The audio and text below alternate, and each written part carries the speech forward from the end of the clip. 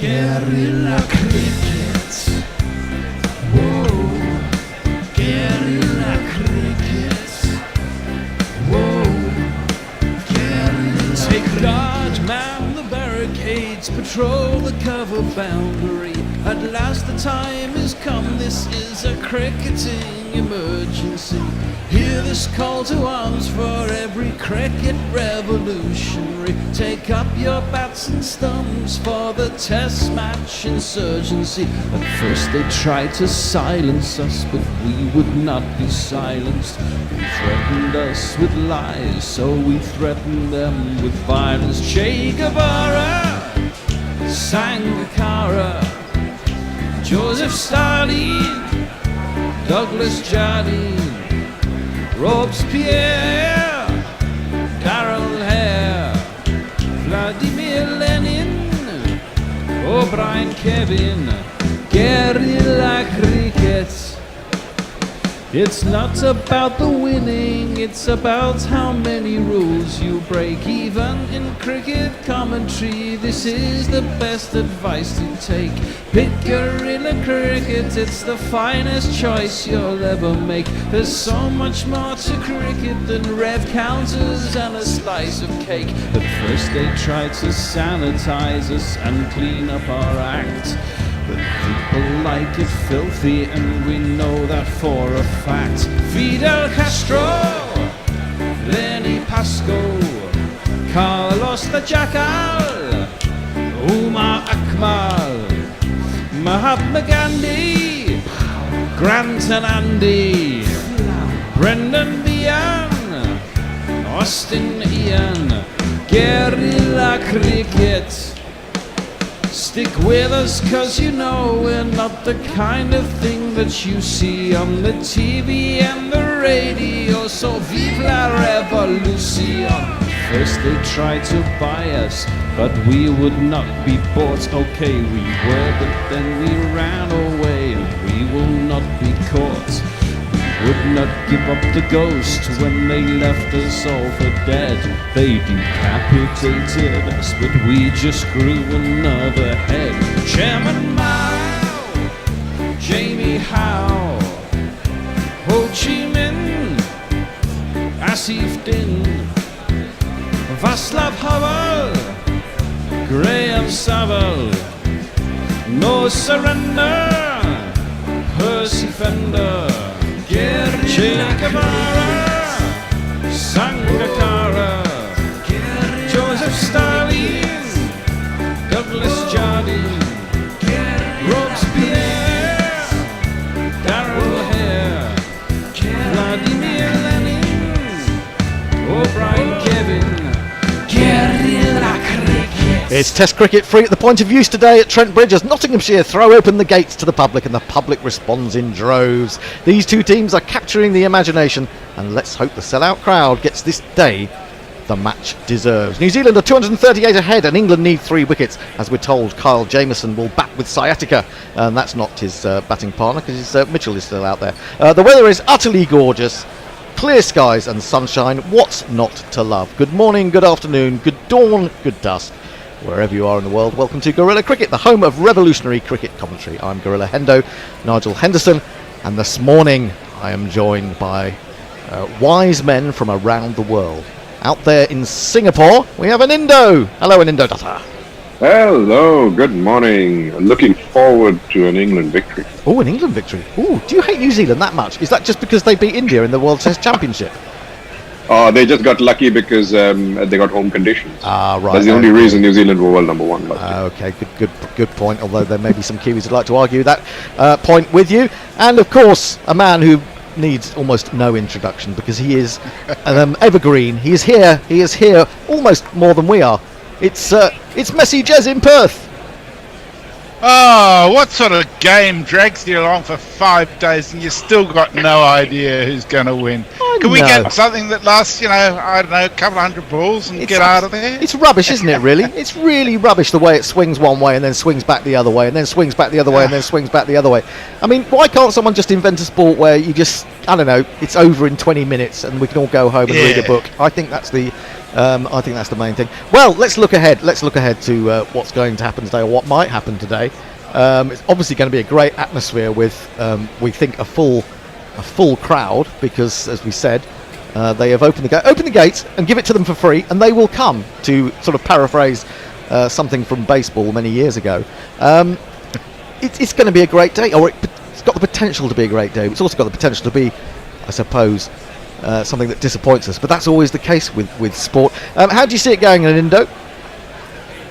I think it's going to be a fascinating fifth day's play, because you've really got a situation where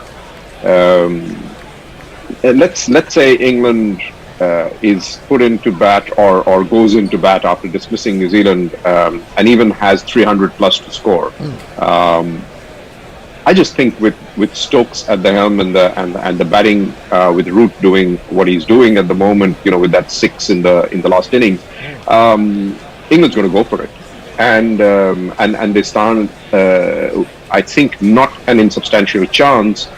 I also base that on the fact that Kyle Jemison won't be bowling, and I think he could have made a real difference. He's not an easy bowler to get away.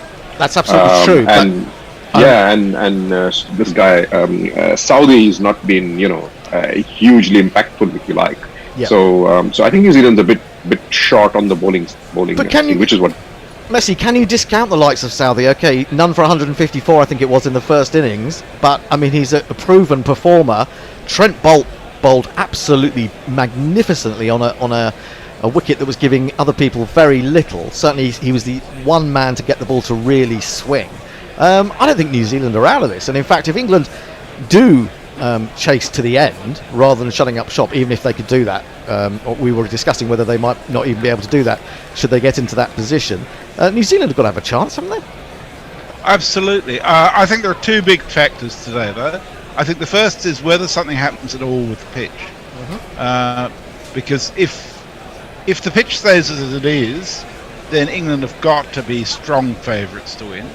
The other thing is the crowd. I mean, my recollection, and maybe I'm being selective here, is that when England gets to a fifth day, has a packed house crowd, for some reason they're really, really hard to stop, and it will be packed.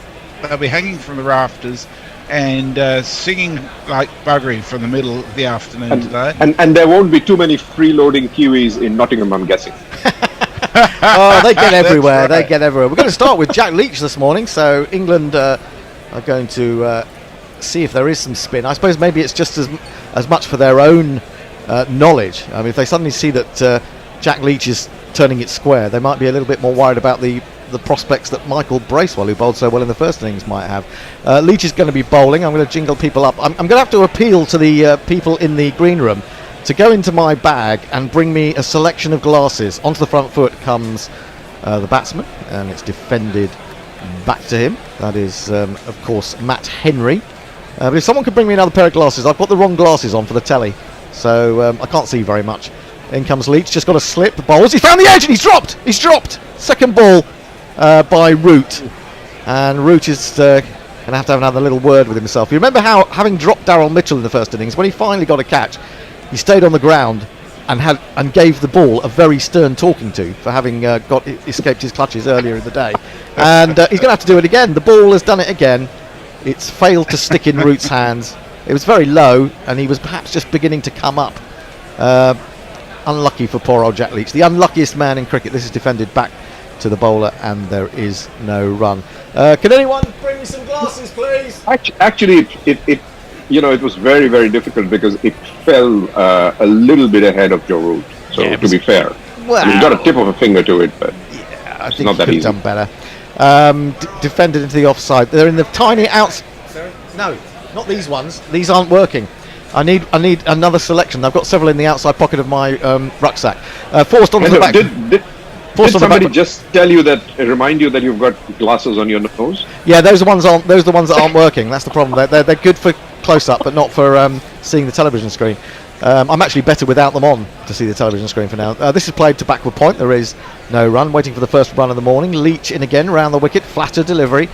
Played quite nicely out of the offside. They could have taken a single there probably, as it's not cleanly picked up by Lees, I think it is. But it ends up being a maiden, and we are as we were at the beginning. New Zealand 224 for 7. Let's find who's joined us on Twitter and various other forms of social media. Can't hear you, Messi. You've gone silent. Don't know what's happened to Messi. I've got a mute selection. button on. Messi. Sorry about that. Marg is with us. He says, try not to be too jealous as I spend the evening listening to this masterpiece of Australian music instead of you. What Also, masterpiece? hello. It's a CD of Six and Out, which was Brett Lee's band, I think, some time ago. God. Warren says, morning all. Holy shit, day 5. Jay says, morning all. What jolly fun. And where are we? Roger Melly says, hello, good evening, and bollocks. Like most people, I wish I'd followed the lead of Tony Bishop and put a few quid on the game. I think it was Bear other than Bishop did that. Well, and Martin Lawrence is with us. Hello, Martin. Enjoy it. Thanks very much for joining us. And he's springing the surprises this morning, because not only was it Jack Leach opening the bowling, but it's the captain himself. Ben?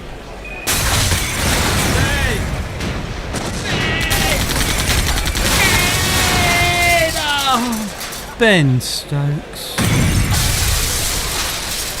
And the first ball of his morning just comes off the hip into the onside towards mid-wicket. They run through for a single. I think it's right that Mitchell is not trying to protect Matt Henry. Matt Henry's actually quite a decent batsman. I think he's got a couple of Test 50s. Certainly, if not, he's got first-class 50s. And it was kind of misleading the way he got out in the first innings trying to drive Jack Leach. Anyway, he's 8 not out. He's come down to face. Have we got time to jingle him up? Go on then. You could never trust a man with 2 first names, Matt Henry. And he's got a very good way of playing a bouncer. He showed us that last night when he leapt backwards out of the way, bent the back in the time-honoured fashion of Robin Smith, and one or two of those who used to sniff the leather for England in the 70s against the Great West Indies teams. And he's done it again. This one kept a little bit lower, but he's very adept and very athletic. He must have a good back. He must have a good bendy back. Although at least we can rely on the fact that he probably won't get a stress fracture, although maybe he will if he does that too often. Here comes Stokes. Got a short leg, no slips. In, bowls another short one, which this time Henry can evade much more easily. And it goes through the folks. There is no run. So the lead is 239. When you said the captain comes into bowl, before I saw Stokes, somehow I thought it was spin from both ends. Yeah, everyone still seems to think that Joe Root is captain. I've noticed that even on Sky they've been keep referring to him as the captain. Stokes in again, bowls Fuller, but still quite short. Lovely shot by Henry. Stands up on his toes and drives that away off the back foot through to the boundary at backward point at one of these.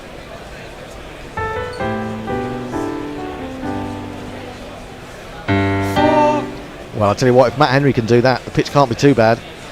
But that said, everything has been short or back of a length so far from Ben Stokes. It'd be interesting. And that was just within his hitting range. Yeah, perfectly pitched. But it was really nicely put away. I mean, very nice. Technically perfect. Stokes in again, bowls, and this is a better ball, threatening the stumps, which Henry gets in behind, and there is no run. I can jingle up the other batsman. It's this man. Son of an old black Fernie and Peep Show wrote that book. Oh, Darryl, not David Mitchell. Stokes to complete his first over of the morning, his 11th. He's in, bowls short again. He tries to sort of uppercut that, really, Henry, if anything. Fails to make contact. It goes through to folks, and it's the end of the over. 229 for 7. The lead is now 243. Messers. Well, our porn bot is, if you'll excuse the innuendo, up early. He says messages in Gilbert and Sullivan porn parody. # singing buggery. Brian, our own Brian 001, is at the ground, having spent 2.5 hours on the phone getting a free ticket last night, and he sends us a video from an excellent position overlooking the ground. It says hello from Trent Bridge. I'm going to have to cut you off in midstream there, Messi, because Stokes has overstepped, so he's still got one ball to bowl again. And in fact, now he pulls out of the next delivery, which will actually be the final delivery of the over. Well, we think, unless of course he oversteps again, or bowls a bouncer that's considered wide. Henry is. He seems to do it on the last ball of every over. He does, just maybe stretching that little bit of extra effort.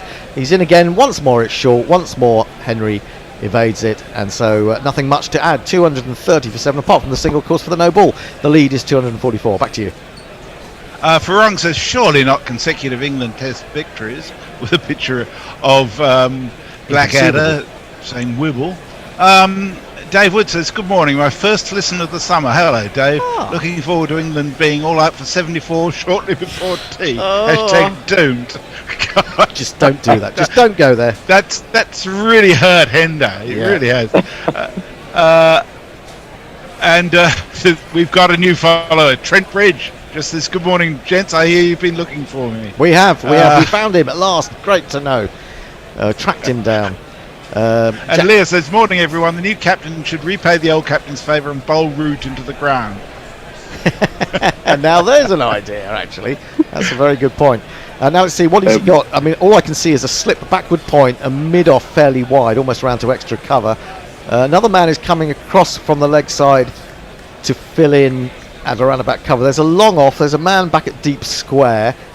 It looks like there's a single for anyone into the onside. There's masses of space there if he wants to just play slightly against the spin. In comes Leach, he plays a little lap sweep instead, and there's no one down there, so Root has to chase after it from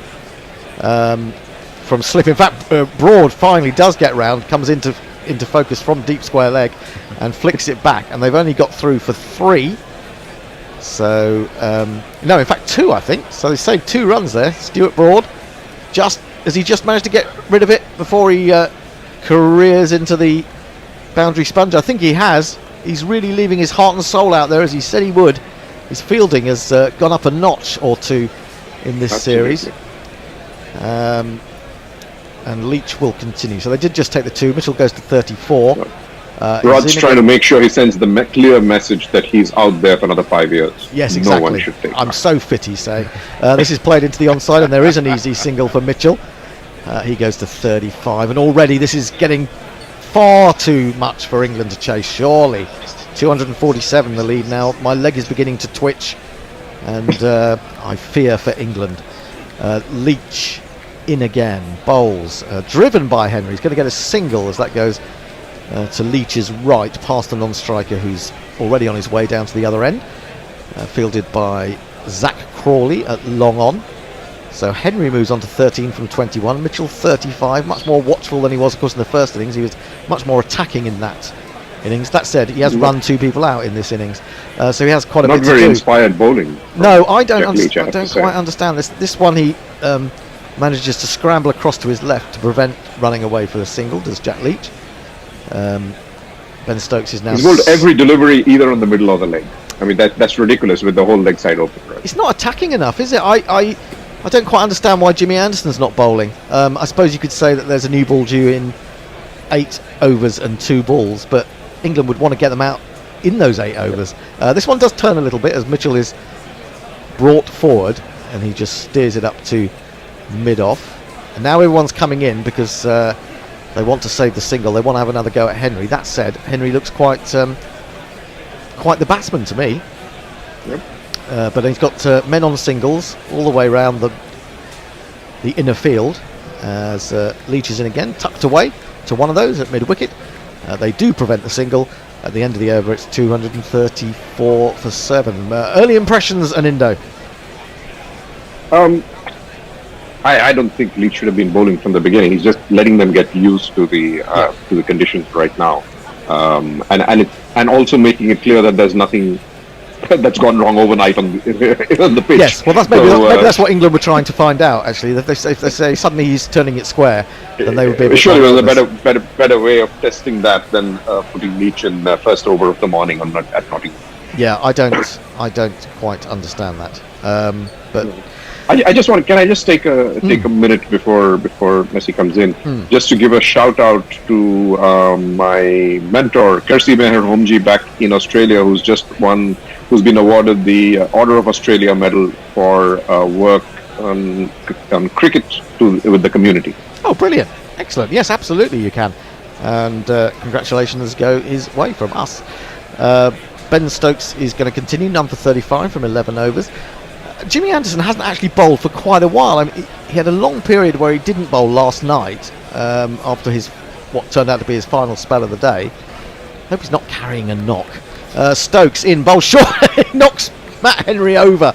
Not literally, in the sense that the ball didn't hit his head, but he dived back out of the way so dramatically that he couldn't remain on his feet. And he's enjoying it. Matt Henry's really enjoying it, and that's the key to it, isn't it? When you're playing this sort of bowling, he's relishing the challenge of the short ball. I think he bent backwards at an angle which was a bit more than would allow him to stand up. He did. So, and in time-honoured fashion, arse went over tit.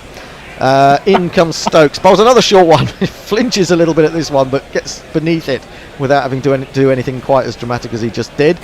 Score remains 234 for 7. Don't forget the GPL is open. The GPL, how many runs do you think will be scored in the day? We might have to limit how long you've got on the GPL, because if New Zealand were to be out, well, we would think were to be out before lunch, which we think they will.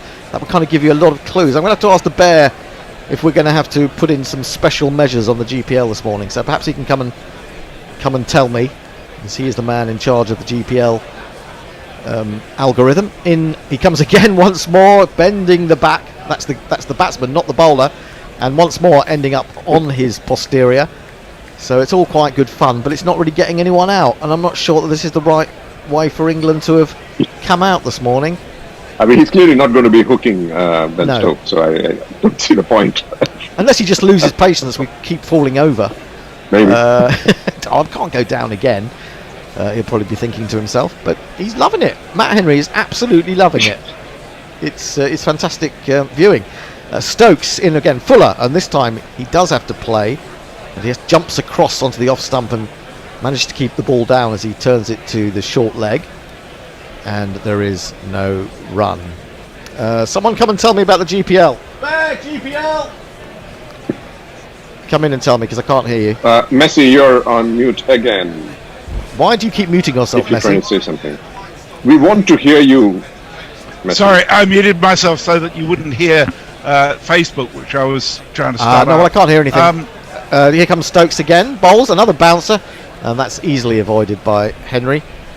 Through the keeper. Hang on, I'm just going to take some instructions from the Bear. Oh, right, after 5 minutes after the first wicket falls is what the Bear's saying. So you need to get on the GPL really quickly today. Go to gorillacricket.com/competitions. Estimate how many runs you think will be scored in the day. Or should I say, as I think it was Matt Searle was making the point yesterday, we don't estimate. We use all our skills honed over after years of cricket watching to do this. So do that. and it starts at 99 quid. 99 quid to start with. Let's make it a really big day like it is at Trent Bridge with regards to the audience. Short, he's brought a man in at leg gully as well as short leg, and he's coming from round the wicket, but the result is much the same. Henry gets inside it and there is no run. It was in fact a maiden 234 for 7. Messi. Mog says it's all so worth pausing to note that Australia has just qualified for a Soccer World Cup that they are unlikely to even score in, much less winning a single game of, played in a nation that is questionable at best. I thought Dan Liebke had the best idea and all that. He said penalty shootout should be played at the beginning of the game rather than the end, so that the teams know exactly what they're playing for during it. Brian sends a picture and says, I can confirm that England whites are so much brighter than the New Zealand creams. He also says, I'm off to the Upper West Radcliffe Road stand with a grand view. Excellent news. Defended back to the bowler by Daryl Mitchell. As people are still streaming in, it's by no means full yet, but hopefully it will be within half an hour, 40 minutes or so. This is defended back towards Leach, again by Mitchell, who remains on 35. real thorn in the side as a batsman, Daryl Mitchell. Of course, he put down a couple of chances, and he's also responsible for at least one of the run-outs yesterday. Maybe not the Will Young one. It's difficult to say who was at fault for that one. Leach in flat, and the ball keeps going, but he waits for it and tucks it away off his legs out to deep backward square where Stuart Broad is fielding. They take a single, 235 for 7, and the lead now just one shy of 250. Brings Henry down to face Leach. Is he going to throw the ball up and see if he can get the lights of Henry's eyes lit to full and going after something he perhaps shouldn't go after? That's what England will be hoping, but otherwise we're thinking about a new ball in 6 overs time, and presumably Jimmy Anderson and Stuart Broad. He's in again, bowls to Henry. That's a better ball, gets him right forward, defending to extra cover, and there is no run. Leach did induce the edge right in the beginning, but since then he's not even been bowling that line. No, this one is quite full. It's driven quite nicely, but again picking out the man at extra cover. There's a very small Kiwi fan who's trying to get hold of one of the ropes that cordons off the pavilion. I don't know whether that's a New Zealand, as in New Zealand team baby, or not. I'm not sure. Defended to extra cover. There is no run. New Zealand 235 for 7. Messi. Warren says, can we find a better slip catcher?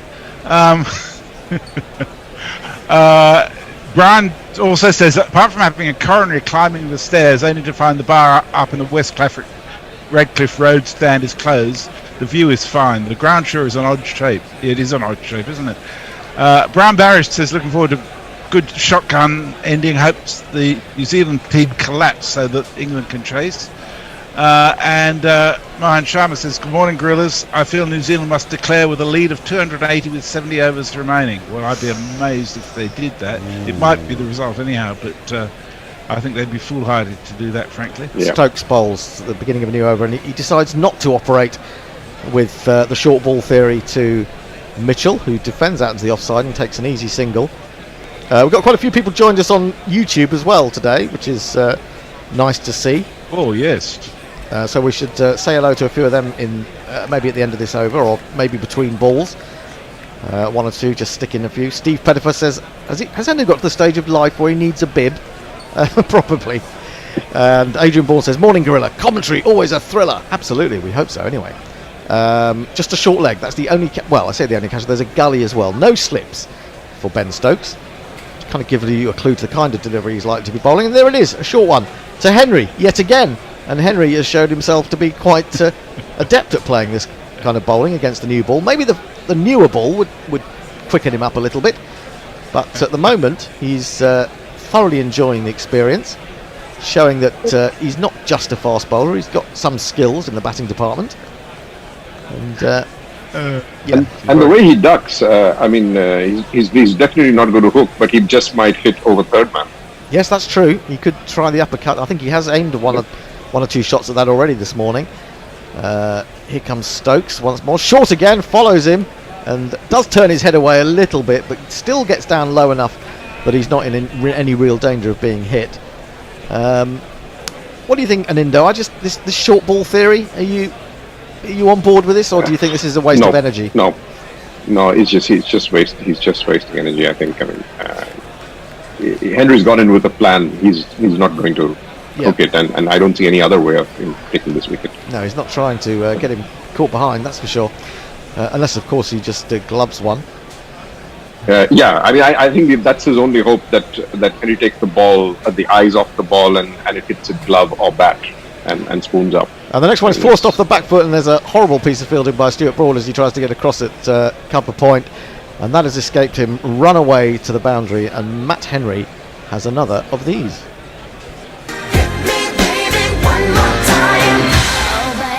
No, I think England have got it wrong this morning. It got a horrible bounce there. It came out of the footmarks of an old pitch on the square, which obviously hadn't been flattened down quite enough, and that could have taken him in the visage, and spoiled his marvellous good looks. But It's a little bit fortunate with regards to that.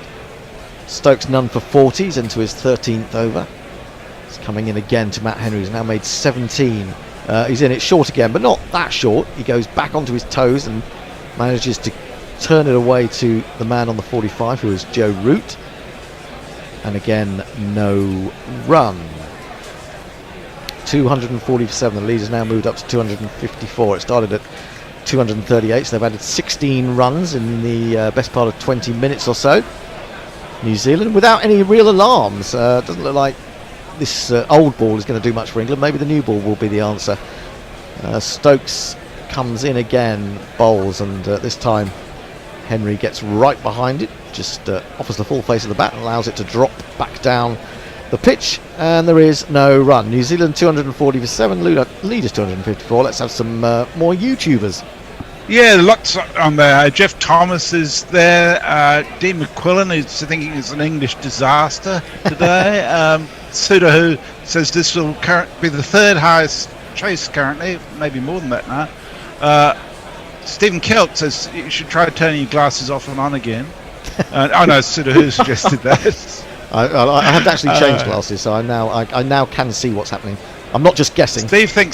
Steve's wondering why you reached the stage where you need a bib. Oh yes, I know, we've done that one. I did that one. I can see that from here. That shows how good these new glasses are, because I could do that just sitting back in my seat. A smidgen of turn for Leach, but nothing alarming. Mitchell just props forward and plays it to short extra cover. Still 5 overs before we can get to that new ball. And Leach has not entirely impressive figures of 1 for 83. That's a slightly better ball, but again Mitchell is equal to it, just prods forward and into the offside it goes. Sammy King is the England substitute fielder. I don't know who he's substituting for right now. Leach in again, out comes the paddle sweep. Ben Folkes had anticipated that he was basically at backward short leg by the time he was trying to stop that sweep, but they've managed to get it past him, and they've got a couple of runs. So Mitchell moves to 39. The man who goes way says way, as is his wont. But good anticipation from Folkes. Thought he might be able to get a catch. It wasn't that far away from him. Would have been incredibly lucky had it stuck, if it had gone into the gloves. But it was a grand effort. This one is so flicked. England needs to score 300. Let's take a theoretical situation here. Yeah, this is pushed up to long on for a single. Yeah, and I mean, if they only get 2 sessions to do it, well, I think they'll go for it, unless of course they can't get these wickets and New Zealand go on into the early afternoon, and then it depends. Then it becomes sort of on New Zealand to decide on a declaration. Yeah, at the moment, early afternoon. I don't think England goes for the win anyway. Well, we shall see. Yeah, you might be right. Although England might consider that they're actually better going for it rather than trying to survive. This is pushed back to Leach, and there is no run. Mitchell has 40, Henry has 17. New Zealand 243 for 7. If you're just joining us, don't forget to take part in the GPL, which we will be closing 5 minutes after the first wicket falls this morning. So you need to get in there early, defend it again to extra cover, no run. Go to guerrillacricket.com/competitions, estimate how many runs you think will be scored in the day, pay us £1 each time you have a guess, have as many guesses as you want, and then as the day wears on we will be keeping an eye on it. Makes it even more exciting than it is already. Messi. I can tell you there is one GPL pick in so far, so one more will bring it up to £100 in the kitty. It will. Pornbot says Stokes short balls are excessive. Click here. LBWWBL says hi from Thailand, settled in for the absorbing final day, and sends a beautiful picture from his hotel. Mog says of course Leach isn't going to bowl the same line he got the edge off. The fuckers just dropped the catches it produces. Yeah, no point is there. Stokes continues. Mitchell onto the back foot, defends it down into the gully region, and there is no run. Yeah, that's yeah, I don't think it's going to happen, is it? He's fed up with people just dropping catches, of having LBW reviews turned down. He's fed up of illness. He's fed up of injury. All in all, Jack Leach is just fed up, and I totally understand. He needs a pair of new glasses. Maybe he needs new glasses. That's And what he it is. doesn't have a sponsor. Your good point. Doesn't have a sponsor. This is a nice And he drive. has a better. A nice drive out to a deep set extra cover. They are allowing him the single here. Mitchell, and he's taken it. I don't know why England are doing this, because Henry has proved himself already this morning to be very competent with bat in hand. 244 for 7.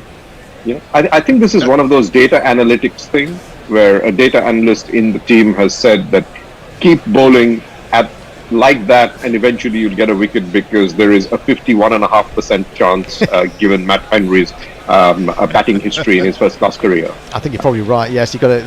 Yes, the algorithms are very much at work at the moment.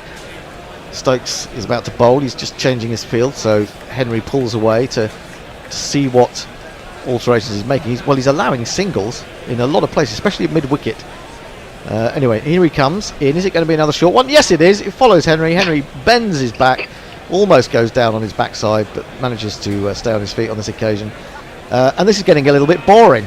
I have to say, it was quite interesting for a few overs. You didn't even need your glasses, Endo. You could just...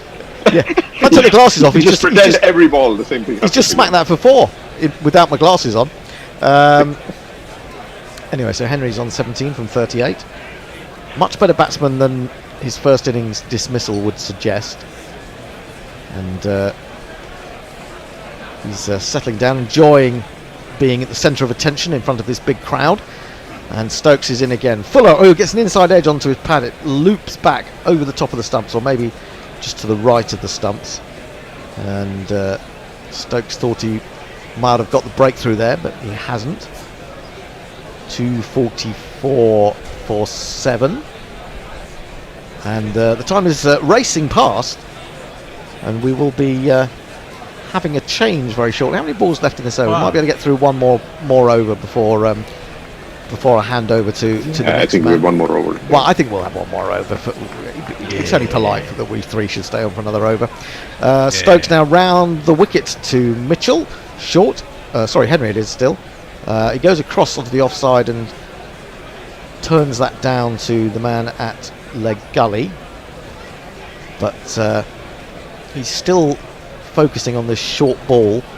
Now he's operating from round the wicket, which can make it really hard for a right-handed batsman, because the angle makes it even more difficult for you to protect yourself. The ball just keeps coming towards you.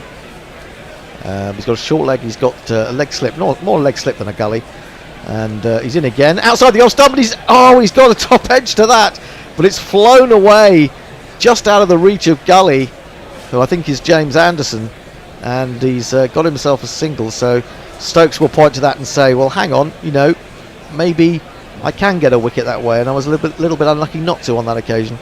But actually, it just means another single. Cross seamer, I think it was. It was a bit of glove, bit of bat, and it looped away over the top of Jimmy Anderson. Tony and the Bearer here, they want to come on. I've just told them that we're waiting for another over. Go on. Away you go. I mean, we're using the fact that we are on the throne and we refuse to get off. We refuse to get off. Yeah, exactly. We are the Boris Johnsons of guerrilla cricket. Exactly. Yes, and we are following the example of our leader. I'm not going with that. Oh right, fair enough. Yeah, I understand that. Well, you're the sort of Scott Morrison. You're the. That's fuck only off. because It's getting worse. And you didn't get invited to the party. See, that's the only reason. Oh dear. Jake says after the first wicket falls sounds like worrying hubris to me. Yes, you may John be Alford right. Says, hi guys, checking in from Madrid. As I listen to you on a regular basis, I thought it only right to support you financially. Yes. However, your link seems to be buggered on the website. I'll try again later. Oh, thank you for that, no. John. We look forward to your support. I hope we're not You losing might out. try the contribution button on the YouTube site, although I'd suggest using it with a debit rather than a credit card if you want to do it that way. But thank you for your support. Yes, That's indeed. Fantastic. We have a change of bowling. Jack Leach is coming out of the attack, not altogether surprisingly. And England, with 3 overs to go before the new ball becomes due, are going to loosen up this man.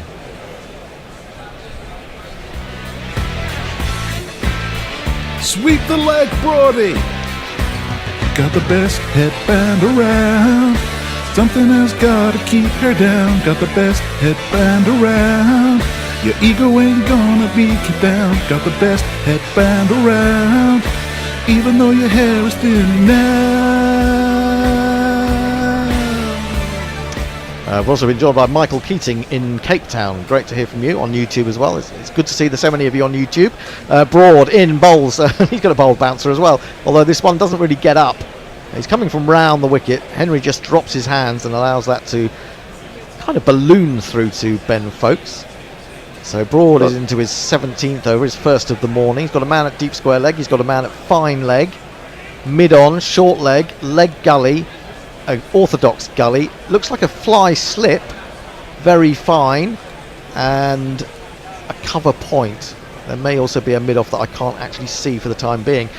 Broad then around the wicket to Henry. Again it's short, again it's angled across him, and again he drops the hands and lets it go through to I'm telling you, this is either a data analyst who's not slept all night, or a bot which has gone wrong.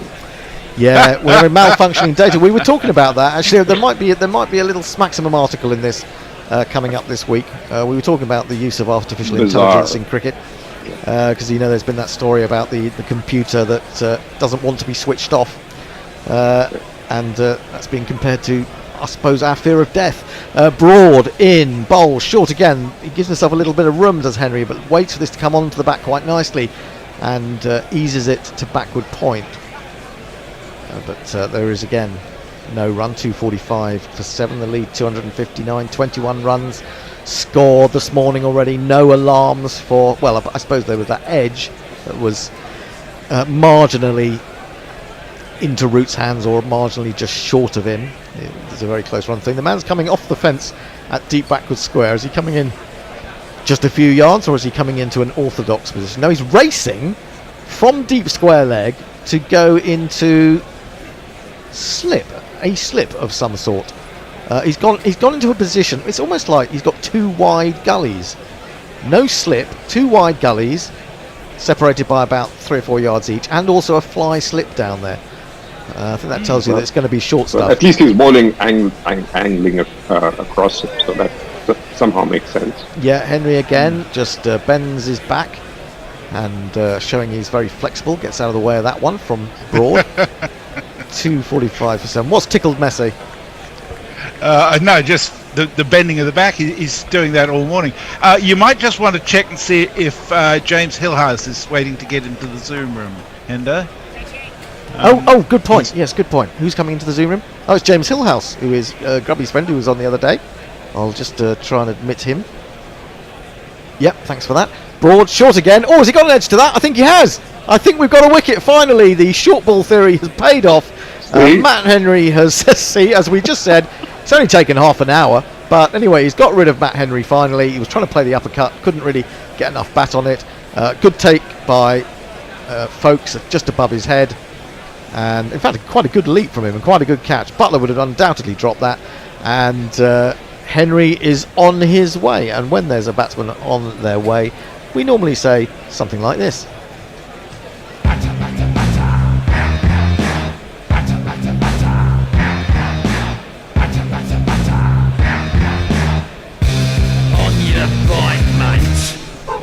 Bye-bye. So it's 1-0 to the data analyst then. Yeah, 1-0. The data analyst has beaten the Gorillas. It was a late goal. It was in injury time, but it has come, and that's the main thing, isn't it, really? Suitor, that's Colin, says, Hendo, I keep saying this is the best format for commentary chat, as the more people chat and watch the higher YouTube promotes the channel. It's a good point. Get on YouTube. I can actually read YouTube without having to lean forward, which I can't really do with Twitter, because it updates. It doesn't update sort of on its own, does it, Twitter? You have to do it yourself, really. Stephen Keek says he's got the best headbound around and a wicket. And Tony's going to be moaning because I've shaved 4 minutes off his commentary stint. No, it's the Bears commentary stint, so he's not worried. You did think that it was going to be raining by the time he was called in, or it would be between the innings, because he does get really precious about these things. Does Tony? Oh, he wants the squirty stuff. I'll do one more ball because that will bring us to the end of the over. Oh, don't use that word. Don't use that word on Gorilla Cricket. We know what happened last time you did that, Bear. The lead is 259. Applause for Broad as he goes back to the end of his run-up. At least someone knows how to bowl short. Ben Stokes stuff this morning was rubbish, I tell you. He's just having a little look round. Maybe it was that extra slip that came from deep backward square that completely discombobulated Matt Henry. Carl Jameson has come to the wicket. I should jingle him up, shouldn't I? Good point. I'm derelict in my duty. Anyway, it's the final ball of the over. In comes ball, staying around the wicket to Jameson. Jameson has popped that up. It would have been a perfect catch for a silly mid-on, but it's gone nowhere near the short leg. That shows you that he may be struggling with his movement. Anyway, that's the end of the over. It's time for some tweets, and then it will be the bear. What a Okay, just to let Tony know that Mayank is the next tweet. There you go. thank you very much. See you folks a bit Messrs. later.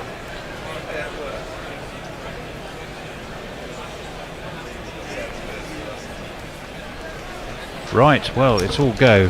The bear is manoeuvring seamlessly and unobtrusively. Hello, James. Hello, how are you? I'm very well. You're one of the advertising axis of evil, aren't you? I am at I'm the apex of that axis. Oh, Unfortunately, you're at the yeah. apex. You're a hunter. Yeah. Hunter at the top of that. You even look a little bit like Grubby too. It's disgraceful. Oh, really? I don't know. One of us should be offended, but I don't know who that is. Well, it's only probably because you're on a tiny little screen in front of me on Zoom, and you have a beard. What do you reckon? I think this morning was kind of like watching Winnie the Pooh. We had Eeyore and Tigger, didn't we? We had Jack Leach coming up in his Eeyore-ish way and throwing a few down, and Stokes getting carried away. But I think Broad showed how you do it. Well, yeah. Well, Stokes is going to continue. Oh dear, lets one slip out. Could have been a no ball for height. Probably not because it was a slower ball.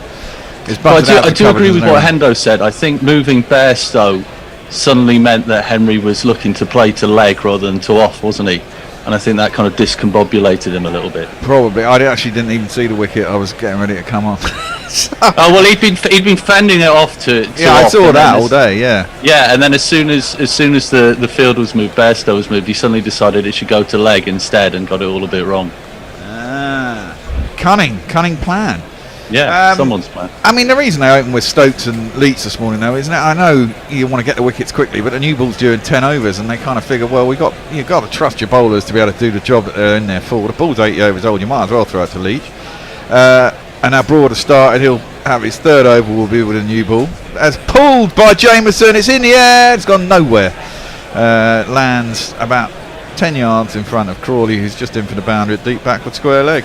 Now, and they should try Jameson with the short stuff if he's got sciatica. Presumably his back's a little bit stiff and he's not very comfortable. And he's a tall man, so making him sway about is not going to be helpful for him. One wouldn't have thought. I suppose the thing is, this morning it felt a little bit like it worked yesterday, so it will work again today. Yeah, it may be also one of the few ways of getting people out on this wicket. And there is a decent amount of bounce. It's not the quickest wicket, let's be honest. Pulled by Mitchell, and there's no one in on the leg side. Everyone's out. So it'll be a single out to deep mid wicket, and there's no run. This wicket still looks reasonably good for batting on. The outfield is lightning, and if you can beat the infield, you should get 4. I don't think England will want to chase 300. I think they'll think 280 is definitely doable. I mean, they chased 277 in the last test. 284 is the highest ever chased. Yeah, 284 is the highest chase. But this pitch looks really nice to bat on still. Yeah, nice pitch, nice outfield, short boundaries. Yeah. I mean, that's a holy trinity worth pursuing. Exactly. Even when men out, they'll still find a boundary. Stokes in, short, but down the arse of Jameson. Folks takes it behind, and there is no run. What do you guys think about what New Zealand should be doing now? Just keep going at this rhythm. Just inevitably runs will be scored. Well, yes, just don't get out really, and runs will probably be scored. I mean, they're in with a shout as well. Let's be honest, 262 is still a total to chase. They would also know the England mentality under McCullum is not going to be to let's play for a draw, so they'll be cautious of the fact that they know England will chase almost anything. Yeah, but they may well think, well, look, we've got Trent Bolt and we've got Saudi possibly can't have as bad as that short. An attempted pull by Jameson. I thought he got top edge for a minute, but no one appealed, so went over his bat through the folks, no run. They'll be thinking, look, if England want to chase it and Bracewell can get it on the spot and the others can get it on the spot, they might give a few wickets away and it might swing back our way, you know. Yeah, and I think Bracewell was actually impressive when he bowled. He surprised me actually. I'll shut it manually. Yeah. Sorry. GPL is still open. I'm going to shut it in about 10 minutes. As that one is short again. Through the keeper, there's no run. Because I think 262, England might. Well, this is it. England might well fall short. So it's not so incumbent upon me. If we were chasing 80, or it looked like we were going to be chasing 80, I'd be shutting it now. But there's a chance that England won't get to whatever score they got to chase. So, you know, they might end up having to block it at the end as they chase it, lose a lot of wickets, and then suddenly it becomes, you know, New Zealand's game to lose. As you know, because you get England 6-7 down, it's a good chance you'll rattle through the tail, isn't there? It's not the longest. I think so, but even if they get 3 down, I think it'll be interesting to see if that new, stronger, more positive mentality sticks, or if they wobble back to where they've been a couple of matches ago. Well, yeah. I mean, this is the thing, isn't it? If you think it's easy to score, and you think you might get there just by batting sensibly, even if you do lose 3, you don't go, right, we're not going to chase it. We're just going to bat normally and see where we're at. If we don't lose any more wickets, see where we're at before our hour and a close. If you need 60 in the last hour, it's about 15 overs or something like that. Presumably you'll give it a shot if you've got 7 left. If you're down to 5 down, you might have a little dart and then shut up after the next wicket goes down with only 14 overs left. We shall see. We're not there. Yeah. We're looking forward to what could come in the day. Broad is going to bowl. I should have got you in there, Tony, shouldn't I? But I was yapping. Daryl Mitchell on the back foot forces it out square on the offside. They'll go through for a single. Jameson will come back on strike. The lead is 263. I can pop the odd one in if you like. Yeah, go Morning all, says Mayank. Let's be honest, England will be all out for under 90 by tea. Not so sure. Not on this wicket. Leah says, yeah, getting serious. X5 and Professor Daystrom vibes from this field. I'm not sure what that means. No, not am I. We YouTube, lots of chat on YouTube. I'll be over in a minute there. Thankfully I haven't seen the porn bot on there today. He's been spannered. Broad around the wicket to Jameson, pulls it short. Surely that's out. Yes, that's got to be. Yes. Attempted pull by Jameson. He gloved it through to Folkes, and that's the end of Jameson, who's got himself injured, not come out and done much, and he's not going to review it. He knows he actually hit it. Definitely came off the glove. Shot of a man whose body's not really working very well. Yeah, exactly. That was always likely, and goes through to keeper, and there's no run. And we shall give him a jingle to say goodbye. I won't look back, 'cause by the time that I do, you'll be gone. Actually, it wasn't glove, it was probably top edge, but it definitely seemed to slow down fractionally after it went past the bat, which seemed to imply it definitely hit it. He wasn't interested in reviewing it, so he obviously knew he hit it. And the umpire gave it out. So 2:49 for 9, lead 263. This is almost perfectly set up. If we get an hour before lunch plus 2 sessions to taste down 260, it's going to go down to one. Broad's done well this morning, hasn't it? I mean, he's sort of shown how to do that short pitch stuff, and I think that was, Jameson's cramped up at the moment, but that was a well-directed delivery. That cramped him for space. Yeah, and as you say, I mean, if you've got a sore back, it's never going to be easy to play those shots or sway out the way. You know, you're limited. But I guess New Zealand felt they had to put him out there because the game required it. You know, and he probably said, "Yeah, I'll go out there, boys," even though I'm injured. Yeah, and if you're Kyle Jameson, you have got a lot of back to be sore. Yes, well, exactly. Do you want to know about Trent Bridge run chases? Oh, go on then. Give us Trent Bridge run traces. Target in the between 200 and 300 has been set 12 times, achieved 3 times. One loss, 1 loss and 8 draws. There you go. The highest of those that were achieved was by England against New Zealand in 2004 to get 284. Second highest was 247 against South Africa in 1998. And that was also by us, wasn't it? A chase of 300 or more, set 7 times, never achieved, 5 defeats and 2 draws. Okay, well, got a long way to go to get 300. I'm going to shut the GPL at 11:50, which is in 4 minutes. So if you're wanting to enter the GPL today for a bit of excitement towards the end of the day, you better do it now. as Broad comes in short. Trent Bolt ducks underneath and it's through the keeper and there's no run. Might be giving, we've had told people in already, might be giving some ideas to Trent Bolt on how to bowl here. Although this is the lower order they're bowling at, I suppose. Runs 243 to 328 currently. How many runs did they come out on this morning? Was it 238 you said? Tone?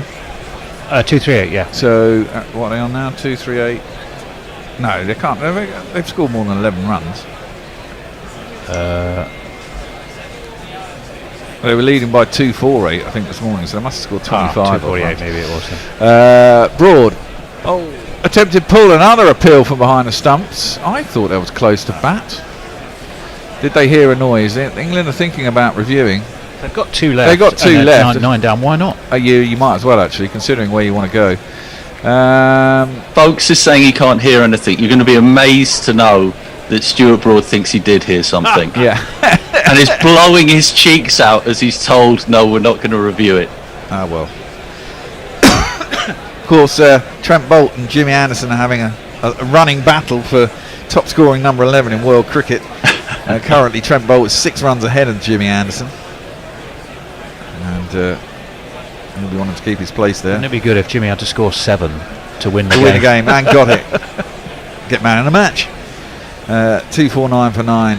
Broad is in short again, but 2 down leg side, and Trent Bolt just leaves it through to the keeper.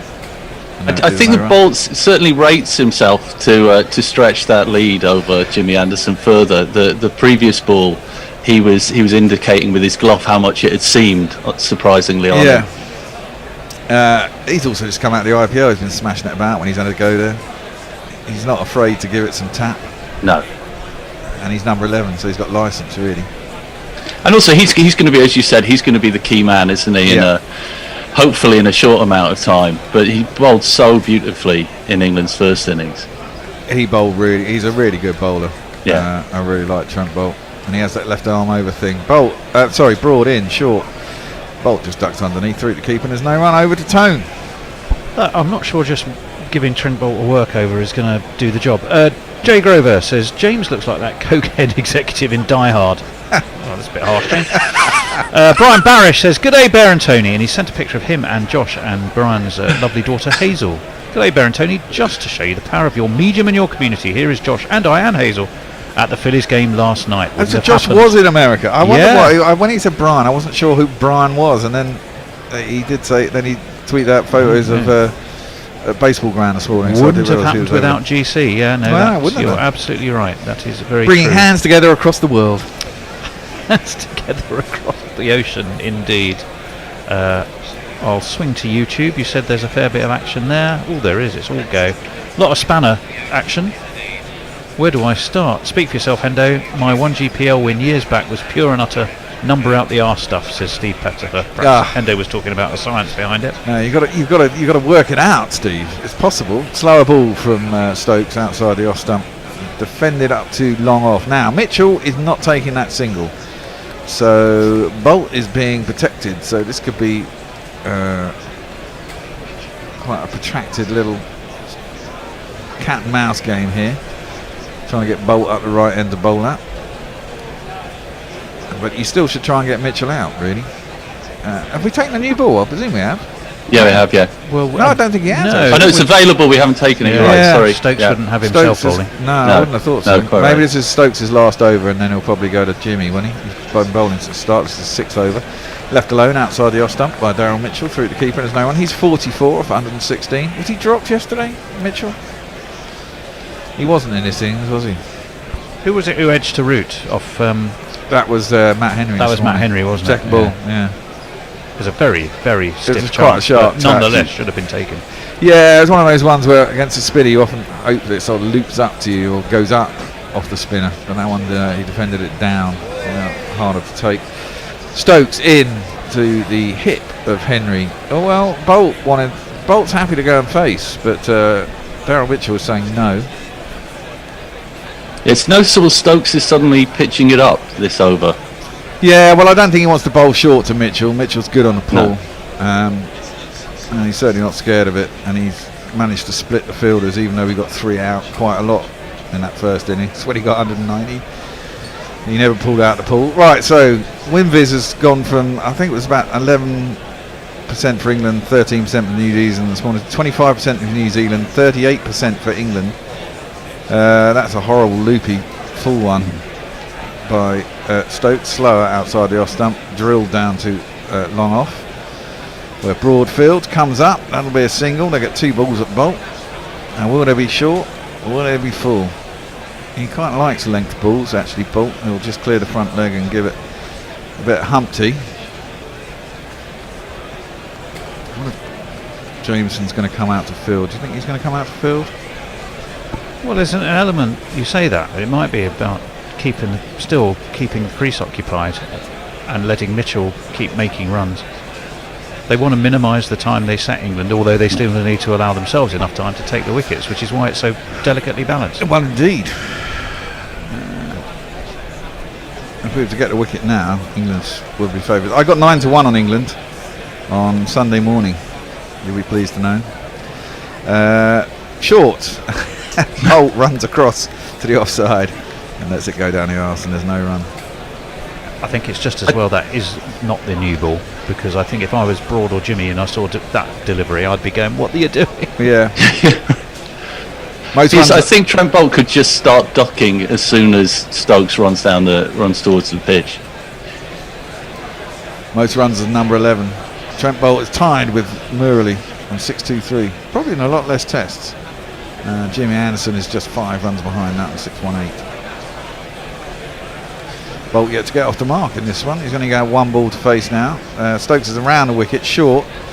Hoiked by Trent Bolt, up to long on. They're going to go for 1. They're going to get 2 because there is no one out there. Mid wicket has to go back and get it, and they'll get 2.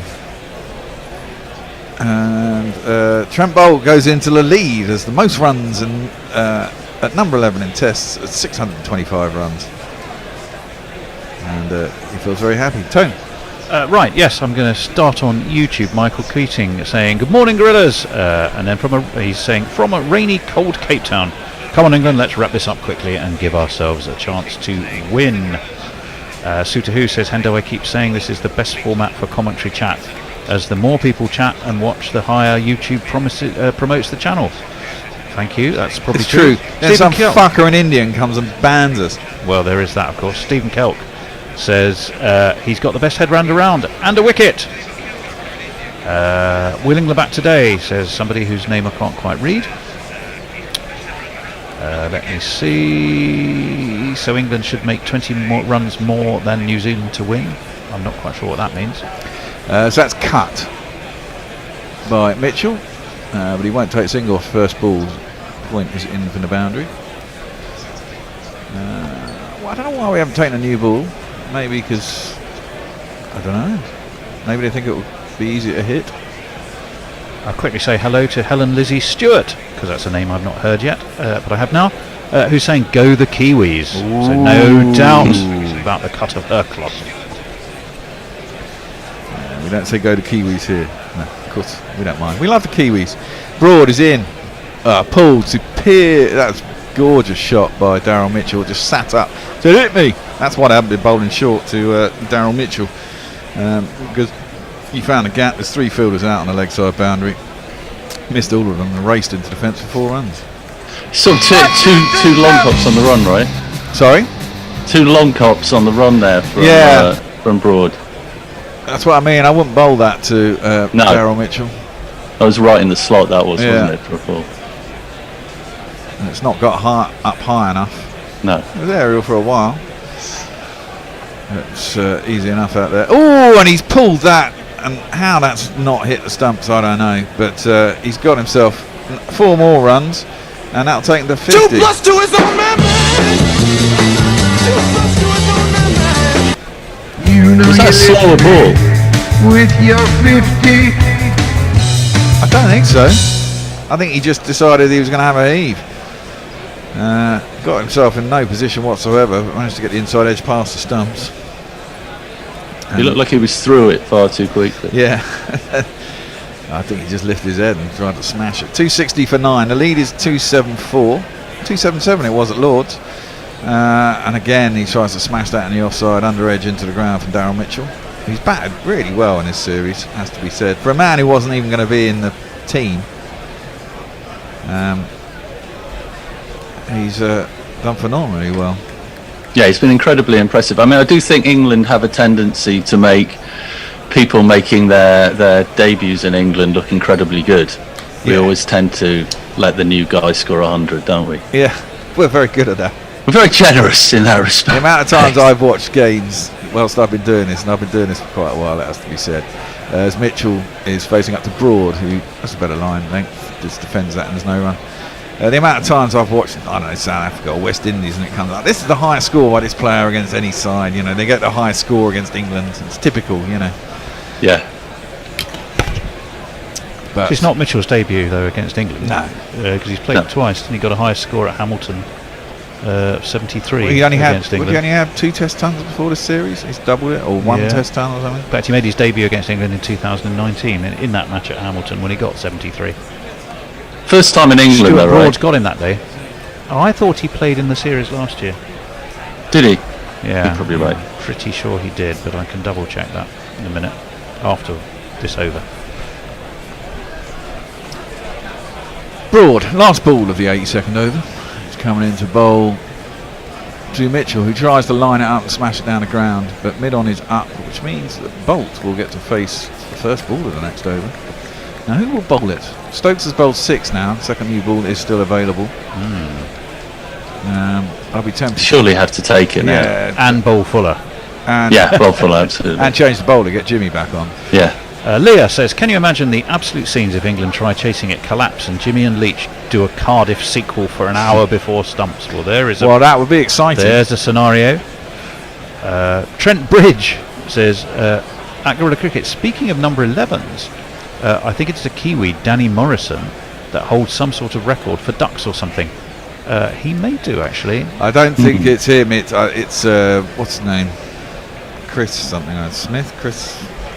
Don't know. Someone will tell us. GC Naked Fun Porn Bot says, get Bolt up the right end, click here. Reprieve of Frankenstein theme for the other day. Leah also says, and that is the world record for Bolt. He's done sharing it with Sri Lanka, slogging Great Murali. Absolutely. Stokes is going to continue. Bowl short. It's hit aerially now. Is there anyone out there? There isn't fucking anyone out there. You'd think there'd be someone out there because, you know, Bolt's going to try and smash it down the ground. They come back 4-2. I would have someone, even if he's not straight, I would have someone in no man's land. Yeah, he IPL'd that down the pitch, didn't he? Precisely. That was incredible. And he was looking at his bat afterwards as though there was something wrong with the bat. I think Bolt's got pretensions to be a proper batsman here.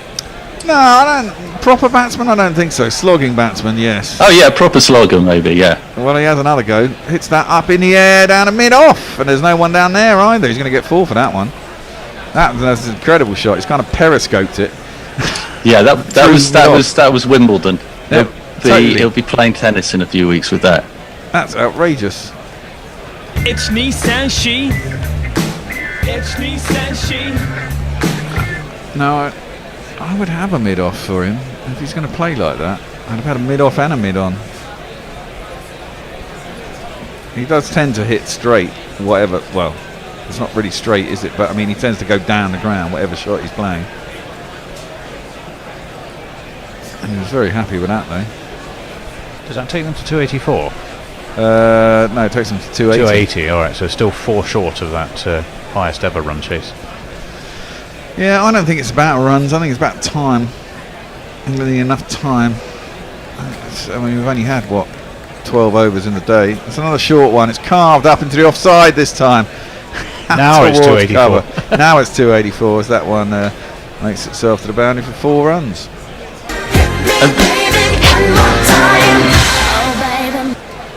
Go on. I was going to say, but Bolt is now dancing around the crease before the ball is delivered. He's gone into full smack it mode. Yeah, totally. I get Jimmy on. Or maybe even Potts. And they might have a double change. Take the new ball with Potts and Jimmy. Yeah, he slapped that one like Will Smith at the Oscars. I mean, he really gave it everything, didn't he? Yeah, he did. Will Smith was the slappee, wasn't he? Oh no, he wasn't. He was the slapper. He was the slapper. Yeah, he was a slapper. As that one is short, and he tries it again, misses it this time. It's 2 for the over, and goes through to Folks, and there's no run. What do you think the logic then of not taking the new ball is? Because I can't see it myself. I can't really. Maybe it's just that they think it will go quicker to the boundary, and it's not going to do Yeah. much anyway. It's harder to hit the old ball's soft, and it's not coming off the wicket. But I agree. I think that must be the reason. It seems like an oddly defensive move. You would have thought with their positive mindset they would have backed themselves to use that new ball positively rather than be worried about what happens. Stokes again pulled hard. That's a great shot by Bolt. Smashes it through the onside, through 2 fielders, diving both ways. And that's down to the boundary. It's 4 more. Take a blow, Stokesy. If you kids can't listen and you bound to see the way you get shot for crossing the boundary, crossing the boundary. It does show how easy it is to score runs out here, though. Yeah, it doesn't feel like a day 5 pitch at all, does it? No. I think also what's really noticeable is the amount that Stokes has bowled since he's taken over the captaincy. He seems to be bowling a lot more. I don't know if that's right. Short, no attempted pull by Bolt. Can't get anything on it, goes through the keeper and there's no run. I don't mind that. I think he should have bowled more when he wasn't captain. Everyone kind of protected him. I mean, I guess he knows his body as well, and he is skipper. What's going on now? You coming out for drinks or something? Yeah, it looks like Oh, it. it's time for change. We'll do a change. We'll do a change, peeps. Cool, blimey. That was a quick half hour. That's because Hendo went so far over with his bloody... Whoever is Getting on his last social, over. Messrs. Ticklishanus is the next tweet for you to read. Thank you very much for that, Tony. I just checked with Bear where we're at with the GPL. How would I win 105 quid if I wanted to? You would go to competitions on our webpage or competition. You would have to log in and be a registered member of the website. And then you can buy tickets and enter the GPL. And currently, I was meant to shut it about 10 minutes ago actually, so I'm going to give it 2 more minutes. Have we got any more people in? We have 12 people, so yeah, so it's £105 currently. You've got 2 minutes to enter the GPL, 2 minutes, and then I shall be shutting it. And do you need to let in Bennett? No, he's not here yet. Oh, so it's just us. It's just well, us. There you go. More currently. time for us. Bennett, where are you, mate? Well, Ticklish owner says English fans never learn, do they? It's the hope that kills you. Fully expecting 40 for 4 at lunch. well, I think we might lose a couple of early wickets, but I think if you get in here, and if the batsmen get in specifically, even yesterday, I mean, they kind of gave, they had 2 run-outs. The batsmen were trying to force it, so Conway kind of gave it away a little bit. Someone else gave it away. I thought I was really pissed off with New Zealand yesterday, I must admit. Jay Grover says Chris Martin ? Is that in relation to the number of ducks? That's who I meant, Chris Martin. I'm sure it's Chris Martin. He was the shittest number 11 in Test history. Well, Dave Wood says I know Courtney Walsh holds the record for Test ducks with world catching him quick. And Matthew Cullen says, listening surreptitiously in my chemistry research lab, was a bit worried about getting caught until I found my supervisor listening to TMS. Come on, you England. Well, exactly. Switch your supervisor onto the quality channel. Yeah, absolutely. I don't know where Bennett is. Maybe one of you two in the green room wants to come in and join if Bennett doesn't turn up. Have we got anything else on Twitter? Or is that it? Are we up to date? I'm just going over to YouTube because we've had quite a lot of activity on YouTube today. Suda Who says, fuck another beard. Another beard? Yeah. Yeah, that's me. Been complaining about all the beards on screen. Well, Suta, you know what the answer to that is, don't you, Suta Who? You need to grow your own beard. Yeah, that's right. That's right. You're a Scotsman. The beard suits you. That's just the way it is. He points out that the chase now would be a record. It would be. England get there. Look, this is a wicket you can chase these runs down on, as long as they get the time. And I think if they get into bat any time before lunch, the target is chaseable. The question is, do they lose wickets chasing it and then they shut it down and end up going for the draw? And there will be a time when they decide that's the case, and it'll probably be after Stokes is out. If Stokes is out, he comes in, he'll probably try and smash it around the park, catch up time as per normal. If he falls cheaply. Yeah, well, yeah. I mean, I think England are due for an unexpected collapse. An unexpected collapse. I wouldn't be at all surprised if that was today. Well, a disinterested hand drop, aka Mog, says to be fair, it was me complaining about the beards, not Colin. Well then, Mog, you know what the fucking answer for you is as well? Grow a fucking beard. Mog's very screen shy. Apart from the interview I did with him, I haven't seen him on screen. Yeah, it's very true. He's a secret man, is our Mog. Although it's worth mentioning that if you are a Patreon or become a patron, you will be able to see the interview with Mog and discover what he looks like. There you go. Left alone outside the off stump, no run. Second winning ball is still available, still hasn't been taken. 3 balls, 3 overs past the mark with the old ball. Mitchell is bowling. I'm carrying on ball by ball because Bennett isn't here. And Arian Khan's on YouTube says, "Hey everyone, say hello to me. I'm new here." Hello, Arian. Hello. Welcome along. Enjoy. Tight test match. Defended by Daryl Mitchell, square on the offside. There's hardly anyone in the infield. They're trying to give Mitchell the single. So they can get Bolt on strike. I don't know if that's the wise thing to do. Let Mitchell just fiddle around. Bolt's just happy slapping it. You don't really want him to get another quick 20 runs.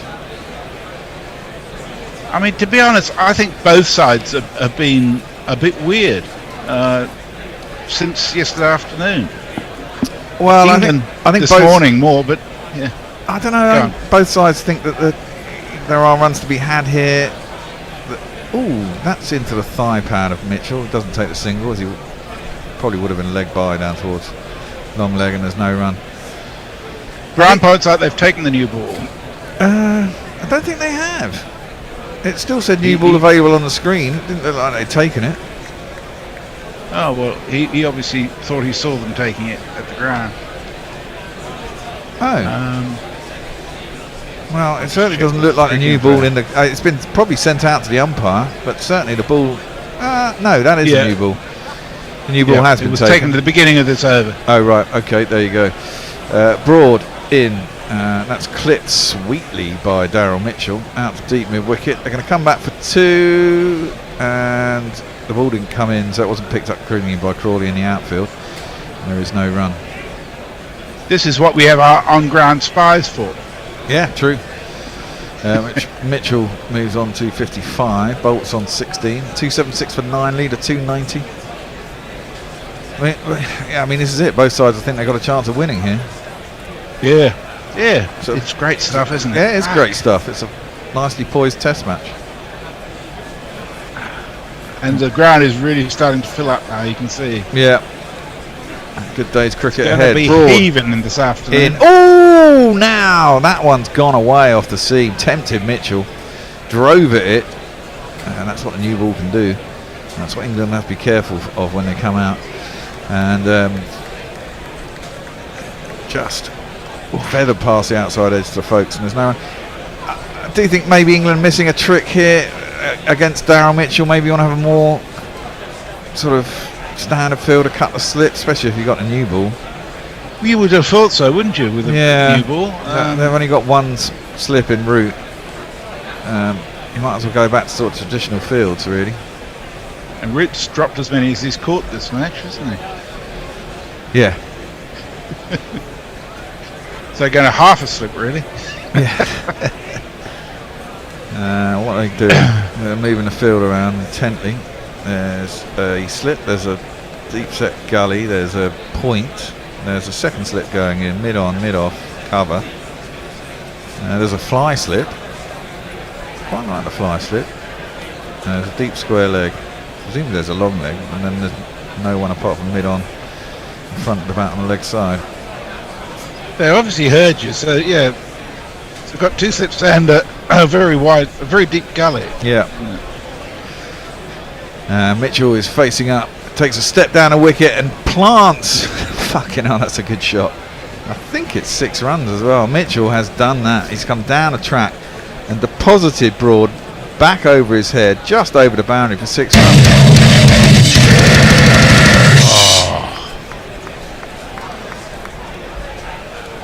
That was a lovely shot.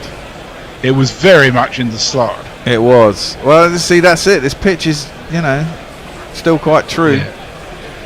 Yep. I think you probably would made have that choice. expected him to come back a little off that length, though, wouldn't you?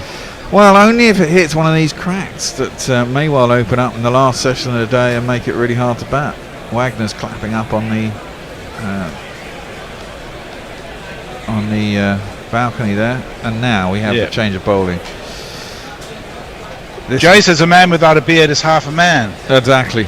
You're so right. And Warren says, in these days of inclusion, there shouldn't be a need for beards. While Mog says, I'm indeed very mysterious, but no one ever asks. Yeah. This man's going to come on to bowl. Jimmy, Jimmy! Jimmy, Jimmy! Oh! Jimmy, Jimmy! Oh, little Jimmy, will let go! It's surprising he's only bowled 8 overs. Yeah, considering we bowled 84, maybe he's stiff in the second innings. And he did bowl this morning because they were saving him for the new ball. Gave him a little bit of extra rest. He's in now. First ball. Oh! Bolt tries to heave him over the top. Misses it. It goes through to the keeper and there's no run. Shakes his head a little bit. I'll be trying to hit the stumps. They hit, you miss. Sorry, the other way around. They miss, you hit.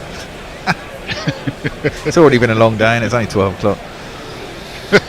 It could be a very long day. How's the supply of rum in the Gorilla Towers? There's a bottle and a half of rum. There's a couple of cans of ginger beer.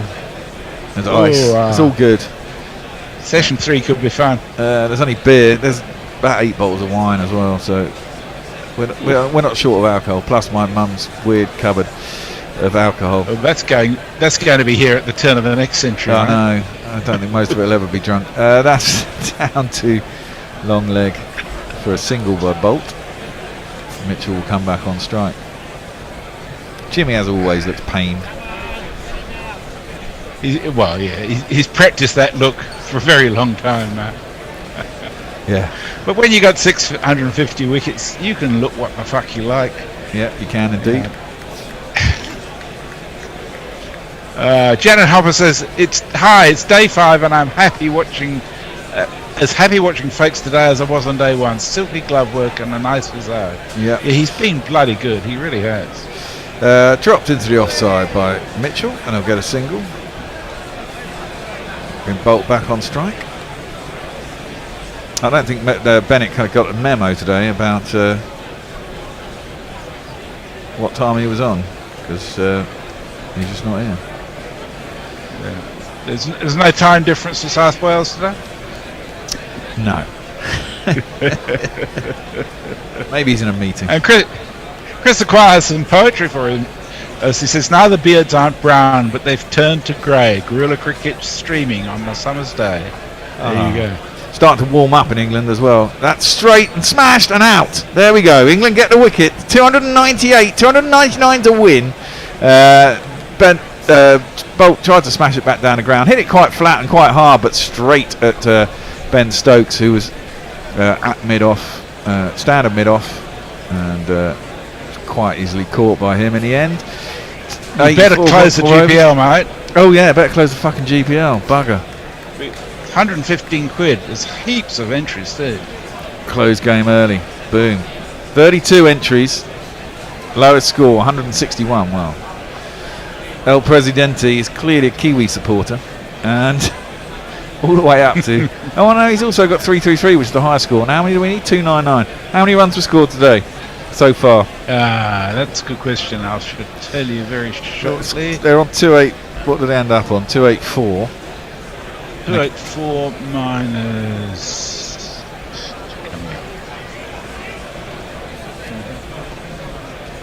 Therefore, they ended at 224, so they added 60.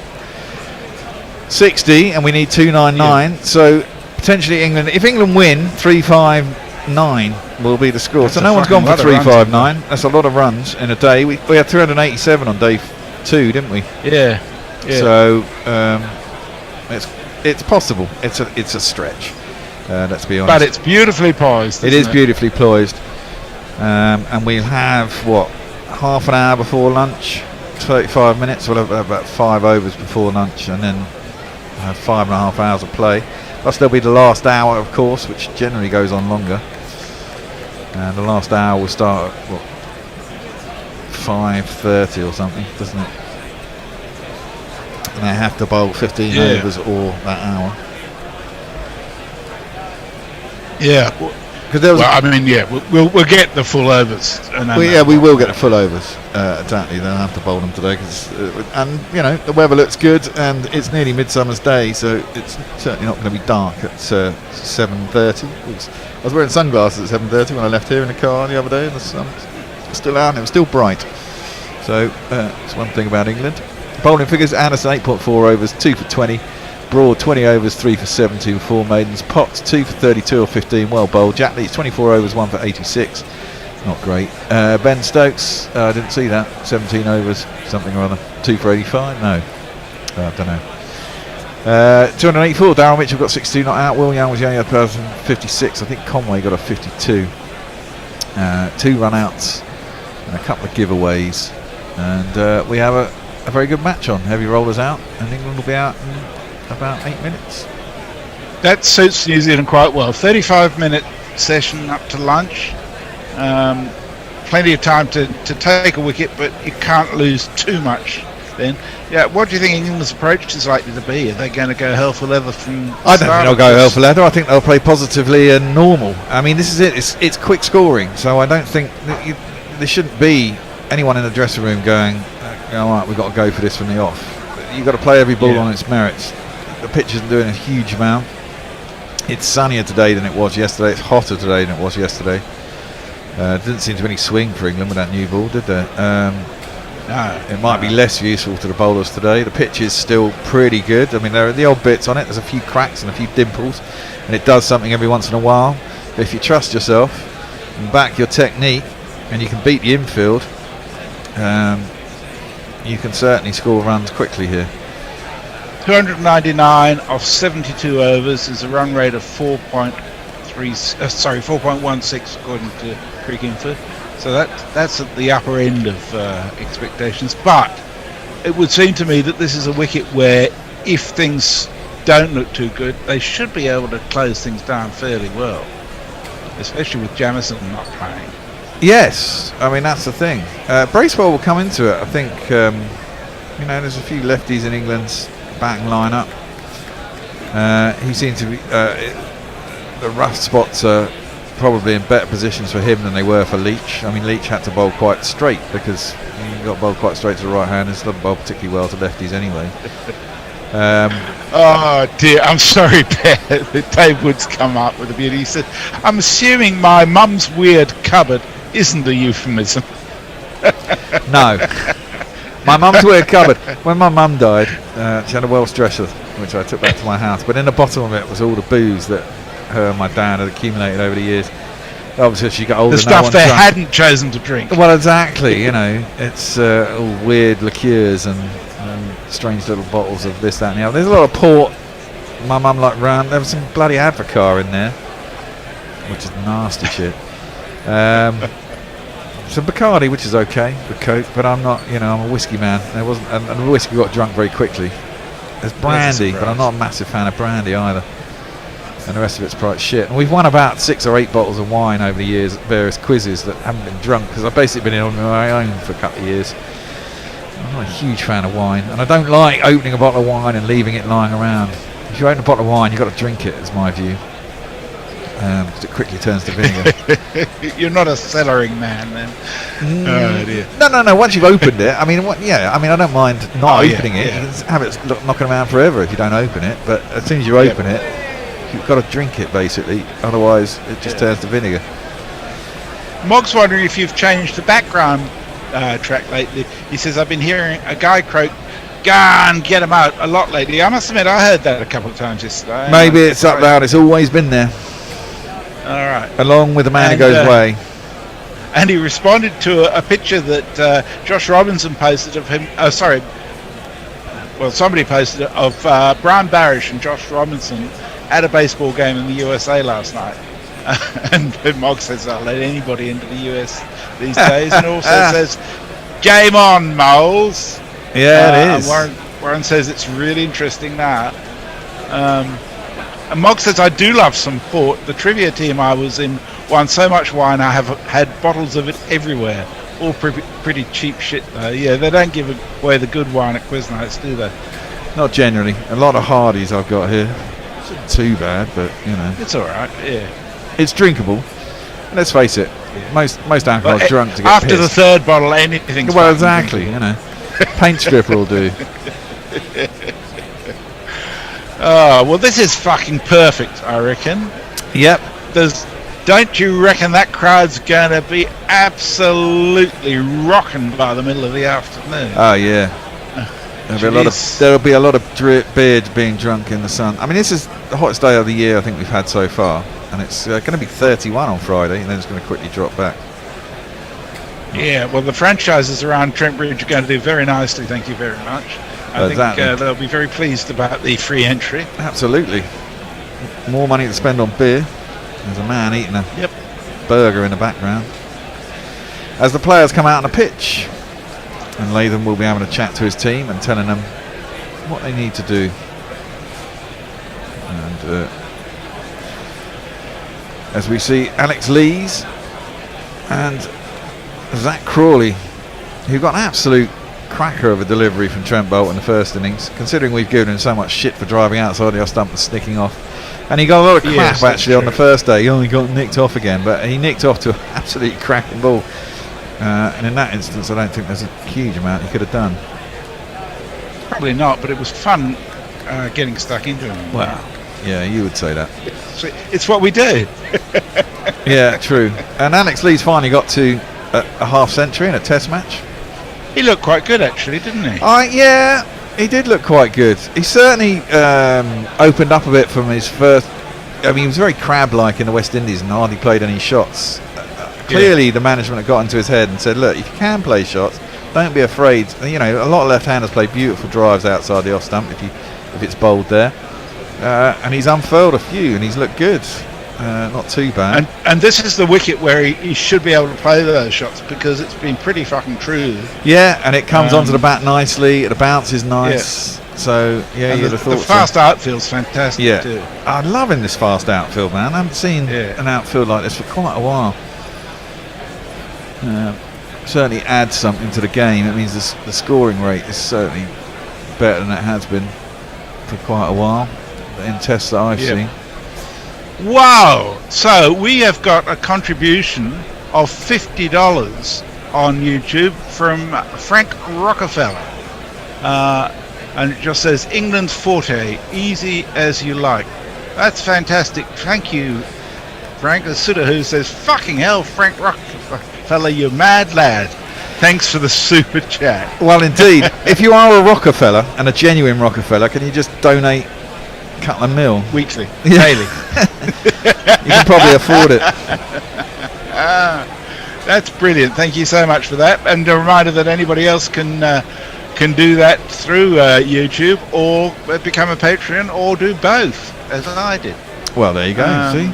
Lots of ways of helping us out, and we do need your help to continue because we have bills to pay, and I've been doing this since 2014. In fact, Hendo got a LinkedIn message today saying congratulations on your 8th anniversary at being at Guerrilla Cricket, because this was the first day of the first test against India in 2014, which is when Guerrilla Cricket was born. And happy birthday, Bear. Well, yeah, happy birthday to us. Yeah. Well, birthday contributions gratefully accepted absolutely. Over YouTube, PayPal or Patreon. You got it. And yeah, we need to keep going. There's lots of things you can get now with Patreon. You don't just keep us going. You get a weekly podcast from me and the Bish. You get a weekly newsletter, the Maximum working title TM, which is a great read. You get access and you get your name on the thing depending on what level you're on. First ball of the England innings starts well as it's full and swinging into the arc nicely for Alex Lees, who will feel great after that as he drives the first ball of England's innings all the way to the long off boundary for 4 runs. 1, 2, 3, 4. Saudi didn't get a wicket in the first innings either, did he? And went for a lot of runs. He struggled, didn't he? He did struggle and went for a lot of runs. I mean, that was nice. That'll make him feel comfortable. Gets off to a nice start. And if they get a couple of overs of that, it will be good. The other thing is, of course, there's pressure on both sides. If wickets go or wickets don't go, again, that's flashed outside off stump. Full again. Well, England going after this like it's an ODI. 8 off 2, 4 runs. 1, 2, 3, 4. And Alex Lees has a strike rate of 400 in a test match. Small sample size, I'll give it that. The bottom hand came off the bat. It was quite wide, but he hit it down. Wasn't a chance for a catch. And ODI chase is the way to approach it, isn't it? To a certain degree. I don't think you want to play complete. I don't think you want to try and manufacture shots and shit. But I mean, there'll be enough gaps where you can knock the singles, and if you find the gap in a certain part of the field and you time it right, you won't have to smash it hard to get a 4 runs. Saudi around a wicket, and this time it is defended with good timing, square on the offside by Lees. It goes to backward point. Conway is fielding, and there is no run. We'll have this over and probably another over, and then we'll have a switcheroo. We've done quite well, just the two of us messing. I'm supposed to have a third person. Bennett was supposed to be here. We don't have to worry about interrupting anybody. No. Mox's wine is basically coloured vinegar anyway. Well, yeah, it is to a degree. That's around a wicket, Saudi, this time to Lees, who gets an outside edge, but it goes down and through the slips and races away down a third man for another 4.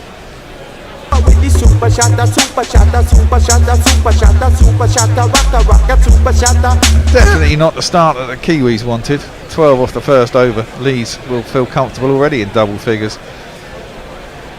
Certainly will. Makes a big difference, doesn't it? Just having that confidence. Well, I always remember when bloody Michael Slater used to open for fucking Australia. Jesus. And he used to go off like a bloody train. That's left alone outside the off stump. There's no run. And if he got away with it, it would be trouble for England, man. It would. Well, Warner's been a bit the same. Yeah, exactly. There's nothing wrong with it. You can join now, Tone, because Bennett never showed up. Okay, I can't hear you because I've got headphones on. You need to come to this seat, but you're coming on with Hendo. Oh, right, Hendo's refusing to do any button pressing. Lees is going to face up to the last ball of this over. Around the wicket is Saudi. That's a better ball coming into Lees, but he gets right behind it, defends it into the ground. There is no run. Are we having a change now? Okay, we're going to have a switcheroo now. Anindo's supposed to be coming back on, but he's not here either. But you two can sit here. I'll play a jingle whilst we all do the switcheroo. Which one am I going to have one? I'm going to do this one. Yep, you owe us all right. You think this alternative cricket commentary stuff comes cheap? Well, we need some dollar bills to help pay our bills, so please go to patreon.com/Gorilla Cricket and sign up to make a regular monthly donation. You know there's literally nothing like Gorilla Cricket's coverage, so don't be tight. Dip into your virtual pocket and throw some cash our way. See, Rihanna knows. Patreon.com/Gorilla Cricket. Pay me what you want it. Well, we're all in situ. Well, you're not waiting. Anindo's not there. Is he waiting to get in? But Messrs, do you want to just? Yeah, we're watching out for him. We cannot see him, so I don't know what. That's the second person in a row who seems not to have got the memo. Do you want to stay in your station, Messrs? I shall indeed. Messrs, can you do socials, because it's a bit difficult for me in my position. No problem. In your position physically, or in your position in the organisation as we wait for Bolt, who sends this wide and Crawley's off stump and through to Blundell it will go. Well, England set off like an express train. My goodness me! First 2 balls, I have to say, from Saudi, they were offered up short and wide, weren't they? And Lee said thank you very much, and he was 8 off 2. And he's 12 off 4, or 12 off 6 now. Absolutely. Well, he is. Remarkable Got start. a little edge, and one was a little bit edgy, but 2 really excellent shots. We like him edgy. As Bolt is in, slanted across the right-handed Crawley, who is happy enough to leave it. A lot of risk pressure on him. Needs an innings. Well, as I said, there was a tweet, as I say, not to us, but saying that if ever there was a time for Crawley to get one of his risky 50s off 60 balls, it would be now. This is it. I mean, didn't that also say something along the lines of his strength was also his weakness? No, that was, I think, Alistair Cook talking about it. It's very difficult. I mean, a lot of players, their strengths and weaknesses can be the same. Yep. It's just a case of, how strong can you make your strength, really. Let's see. Bolt in and beats Crawley hook, line and sinker with an absolute perler of a delivery. Just beats the outside edge, goes through to Blundell, and Crawley could so easily be on his way back to that pavilion. It just jagged off the edge, jogged off the seam. Was it a scramble seam? Yeah, it was, wasn't it? Scrambled seam as well. I'd rather it didn't jag off the edge. That would be alarming as an England fan. Well, it would. Scrambled seam from Bolt, and quite extravagant movement. Edged, taken. Second time round, Crawley has gone. He's gone for none. England are 12 for 1. Crawley has not had the best of matches. It's not got any better here. And with a target of 299, there's just 12 on the board, and the first wicket has fallen. And I'm afraid it's another edge from Crawley. And I think this might be a little harsh, but fuck off! Just fuck off! You've got to feel for him a little bit. You do. No one wants to see a man reduced to a nervous wreck, and that's what he must be at the moment, I guess. I just wanted to do a tweet that we had through the Gmail earlier today, so I got a bit of time between between batsmen. It's come from Toby Bennett in New Zealand. It says deepest south. Tony Bennett. Toby Bennett. Oh, Toby Bennett. Said Tony Bennett. Says deepest south salutations, Bear and Hendo from the end of the world. Well, Kiwiville. A couple of mates have asked me to do the odd test match pieces, and they know I'm an avowed acolyte of the truest, greatest format. And as a renowned gobshite, it flows frequently and freely. I think this is his method of auditioning for guerrilla cricket, which we'll have a listen to later. He says, then one of me muckers suggested sending some of my rambling rhubarb, a piss-poor imitation of your effusive excellence, I know, but hey-ho, to the venerable, iconic institution that is guerrilla cricket. We're all massive fans of the Waldorf and Statler of cricket commentary. Yep, you two. No, I'm not calling you Henson Hand Puppets. The deadly, dastardly, delightfully, bastardly duo. Keep shining bright. Ooh, and bloody marvellous to have you back, Lord Hendo, at Gorilla Towers, lusciously lapping our lobes, both oral and cerebral at once more, as Bernard Matthews, well, we're all old enough to remember, would quip, bloody beautiful. Tar muchly, lads, and that's from Toby, also known as Gelboy, the moniker from a schoolboy nickname. And I'm sure our friend the Pornbot would like to know who's got their hand up you, but there we go. Well, we will be listening to your contribution later to see whether you come up to guerrilla guidelines, and if you're in the mood for a bit of long range commentary, I'm sure we'll be in touch. Well, Messrs. Enindo's arrived. He's taken a wicket already. Hello. Wait for Bolt. This is what I do. This is what you do. You banjacks England to do bowls to England. Okay. Number 3, Ollie Pope, who lets that. I'll nick off. El Presidente is next. We don't like you saying nick off when Pope arrives at the crease Well, and Crawley's just gone. Well, this is true. Let's find. Here he is. Oi, oi, oi! Oi, oi, oi! Oi, oi, oi! Oi, oi, oi! Oi, oi, oi! Oi, oi, oi! Ollie Pope! As this one beats the outside edge of Pope this time. Bolt is bowling magnificently. He has the big old smile on that mouth of his. Trent Bolt is being Trent Bolt. Trent Bolt is being Trent Bolt. That was a superb over. He has a wicket. He has no runs against it.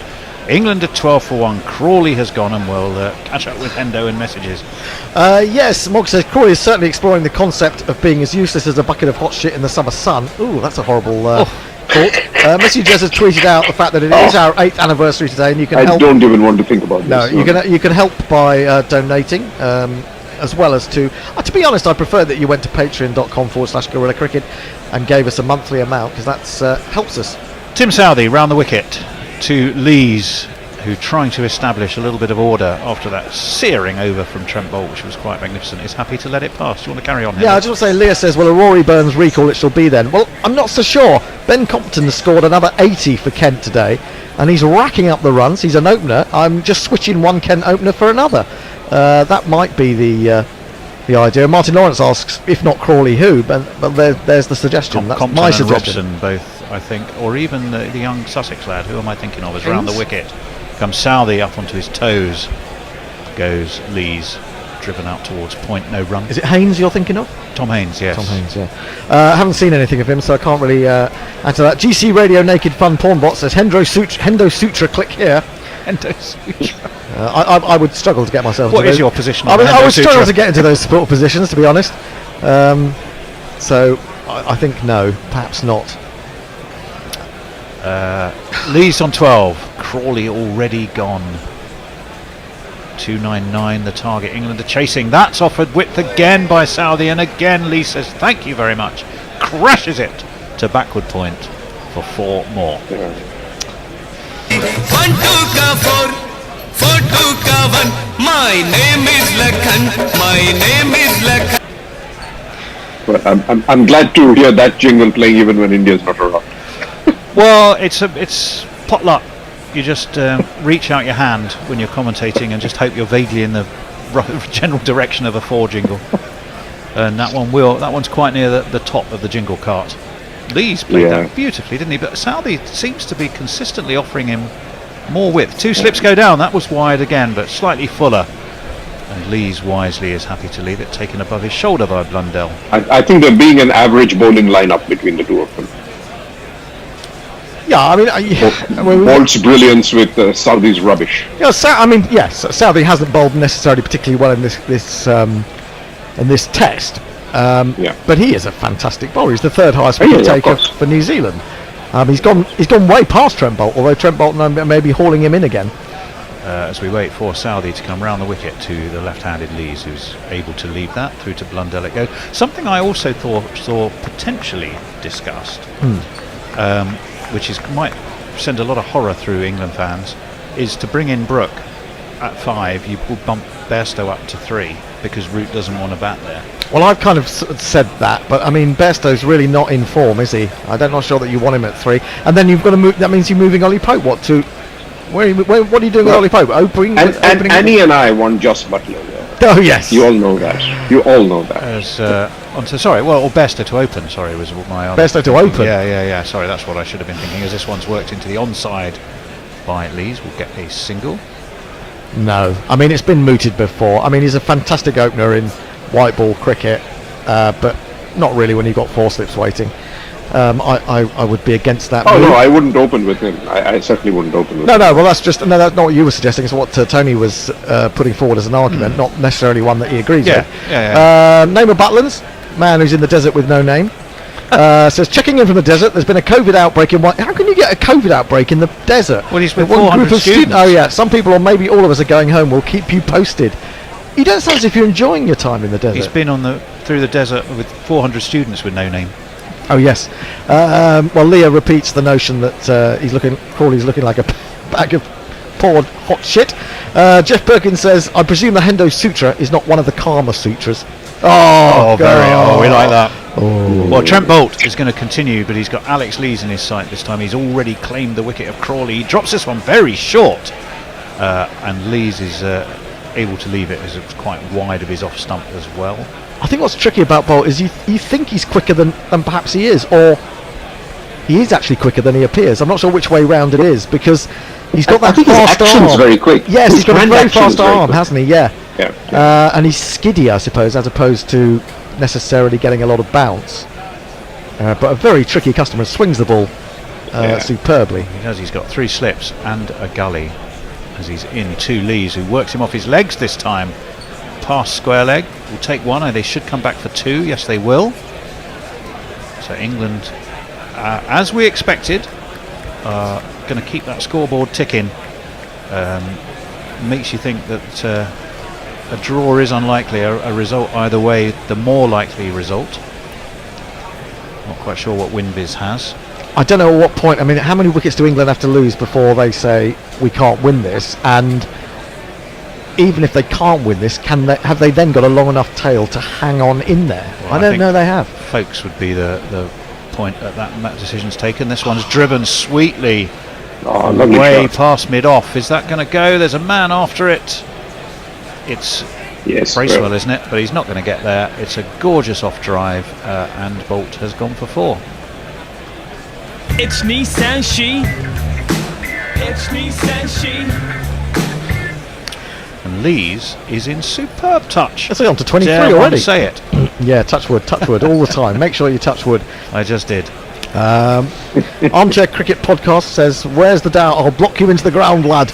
As the ghost of the late great Len Hutton gotten into Lees, might not be a bad way to start. If England can get to 50 in quick time, the dressing room might start to feel a bit more relaxed. You're going through your full gamut of actions today, Endo. Absolutely. And the car, I was on fire in the car, not literally.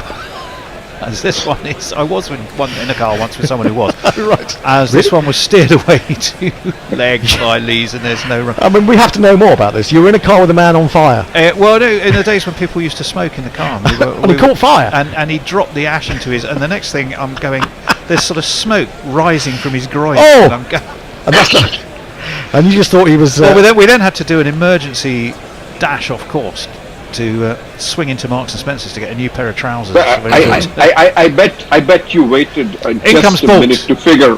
Sorry. In comes Bolt. Mark Farrer, lovely fellow. As this is guided away nicely towards mid-wicket by Lees. He'll take a single. It'll move England on to 24. Lees on to 24 because he has all of the runs that England have got. Crawley, none. He nicked off to a superb delivery, it must be said, from Trent Bolt, who has been the pick of this opening pair so far, although he's been a little more wayward when he's had Lees in his sight. I think they will give another game. I think they'll give Crawley another game. They'll say this was an outlier. It's not really an outlier at all. It's more common for Crawley, but you know, he promises so much, doesn't he? He promises so much. Well, it's going to be Bolt wide of Ollie Pope's off stump, and Ollie Pope, a man so delighted, happy and thrilled to get that big score in the first innings. Let that one through and there was no run. Sorry, Anindo, we cut you off. Were you about to say something? No. I was just going to ask Tony about that experience, that whether for the first minute or so he and his mates did nothing because they were wondering what it was that had got their mate a bit more heated than they themselves. Well, there were no mates. It was just me and him. We were going to a club meeting. I remember it was at Eagle Star's insurance company. We were driving to Eagle Star. And he ended up having to attend this meeting, as I recall, because he was quite a tall fellow, and he looked like he was wearing a pair of shorts because we couldn't find trousers long enough to replace the ones that were burnt. At least he was in an insurance company, so if something had gone terribly wrong. Well, it's a bit much to take out insurance on your bollocks on the basis that you might set them on fire. Has anyone done that? Has anyone tried taking out insurance on their bollocks? I bet someone probably has. Yeah, must have tried. Well, I mean, Mickey Arthur. Oh well, yeah, his just change of bowling. Construction. It is a change of bowling. As it's going to be Matt Henry into the attack. We'll jingle him up in a minute. He's right arm over and in, and Blundell takes it some way, probably just about in front of first slip. Yes, an early change, and perhaps Southey not quite on colour because he wasn't bowling well. It is this fellow. You can never trust a man with two first names, Matt Henry. Test best of 7 for 23. Yeah, last winter. Yeah, indeed he would. This one's wide and kept low, in fact. And Lee's happy enough to let that through outside of his off stump. I think it's interesting, Tony. I think around until he got that 7 for 23, I mean, his average was right up around in the 90s, I think. And then he got limited test wickets, although he had a really good one-day record. But then that series against South Africa in New Zealand really, showed them he can perform at the test level as well. And he's bowled pretty well here. Well, it was a match-winning innings because I think New Zealand won by an innings and 276, as this one is squarely met by Lees. Pushed to mid-off. There is no run. He got Elgar, Markram, Van der Dusen amongst others in that. So it was ripping through the upper order as well then, right? Not just sweeping up the tail. Like Toby Rowland-Jones yesterday. I mean, all this talk about Toby Rowland-Jones, it was the last 5 batsmen. It doesn't matter. They were there to be taken. I'm not going to have Toby's efforts besmirched. It was quite magnificent. 24 for 1. Henry in full and worked off his pads by Lees, and possibly Hendo slightly risky shot. Maybe I should ask an Indo, either of you. He played across the line a little bit to a pretty straight one. I thought it was all right. Okay. He's allowed one little. He's been batting well. Indeed he has. So there we go. We see that again. Actually, on the replay, he wasn't playing across the line. He turned the hat. He turned. I think hit it with the full face bat and then turned the bat or closed the bat. He did. Henry in again. That's full 2 and on the middle stump. But Lees drops the bat on it, steers it to cover. They gallop a quick single and will bring the Bishop of Rome onto strike. Messi says it takes guerrilla cricket to bring you descriptions of smoke rising from the groin. GC Radio Naked Fun Porn Bot says Tony Bishop won in hot pants. Click here. Very good. Well, I wasn't in the hot pants. The hot pants, which were quite literally hot, were being worn by somebody else. I was merely the chauffeur. No one to the hot pants. You were in the hot seat. You were in the hot seat. Yes. Well, even the seat. Well, no, because the hot seat was obviously where the pants were on fire. Yeah, but I can imagine yours was warming up a little bit. Well, in sort of in fear, probably. Probably in fear, yes. And instead of taking him to a hospital, Tony took him to an insurance company straight. Yeah, I know, that's it. Just cut out the middle. Business is business. There was money to be made. I wasn't wasting my time going to casualty. Marks and Spencer seemed a much better. To be fair, I mean, we sensed the danger as soon as I told him, mate, your groin's on fire. You literally scented the danger. As this one's full and flicked by Pope, but flicked straight towards mid-on. Won't get a run on this occasion. He's not off the mark yet. 25 for 1. Jay Grover's now with us. Says Pawnbot must know about bollock insurance. I suppose he should. Well, he should do, yeah. Neymar Butler says Crawley offers nothing. Guildford is much more happening. Hey, boom boom. I hear the bollocks insurance market has its own underwriters at Lloyd's, the company of A Knob and T Balls, Esquire. Is smoke rising from the groin the sign that a new pope has been selected? Depends on the colour of the smoke, obviously. That's from Jeff Perkins. Is it black smoke or is it white smoke? There is the question. Mark Farrer, if you're listening, because I know occasionally this gentleman does. I did tell this story before, and he saw and he tweeted to confirm that literally every word of it was true because he remembered it. Will you be listening again today? Well, I'm just asking Mark Farrer, if you happen to be somewhere, wherever you are, mate, if you are listening, then do drop us a line. Bolt wide of Lees' off stump, through it goes to Blundell. No run. 83 miles an hour. Roger Melly says number 11s, or regarding number 11s, I reckon the worst of all time is Bruce Reid. There was an ODI against New Zealand where they needed 2 runs off the final over. For the entire over he couldn't lay bat on ball. The non-striker Greg Matthews was actually pissing himself laughing. Yeah, Bruce Reid was pretty hopeless, but he was a funny looking guy anyway. He was very, very tall, extremely long, thin legs. He wasn't elegant by any stretch of the imagination. And Messi Jess has tracked down some bollock insurance. I'll tell you about it in a minute. Oh, this one is uppishly played, but wide of backward point and all the way to the boundary for more of these. And if you kids can't listen, then you bound to see the way you get shot for crossing a boundary, On the basis of the way he's going, I'd be quite happy if England got to the total with Alex Lees 299 not out. Do you know, this is really scary because you literally said what was in my head. I was saying, what are the odds? Well, we're just so attuned to each other, Tony. It's ever since you started chauffeuring me in. What are the odds of getting to 299, I was going to say, with only one person scoring? Lees drags a hand off the bat there, takes a bit of an outside edge, goes towards backward point, no run. Message says, here you go, protect your testicles with Chinko Balls Insurance. Is that true? What Balls Insurance? Chinko or Cinco, SCINCO. I think that's Chinko, as in Cinco de Mayo. It could be, and Spanish for 5. He's got a Facebook link, but I don't want to really press it because then I'll have all sorts of trouble getting back to Twitter. So if anyone can actually tell me whether that's genuine or whether it's Messi Jez playing around with his balls. As this one is drop short by Bolt. Lees is happy to leave it. What if you're Ed Balls? That you'd be like family insurance. Oh yeah, good point. Jeff Perkins says, I noticed the BCCI has increased the pension for players and umpires. Is this meant to encourage some retirements? Yeah, trying to get rid of trade secrets. Yeah. That's been asked. That's been requested for a long time. I haven't seen that how much they have increased. Yeah. Perko says Chinko is an odd number of balls to ensure. Well, it would be. It'd be 5 balls. It'd be the 5. It'd be from the 100. Well, I know. I know you can be What tri-orchid. overs used to be before.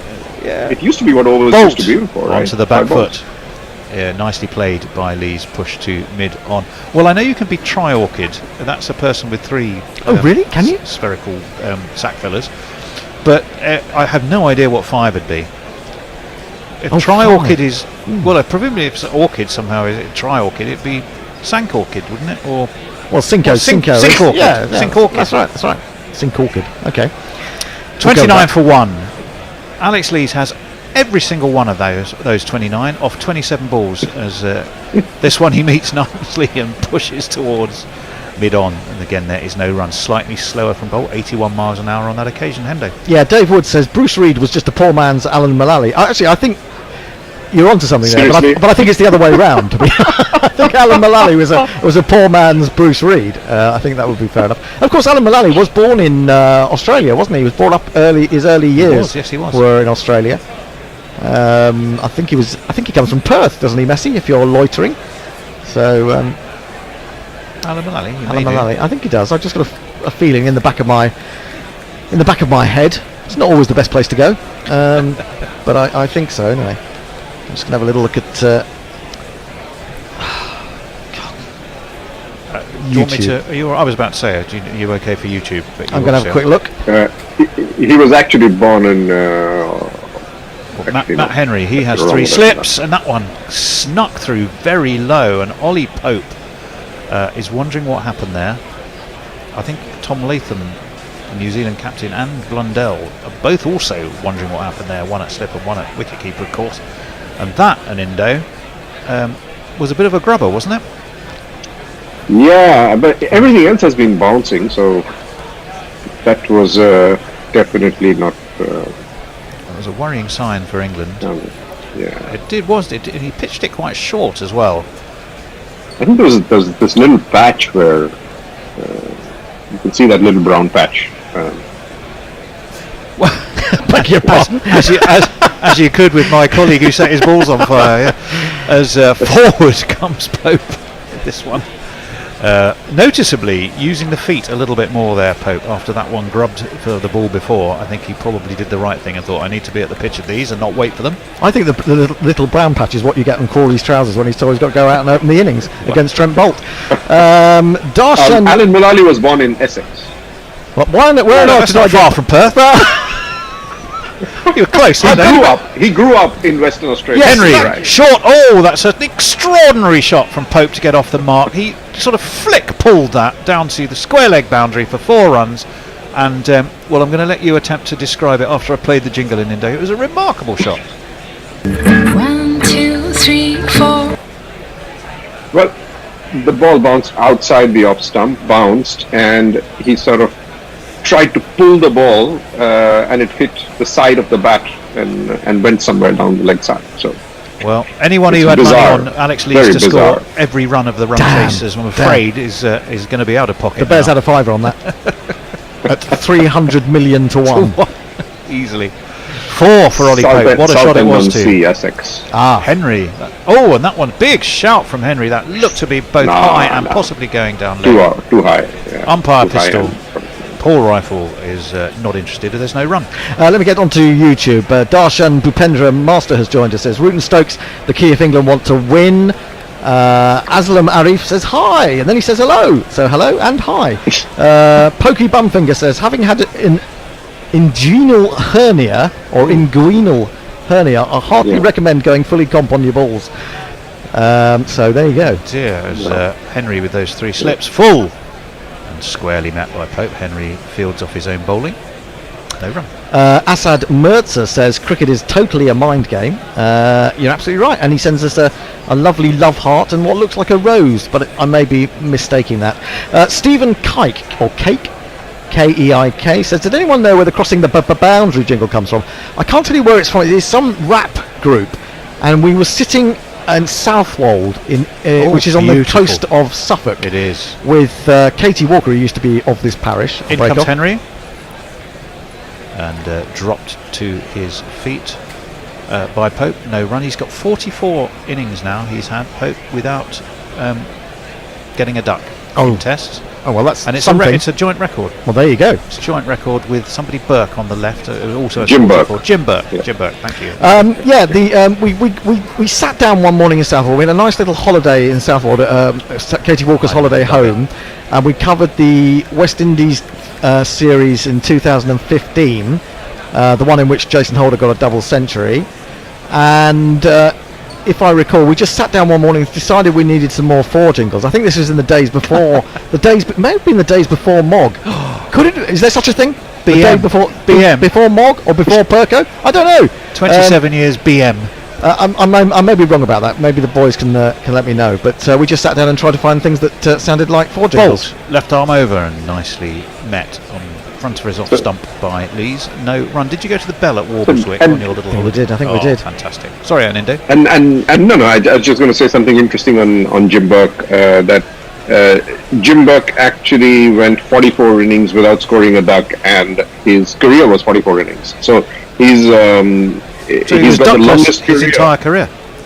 He was gone the entire. No, his career was a bit longer, but it was 44 innings without duck. So he's gone. He's got the record for going the entire career. Lee's just a little bit inside edgy there. He's going to get probably one as it made its way to mid-wicket. It's fielded by Neil Wagner, who I assume is obviously on for the sciatica-bound. Who am I Kyle Jameson. Kyle Jameson. Yes, indeed. Michael Bedford says, third-party fire and theft on your ghoulies. I've never thought about the notion of theft of your ghoulies, but I'm sure it's happened. What was the name of that woman who cut off her husband's appendage? Bobbit or something? Bobbit. Yeah, Bobbit. Was it John Wayne Bobbit? Bobbit. John Wayne Bobbit, was it? As this one is pushed towards mid-wicket by Pope, but there's no run. 83 miles an hour, a little bit quicker again from Bolt. He's just dropping it back in pace occasionally. And he's bowled. Well, he was bowling really beautifully. I mean, that first over to Crawley and then Pope was magnificent. Fantastic. He hasn't quite reached the heights of that again, but he did get, of course, the wicket of Crawley, who one wonders whether he may be due for a little spell back at the St Lawrence ground. Who knows? It's a question. Right, England go into lunch without another wicket falling. Bolt is in, and Indo, careful what you say, as this one's nicely worked off his hip by Pope down to fine leg. He'll get a all I was going to say is they have a good chance if that happens. I was not implying that that's going to happen. You'll get a single and keep the strike. Hendo.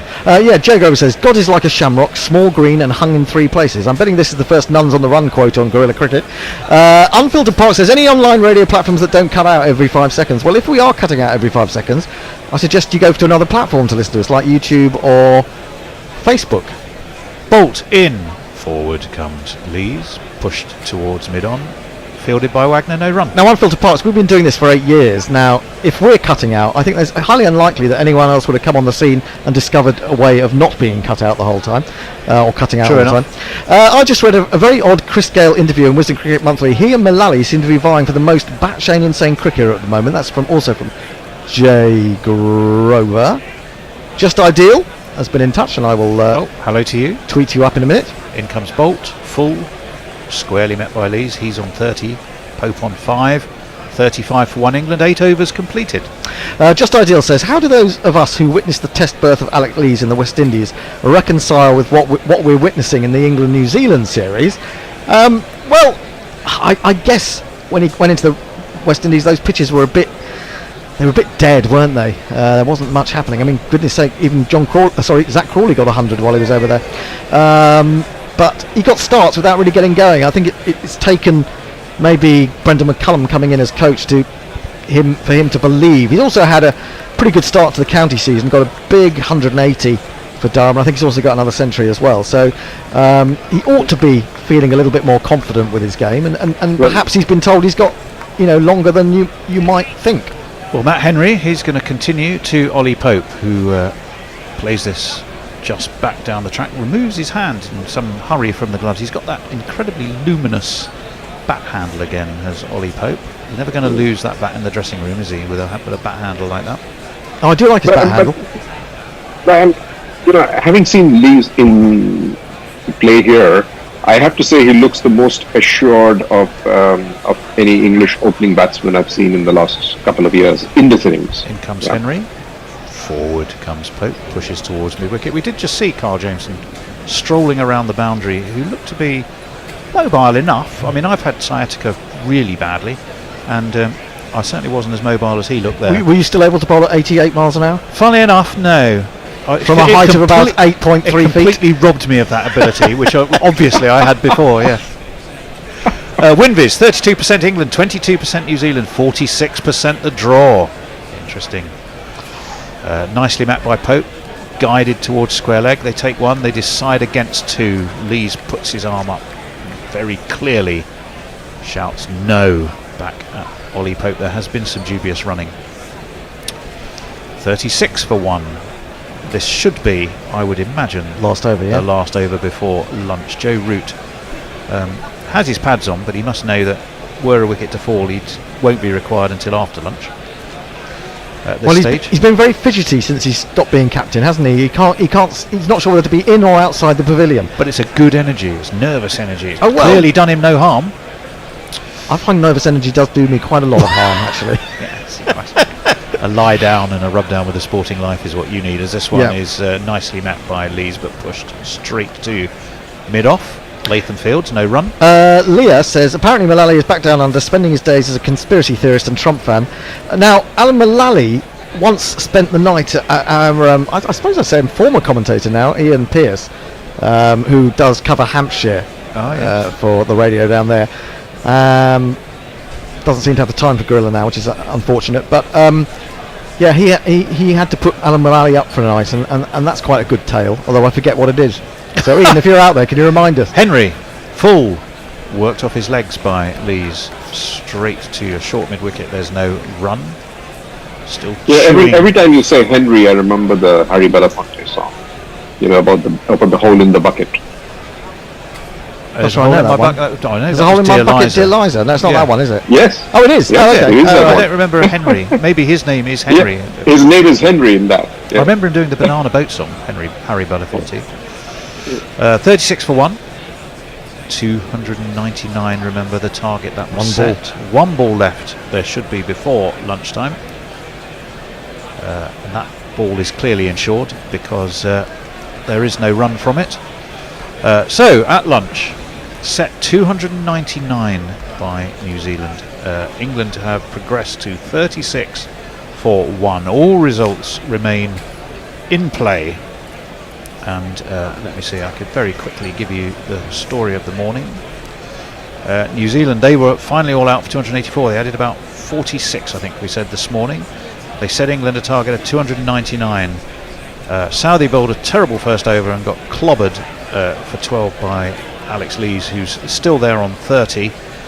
Crawley didn't last so long against Bolt, who absolutely worked him over, got his outside edge, and Crawley had to go for none off just 4 balls. So England's target has shrunk to 263. Ollie Pope and Alex Lees, the not out batsman. Hendo. Okay, I'll get you up to take some tweets if I can look under the sizable armpit of the bear. Leah says, apparently Mullally is back. Oh no, done that one. Messi Jez says, Bruce Reid was a superb bowler from Perth, he says proudly. Sadly stricken with a lot of injury issues. Without those, he would certainly have been one of Australia's greats. He's still got 113 wickets at 24.6 from just 27 tests. Grace says, what the hell is a Mullally? It's a very lanky, tall Anglo-Australian who's now apparently back in Australia. Warren says, you were telling me that the name of the person whose trousers flared up was Farah. It was in the Mark 80s. Farah. Pull the other one. No, that was Mark Farah. Mark, was he wearing Farah slacks? I don't believe so. I used to have a good pair of Farah slacks in the 80s. I I'm might sure. have to tweet him, message him after this conversation, and I don't think he'd remember. It was a lot of years ago what trousers he was wearing on the day, other than that he won't have worn them again. Didn't check them out. Jay Grover says, to be fair, I think Gale were just hungover after a night on the lash with Panesar, and Alan is just genuinely doolally as opposed to moolally. Jeff Perkins says, if cricket were purely a mind game, I would have been a lot better at it. Lorena Bobbitt, says Jay Grover, in reference to the woman who cut off her husband's appendage. Just Ideal comes back with new or fresh information about Jim Burke. Not only a polished opening bat for Australia, but a voice of reason on ABC cricket commentary in my youth. Alas, took his own life. Seemed to value his wicket much more, which is a very sad thing to say. Matthew Cullen says, on 4 jingles, the best one by far is Now My Innings Going Great Guns. I hit the ball 4 runs. Yeah, I like that one too. John Wayne Bobbitt made a porn film after he had his appendage reattached. There's a lot. Oh my God, well, there you go. I don't know what to say about that. There was yes, Jeff Perkins. This is on the question of when we were having a sit down and thinking about jingles in Southwold on the Suffolk coast. He says there was a brief dark period post Sherwood and pre-Mog. I think that's probably about right. Chris Rogers at one stage had the record for a duckless career as the Bear comes right in front of me with his enormous biceps. Of course, no sooner had that record been publicised than he got his first duck. And Roger Melly, just to round us off for lunch, says, if you're talking about batshit crazy cricketers, how about Freddie Flintoff? He's a flat earther.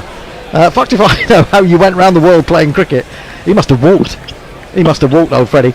Well, he's on that awful Top Gear now, isn't he? So, what can you say? He's on anything you turn on.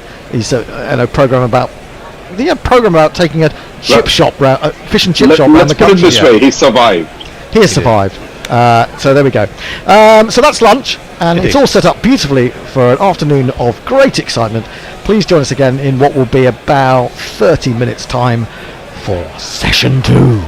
Anendo, thank you. You're actually going to be You're still going to be on at lunchtime because not you in person, but it was you in person. If you recall, you and Ashley Gray, the author of Unforgiven, we had a little chat about what it's like to be an author, a cricket writer, or a sports writer. It was a fascinating chat, the three of us, and you're going to have a listen to that at lunchtime. So I hope you enjoy it. Thank you.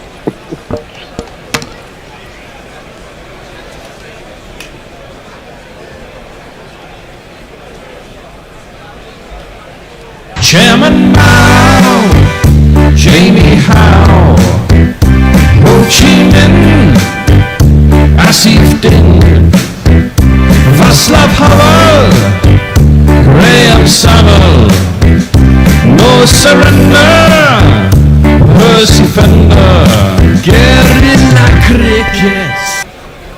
Welcome to this Guerrilla Cricket podcast. Now, in March 1706, a man called William Goldwyn published a slender volume of his early verse called Musée Juvenile. Inside was a poem that would lend him a very strange kind of immortality, 95 lines in Latin, which that were titled Incertamen Pile, on match at ball. Why should we care? Well, as far as anyone knows, it is the very first piece of cricket literature. Cricket has a genuine appeal around the world, and today is certainly the topic of conversation for my two guests who are joining me from Singapore and Sydney. Most importantly, they are both best-selling writers about the game that we love. And I'm very happy to say that I've been lucky enough to record extensive interviews with both about their work. So today, we will of course discuss their latest books, but we're primarily going to dive into the pain, rewards and sheer hard graft of the writer's craft. Firstly, Aninda Dutta is a banker and now writer and guerrilla cricket commentator, who for a while has been keeping the likes of Sourav Ganguly and MS Dhoni off Amazon India's top spot with his latest book, The Greatest Year, the story of India's 1971 tours to England and the West Indies. Anindo, hello, and a very warm welcome. Hello, Tony. Thank you very much for having me here. Delighted, as always, to be with you. Delighted to have you. And with him, from Sydney, Ashley Gray. Ashley's a sports writer whose stories have appeared in Wisden, Fox Daily, The Daily Telegraph, The Guardian, and All Out Cricket. Most recently, he's written The Unforgiven, Mercenaries or Missionaries, the untold story of West Indian cricketers who toured apartheid South Africa, which has been nominated for a Wisden Book of the Year prize. So, Ashley, a huge welcome to you as well. Oh, lovely to be here, Tony, yet again, and looking forward to our chat. Well, let's then. Shall we start with you, Ashley? Because what we're really going to focus on today is the art of creating stories and writing, and particularly about cricket. Ernest Hemingway once said, "There's no rule to how to write. Sometimes it comes easily and perfectly. Sometimes it's like drilling rock and then blasting it away with charges." But let's start, if we may, with you, Ashley, and just tell us a little bit about yourself and how you came to be a writer about cricket. Yeah, well, I was always a cricket fan as a kid. Perhaps what you would now call a cricket tragic. I combed the statistic books and for the right stats of the players that I loved. I used to play as well. I read all the biographies. I used to get Cricketer and Wisden when they'd come out to Australia, 3 months late by a ship. And obviously I'd watch it all on TV as well, so, I mean, I don't think I was particularly different to a lot of other boys growing up in Australia. Late 70s, early 80s, that kind of period, and it left an indelible mark on me. Those guys that I admired then, like the Lillies and Thompsons and Chappells and Marshes, I still love them now. I mean, they're heroes to me, and they still stand out as different to the men of today in some way or other. They just seem realer. Maybe it was just because I was just a little boy, but even now that they seem like, that they're from a different age, a different epoch. So, it's kind of in my blood. My cricket career was, I always coordinated. I could hit the ball, and occasionally I could do something with the ball, bowling. But the way cricket was organised back then, especially in Australia, was that often it was up to dads to coach sides, and dads always had favourites. And if you weren't in with the in crowd, you didn't always get a bat. So sometimes you'd be fielding for like 3 weekends in a row, but I suppose it was character building, standing at, swapping from third man to fine leg for an hour, in a very hot, blazing Australian sun. But, ultimately, in the end, I probably wasn't good enough. But, I loved it, and loved playing, and I still play with my son out in the backyard, and I love taking him to games and scoring, and, it's just, I think the thing about cricket, as opposed to, say, football or soccer or rugby league, which is also popular here, it's more of a game of the mind, and that appealed to me. It's a dreamer's game to some degree. When you are at fine leg, and there's a lot of time thinking. There is. It's a very psychological game. So, but you too often got the Adil Rashid Award under Joe Root for turning up and neither batting nor bowling, by the sounds of it.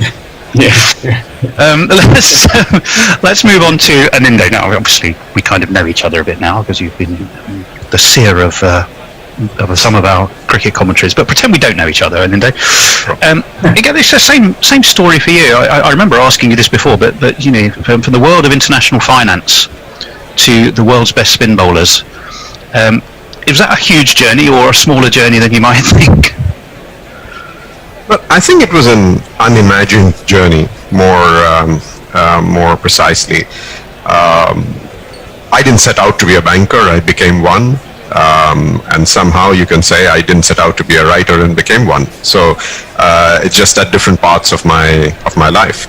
I was a banker until fairly recently for 26 years, for much of which I didn't write at all, unless I was writing things for my clients or for my bank. And a feedback that I always got was that it was interesting reading even when I was writing on very dry finance, and I was a trader for most of my life, so I was writing on trading. But I never thought much of it. And then a few years ago, I wrote an article for one of the Australian websites, and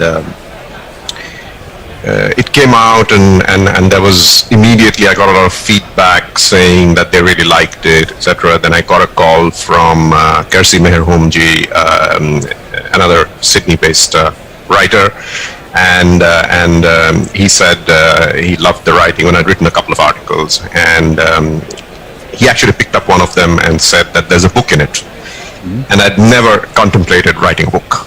So it was a 1,500 word article, and I was like, Kersey, you've got to be joking. I mean, I can't turn a 1,500 word article into a book. And he said, no, it's there. I've written 14 books, so his 15th was yet to be published, and I can tell you that there's a book in it. I said, okay. So I did something as basic as call him back again and ask him how he structures a book, because I didn't have the remotest idea how to do it. And he told me how he does it, and of course he put the caveat there that you've got to find your own way.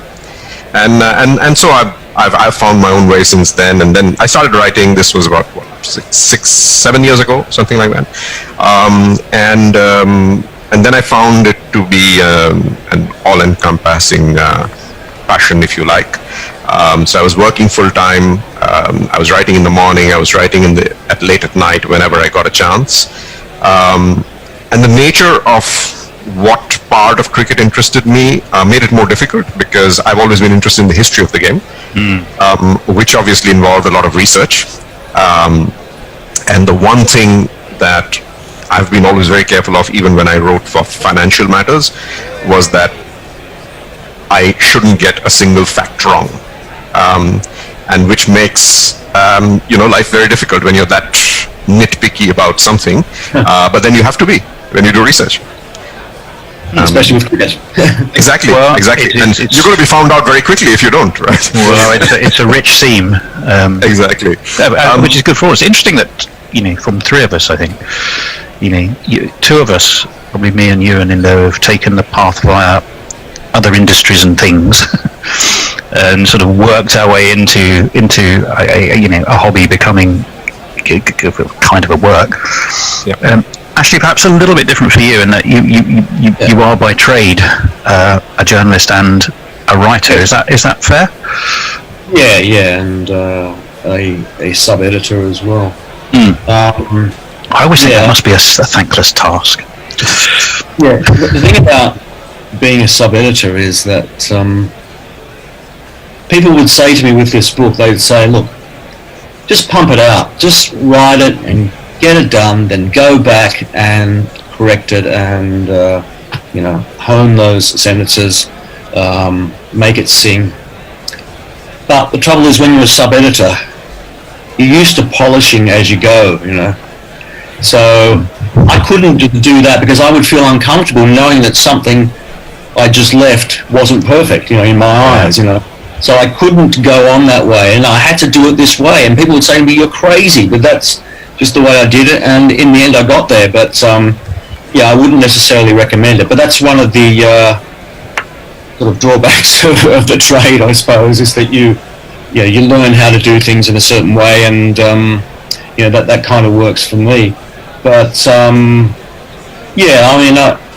I've always, like I said, I've been doing it for 20 odd years now, so I've always been sub-editing and writing, and not always on sport, not always on cricket either. But I think having to write in different tones for different publications and on different subjects sort of rounds you out as a writer as well, because you can draw on a lot more different expressions and ways of putting together stories as well, because one magazine might have a certain style that you have to adhere to, or it might have a certain way of structuring things, but the newspaper will have a different style and structure again, depending on which one it is. So I suppose that's been the benefit of my that's an interesting. You've touched on an interesting point there. So the idea of style.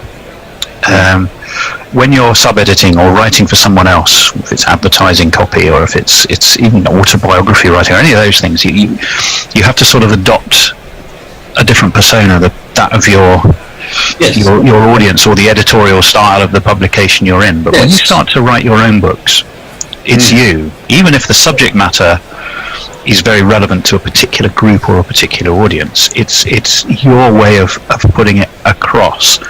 So I think one thing I'd like to ask you both is, your books are or the books certainly the ones I've been reading have similarities and differences.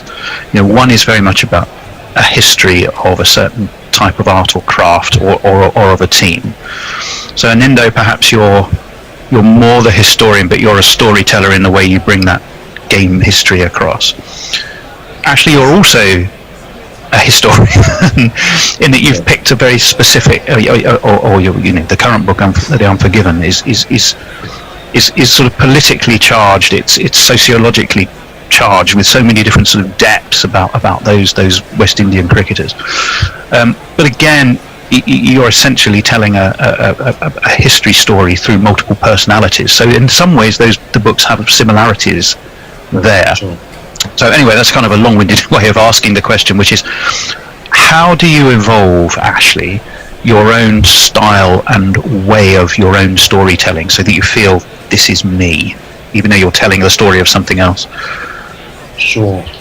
I think at some point you have to back yourself and back your experience and back your way of looking at the world. Otherwise, there's no point in writing a book or a long form article. I mean, you have to trust that what you're writing about and your perspective is unique in some way and is valuable. I mean, there are many times when you're writing something and you feel that isn't the case, and that can kind of freak you out as well. I mean, there was a time here when I was doing Lawrence Rowe's chapter, and I could not get past the first paragraph, and I was sitting right here, right where I am now. And it was a lovely summer's day, and I was looking outside, wishing I was outside. And I just couldn't get... And I found that there were 3 or 4 different options for the next paragraph where I could go with the story, his chapter, and they all seemed quite appealing. But when I'd start them, they wouldn't work, and it was just this utter sense of frustration, and I just let out this primal roar. I was like, "Ugh!" And it didn't work, by the way. But I had to go on, and even I've got a book here from Neville Cardis, his autobiography. Yeah, and it's got some great stuff in here because obviously he wrote for the Manchester Guardian. But there's an interesting bit here which I really related to when he said, "The Manchester Guardian was a great but dangerous school for young journalists. It made us so word and phrase conscious that sometimes we suffered the embarrassment of the centipede, which one day became aware of the complexity and delicacy of its muscular organisation and reduced itself more or less to permanent immobility by wondering which foot to put forward next." Well, that's where I was at with the Lawrence Rowe chapter, and to move on to the next part of the narrative, I had to take a chance and believe in myself and get on with it. At some point you have to bite the bullet, and that's ultimately what I did. So that's kind of how I approach things, Tony, but usually with a lot more with a little more success than I had with Rowe in that beginning. What finally unblocked the start to the Lawrence Rowe chapter then? What was the critical moment that you went from blank page to you felt you were onto something? Stephen King said the scariest moment is always just before you start. After that, things can only get better. And he wrote a few books. Yeah, he did, yes.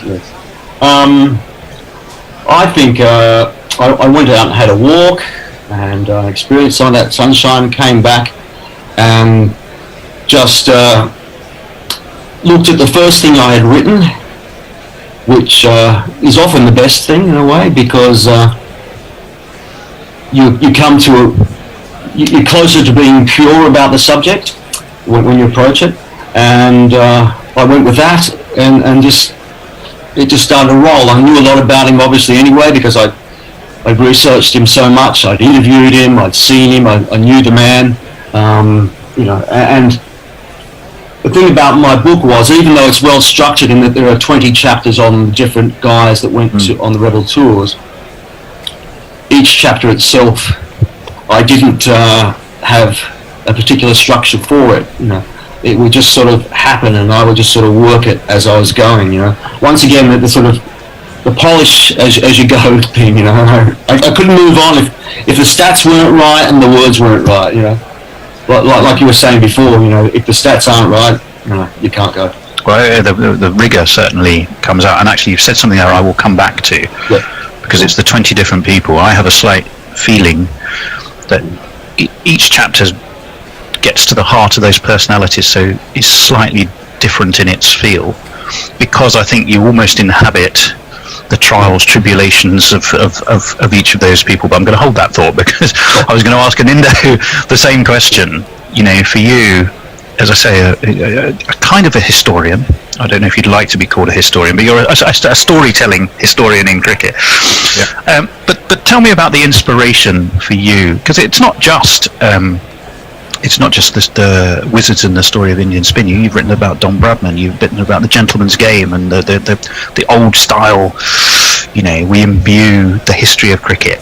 Even when none of us were born, even me, who's older than you two,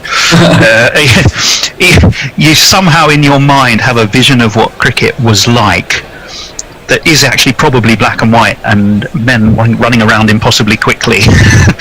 And yet you feel like you were there because you've read so much. So tell me a little bit about your inspiration to get pen to paper for your first book, perhaps, Anindo. Yeah, it's interesting, Tony.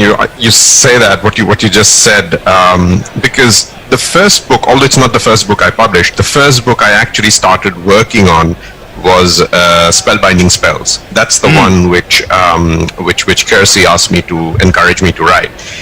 It just took a while to write, so by that time I had The Gentleman's Game, which was almost like an experiment, because The Gentleman's Game was more a collection of articles that I had written earlier, and I sort of polished them and I put it out there to see what the response to my writing would be while I was still writing Spellbinding Spells. I wanted some feedback, if you like.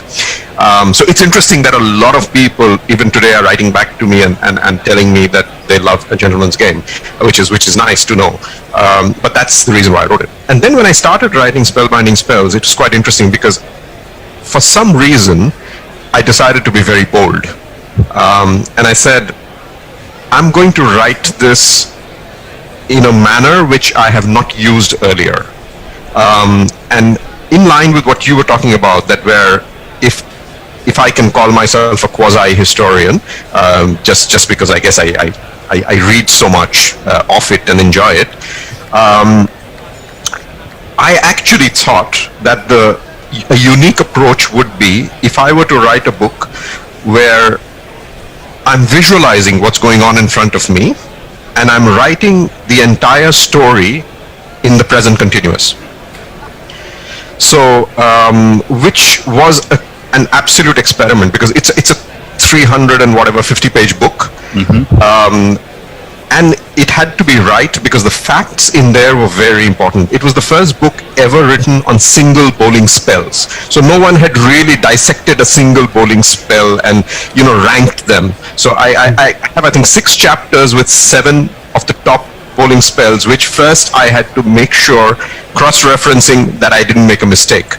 And thankfully, in the last 4 years, no one's come back to me to say I've made a mistake. But maybe someone will someday. Well, you're the reference. Yeah, you say it's true. It's true.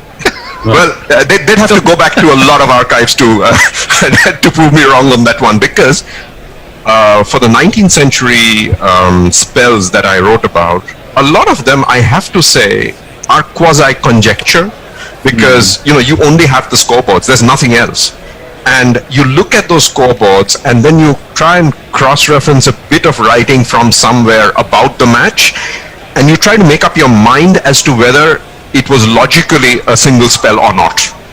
And then I thought that if modern readers read it, they can't relate to the same way to an 1890 test match as I would. So why don't I narrate it like someone would watch a match on television? As if it's happening in front of them. So my entire book is written in the present continuous. And I can tell you I was one tired man by the time I finished. Well, that's definitely something we're going to come on. Now, you both said something here which I think is really interesting, is It's almost as though you're cricket statisticians and historians first, and then the writing wraps around that. And is that perhaps something that's sort of almost unique to the sport that we have in common, because it is so incredibly rich in data to start with? I think if I may just take that one for first.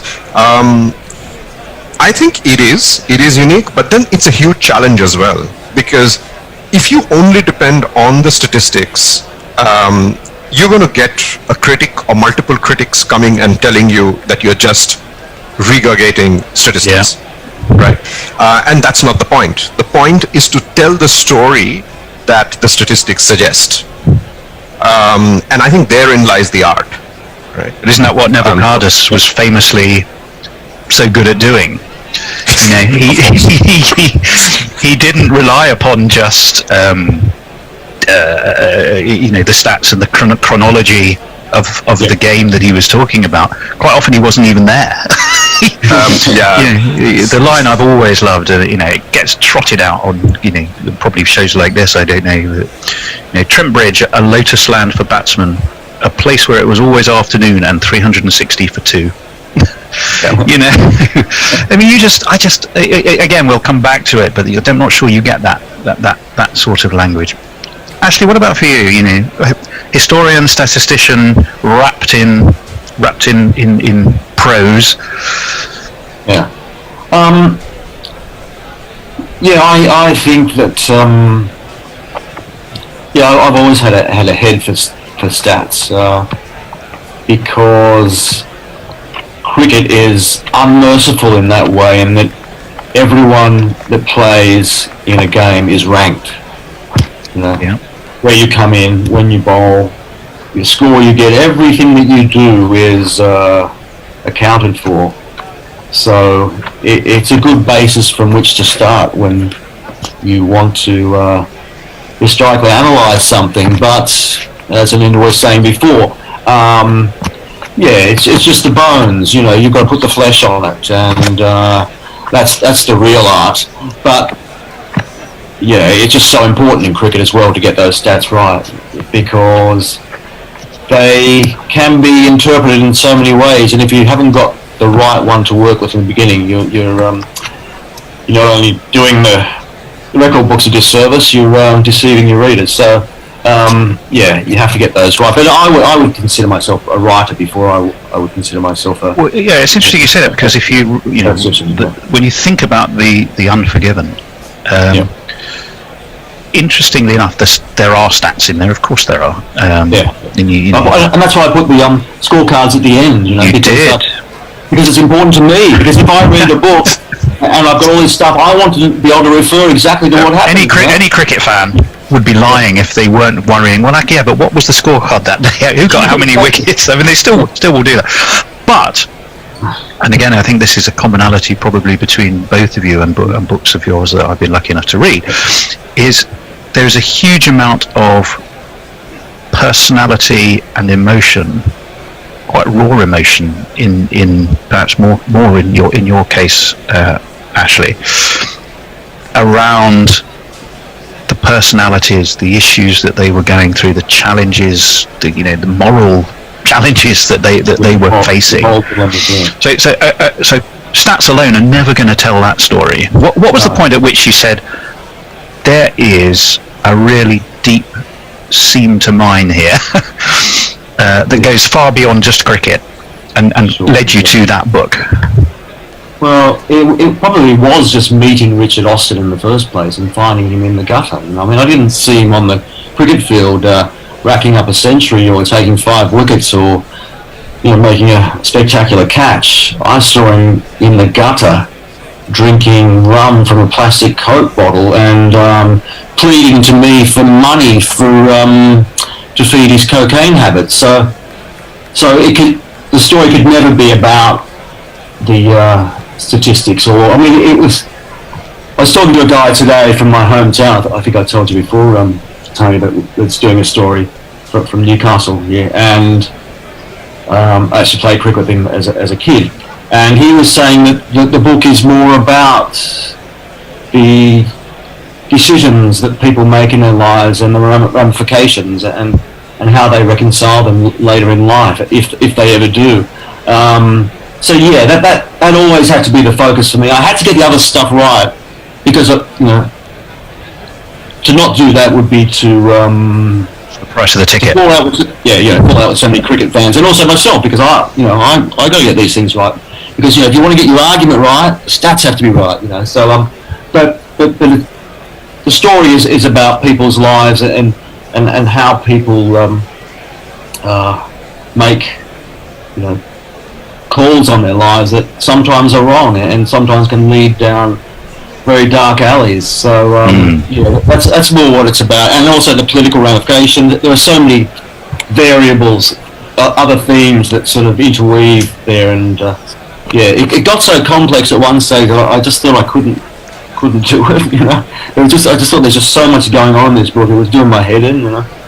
But I'll just quickly give you a little anecdote. It was Christmas night 2018, just before Christmas, and I was having lunch with a mate up in the suburb here called Marrickville, which is in Sydney's inner west, and we were having some Vietnamese, and I was telling him about my problems about the book, and I was halfway through it, and I didn't think I was going to make it to the end, and we were outside, and I looked up at a building across the road, and there was a mural there, and it was a mural of a picture of Nelson Mandela, and it had a big painted picture of him, and also had a quote down the bottom, and the quote said, "It always seems impossible until it's done." And it just felt like he was speaking to me, because he was South African. The book was about South Africa. It just felt like a very profound moment for me, and I just thought, well, okay, I just got to do it. That's all you can do in those situations. Anyway, yeah. So ultimately, Nelson Mandela helped you to get to that. That's quite a story. And Indo, what about you? I mean, your book again is certainly all of them really, but certainly Wizards it is about a range of different personalities and personal stories that are wrapped in the statistics of that show achievement ultimately. Who stood out for you, perhaps not just for achievement, but as a personality, where you felt that the backstory around the individual was as big, or perhaps even bigger than the sporting achievements themselves? Was there anyone in there you'd pull out? Yeah, there'd be a couple of them. The first one is the person I start the book with, and who just historically happened to be chronologically the first Indian spinner as well, Palvankar Balu, and it's an incredibly interesting story from a sociological point of view, from a political point of view as well. Besides the cricket, so he was not only India's first spin bowler, he was also from the untouchable caste of Indian society, and at a time when Mahatma Gandhi had not even started his campaign against untouchability, here was Balu, the best spinner in the country by far, known in places as far off as Surrey, where nobody had ever seen him bowl. But as far off as Surrey? Yes, and they wanted him. They wanted him. The wild back of beyond. Exactly. From where he was in Pune. Yeah. Oh right. Well, yeah.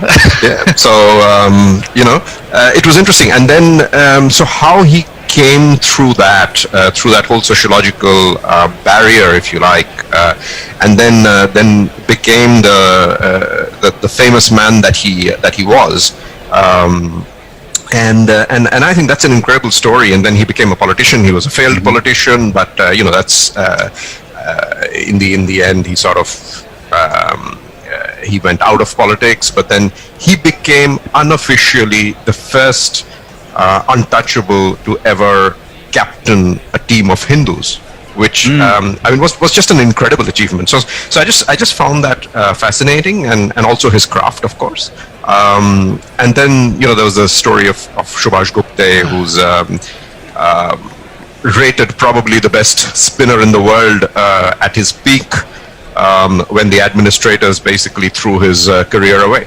And he left the game disgusted, went off to the West Indies, never came back. So it's just these kinds of stories made the whole book for me really fulfilling. And then just on the question that you were asking earlier, I was just thinking about that in terms of when you were asking how you write it, and Ashley was talking about his struggles with the Lawrence Rose chapter. So I write in a particularly disjointed manner, if you like. I don't know anyone else who writes like that, where if I have a book of 20 odd chapters, at any point in time, I'm writing 10 of them. And we are back after lunch. Welcome to you all. I'm joined for the first session. Bennett, you weren't here this morning. You were supposed to be with me and Messi. We had to cope without you. It was tough. Extremely sorry, Baron Messi. I apologize profusely. That's okay. Not intentional. I wasn't even aware. I looked at the rota because I had given Tony my availability for a certain time, and I had not really. So I apologize. That's okay. It's fine. We're only gently ribbing you. We survived. It's an interesting game, though, isn't it? Very much so. Very much so. What do you think is going to be actually happening in this session, Ben? Well, I don't know. I mean, what? We've got 36 runs, 9 overs. That's 4 and over. We only need marginally over 5. I mean, you've got to play until... I mean, I don't think... I only need marginally over 4. Well, there you go. So marginally over 4. I don't think you need to chase it too hard to start with. I think you've got to play naturally and try and play aggressive, but you don't have to play any stupid shots. And then see where you are after tea, basically. And, if you're 120 runs in the last session, you go, yeah, that's well doable. I've got 4 wickets left, or 6 wickets. Well, you probably wouldn't go. You might not go for it with 4 wickets left, depending on who's batting at one end. But certainly if they've got 6 wickets left in the last session and 2 set batsmen, and they need 120, 140 even, you'd think they'd go for it. So I agree.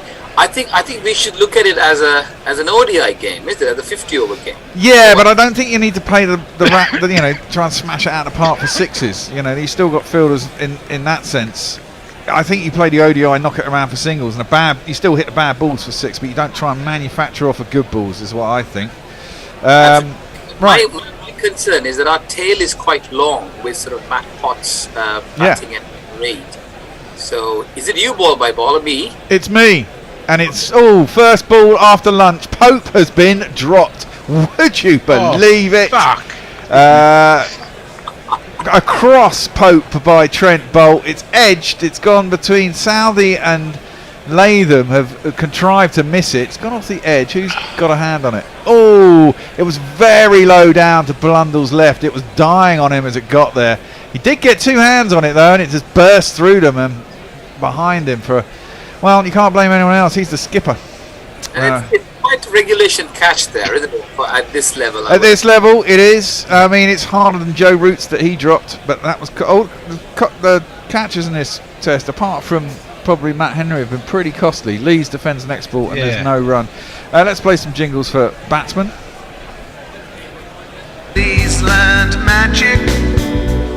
It's tragic. I'd like to believe it's not so. We got a poke, take a good hard look, it's Ollie Pope, it's Ollie Pope, take a hard look at Ollie Pope. Dear, that's a poor ball by Bolt. It's down leg side and it evades Blundell. And it's all started horribly wrong for the Kiwis after coming back from lunch, and that's one of these. 1, 2, 3, 4. 4 byes. Bowled by. How does he speak, or play the horn, or clean his teeth, or even yawn? How does he shout? How does he call? Trent Bolt's mouth is really small. Whew, got the jingles in. You won't mind, won't they? I mean, how the runs come, as long as it's runs on the board. Exactly. Totally true. And you got to get yourself in again. You've just come out after lunch, and they were going quite nicely before lunch as well. And he's been given a golden opportunity, Pope. That's defended well by Lees.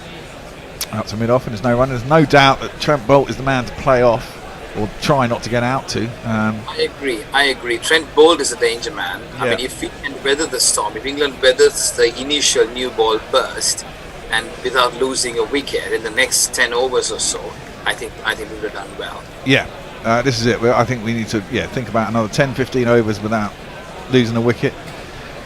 And being quite circumspect, if it's there to hit it. As that's defended by Lees. Inside half of the bat, goes out to mid-wicket, and there's no run. Yeah, Bear, have you seen Alex Lees? There's been a bit of a difference in his approach, hasn't he? I mean, Alex Lees is not known to be an aggressor, but I've seen the last couple of innings that he's more or less, played something, an innings that's not characteristically of him. Well, I mean, it's also, it's the wicket. It's partly to do with that, and I thought it's a nice wicket to bat on. Let's be honest. Boult is in. Lees defends it back down the track to the bowler, and there's no run. It's a nice wicket to bat on. It's a quick outfield, so and off the pace bowlers, if you time it into a gap, you've got a good chance of getting the boundary. So it kind of encourages you to play shots, hit the gaps, try and hit it with decent force. But he's probably been given license, hasn't he? He's probably been told not to be too timid as an opener by Brendan McCullum. Hold on, let Messi get some messages in. We're straight back after lunch. Grandfaith also says very early days, but Alex Lees and Zach Crawley are developing a propensity not for scoring partnerships, but with each other. But one of them not failing. Yeah, I suppose that's a fair point. And Umbre Nuevo's with us. Afternoon, fantastic gorillas. Sadly missed the morning session and any GPL action. Fingers crossed for the bank today.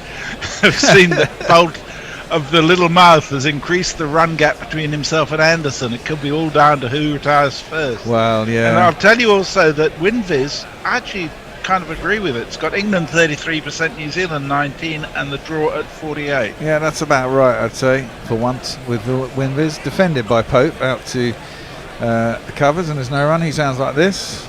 You can never trust a man with two first names, Matt Henry. Back to your point, Bennett. Alex Lees, I mean, he started out in the West Indies. Look, those pitches you weren't going to get out, but they still weren't easy to score on. They were really slow, and I think as that's guided by Pope out to Battle Point, and there's no run. I think that kind of dictates at what pace you go at as well, what sort of shots you play. And he was new then, and they told him to free his mind a little bit, don't be so hesitant, and it's paid dividends. Yeah, and I also think, like what you said, the Bass would have put his arm around him and said, "Hey, look here, just enjoy yourself, just go out." And that sort of words of comfort would have, made him get into a new leaf. But anyway. Yeah, Pope's gone right across his stumps. Now, Matt Henry appealed. I don't think that was a bad appeal. It's been given as a leg by. He was well across his stumps. I didn't think it was that high, but no one else really went up. I'd be interested to see that on a replay. More moving away towards the leg stump, wasn't it? Let's see. Yeah, but he was a long... Oh, no. He was a long way across, but it's hit the thigh pad on about leg stump. Probably going over and maybe down as well. Ollie Pope is a bit of a nervous starter, isn't he? He doesn't start very well. No, he doesn't. I imagine he'll start a little bit quicker. That's a good ball by Matt Henry. Attempted Yorker. Dug out well by Lees. And there's no run. He is a little bit... He jabs at those ones outside the off stump that he should be leaving when he's new to the crease. You kind of feel if he gets to 20 or 30... the machine's oiled and he's off, Once he gets going, he's as good as gold, isn't he? Yeah. He's the eye to watch, but he struggles initially, I've noticed in all innings. I think a lot of the pressure will be off this innings. For the innings in the first, his first innings was top draw, as that's defended out to cover and there's no run. He's by nature an aggressive batsman, and if he got those runs coming in, he tends to sort of get into a bit of a shell. Can you believe that Ajaz Patel, in the couple of seasons ago, after taking 10 wickets, was dropped in his next test? I know, it's mad, isn't it? Well, horses for courses. They probably thought, we're going to India, we need another spinner. But I think Brace was going to play an important part in this innings. Let's see. Yeah, I do. I think he actually bowled better than Leach. And I've been trying to big Leach up, but he's not doing me any favours. And that's defended back down the track by Lees, and there's no run. He gave it a little bit more flight than Leach did, and generally gave it less pace as well, and it allowed the wicket to do slightly more. And he had a lot of turn as well, right? Yeah. Well, that's because he gave it more air and less pace and allowed it to drop and hit the seam. And the pitch is quite bouncy. When the spinners always like a bit of bounce. I thought Leach bowled generally too flat and too short. He must be feeling the pressure on his back with all this Moeen Ali and Adil Rashid. Yeah. Come back in. Yeah, it's a bit harsh on him, but you know he's got to take wickets, and it's not a great pitch to bowl on. Let's be fair, but there's a little bit for him. I'm sure Shane Warne would have taken bucketfuls of wickets. Tries to turn it in the leg side as Pope, as Bolt starts his next over. Gets an outside edge that squirts out to cover, and there's no run. Get some tweets in between, Messi. Okay. Well, Josie Oak is true to form. I still think we're doomed, just waiting for the collapse. Just on Moeen and Ali and Adil Rashid, I did some figures yesterday. Both of them have worse bowling averages than either Leach or Bess in Test cricket. So, you know, there's a lot of rose-coloured glasses being pointed in their direction, in my view. Yeah, to a degree. I mean, you certainly feel you get more out of Moeen Ali with a bat. But I mean, you're looking for a spinner. You're looking for the best spinner you can get. That's true. Bolt in. That's better as Pope gets right behind that. But to your point, I'm sorry. To your point, Messi, Moeen Ali was never the best spinner in the country when he was picked. He was a top order batsman, but they converted him into a spinner that sort of became, who learnt on the job and harnessed his skills and became the bowler that he was because of his personality. Now we've got a tail, as long as I don't know what to say, with Potts batting at 8, so certainly that'll bring some stability. Indeed, as that's well lined up by Pope, but can only defend it back down the track to Bolt, and there is no run. I think he's going to the umpire about changing the ball already. It's only 11.3 overs old, or maybe a bit of something's come off as we see a young lady taking ice cream to some people in the crowd. Yeah, it'll be warm there today. I gather England is coming in for what is known there as a heat wave. Yeah, it's going to get up to 31 degrees on Friday. Whoa! Bloody hot. Sorry, can't help it. Oh, yeah, apparently there's a plume of Spanish air coming up from the south. And I mean, when you look at the conditions India faced during the first half of the IPL this year, where it was 45 degrees across half of India for 3 weeks on end, 31 degrees doesn't seem much, really. No, it doesn't. I don't know how you live in it. I was reading an article about it, actually, in the We've paper. been having gloomy weather, haven't we, Bear, over the last yeah, it's not been bad. It's not. I mean, I'm quite. 20 degrees is quite nice for me. I've got to say, I'm quite happy at 20 degrees. It's not too cold. It's not too warm. Yeah, I mean, having lived in Canada for the last 4 years, I'll take anything. Yeah. It gets hot there in the summer, though, doesn't it? As that's played square on your side and there's no run. Sorry, Bear. Scorching heat during summer. It's absolutely to the point and humid. But it's nice though, and then even winter, although the snow and we have 30-35 inches of snow, you'll always have the sun peeping out at some time during the year, unlike gloomy winter days in the UK. Yeah, the winter is quite gloomy in London, I have to say. It's not particularly cold, isn't it? But it's still gloomy. Yeah, exactly. Grey and grim. That's a nice drive by Ollie Pope. Finally gets it through the offside. They'll come back for 2. I don't think it's got enough to get it to the boundary. Yeah, it hasn't. They're going to come back for 3. There's a relay. I think they are going to come back for 3. No, Pope set off for 3, and it probably was with a bit of a fumble relay. Pope that was a good looking shot there, man. It was a good looking shot. Didn't time it perfectly though, did he? Yes, he didn't. But I hope actually that would sort of break his shackles and get him into some kind of confidence. And to continue from where he stopped in the first innings. We need Pope to be there. Well, we do need, these two get a nice 100 opening partnership.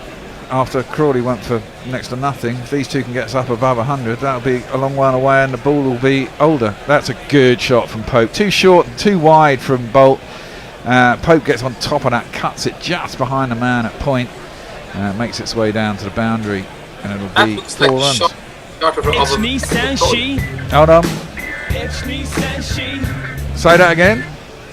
I said that looks like a shot of a batsman in authority. So that really Yes, confidence. He got over the ball very nicely. he did indeed. Got it down as well, didn't he?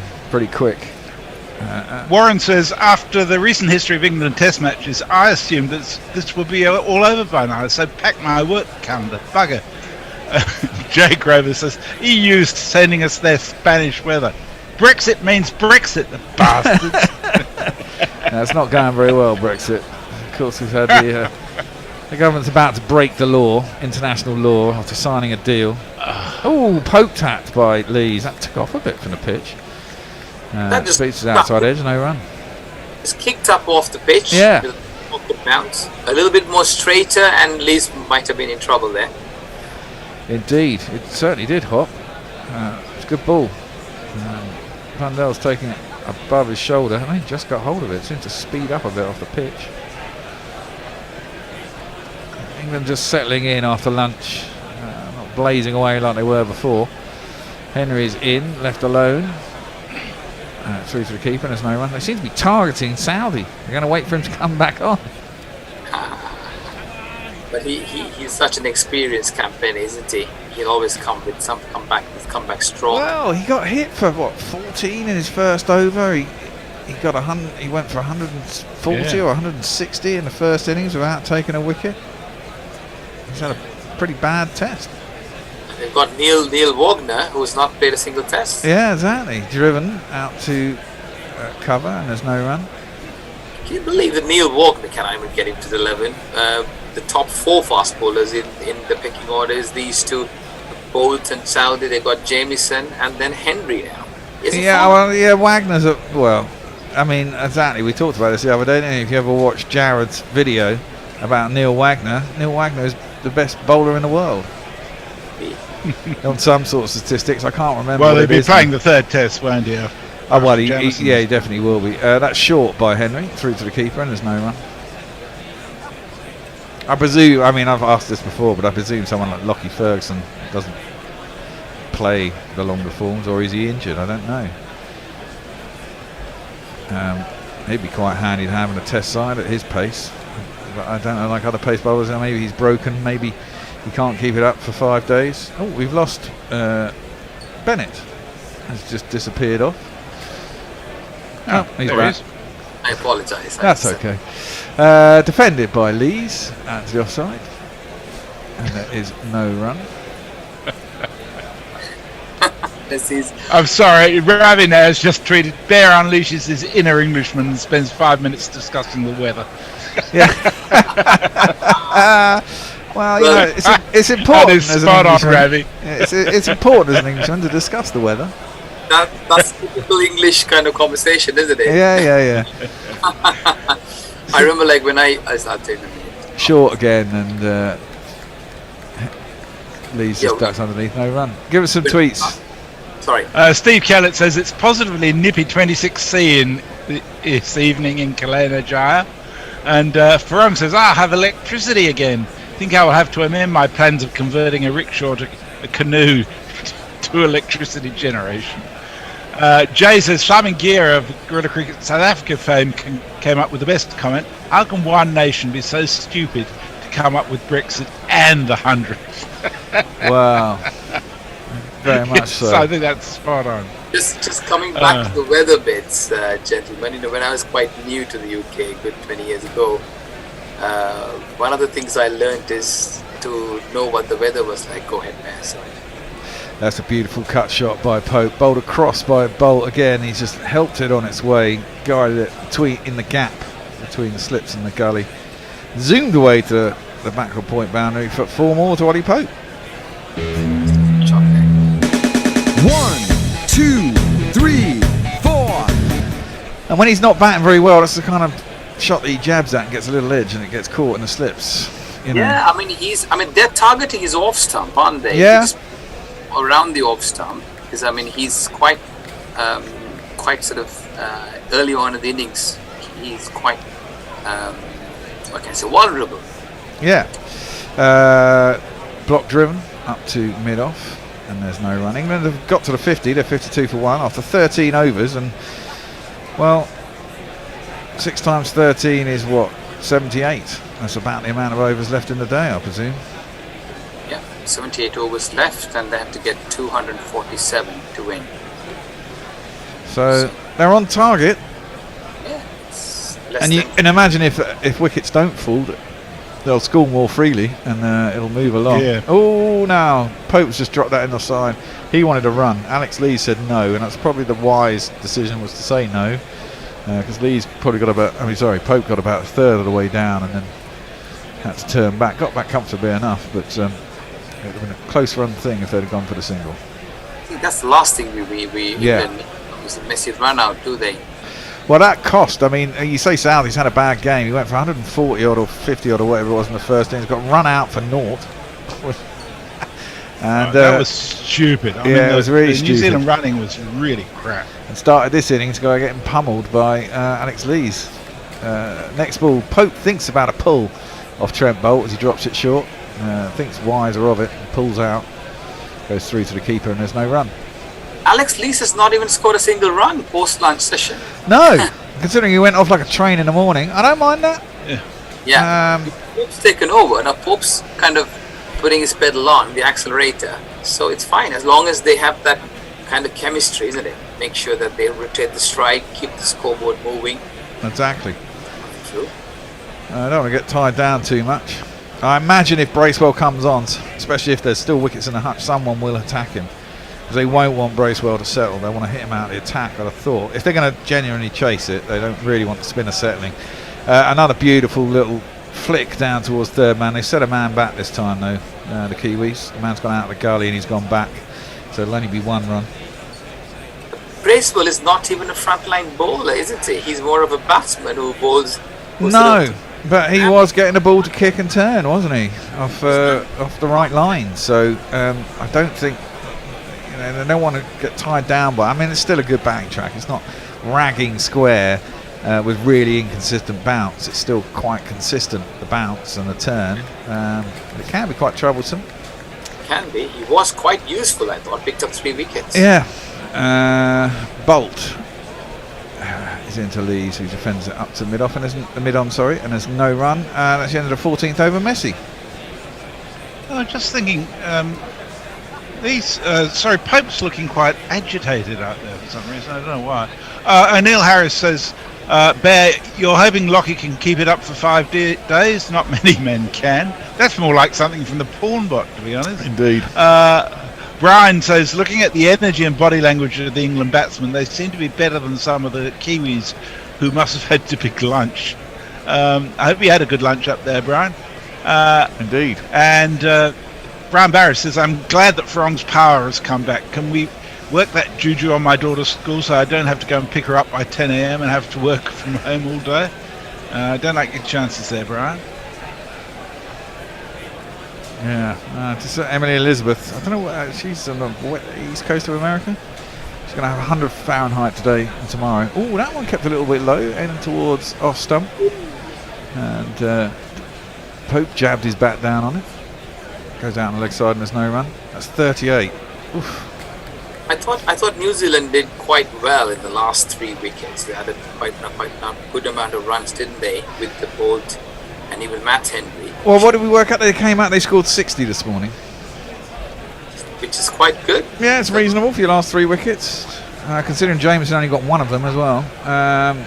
That's worked into the leg side. I tried to flick it round. I think he was trying to get squarer than that Ollie Pope.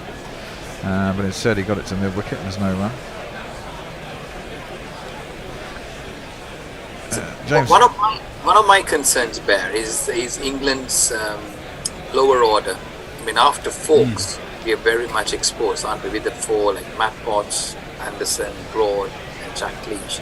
We need someone out of the 4, one of the 4 at least, who can, like a Chris Wokes kind of a play or a Craig Overton. Yeah. That'd be nice. Well, that's why they're thinking about Moeen Ali, isn't it?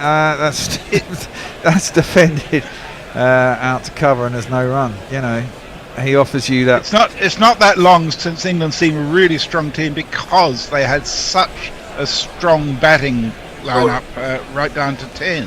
Well, I think they would love to get Sam Curran back into the side because I wouldn't. He's a shit bowler, though. Well, he's had some success. He needs to get better at bowling. I mean, that's gone.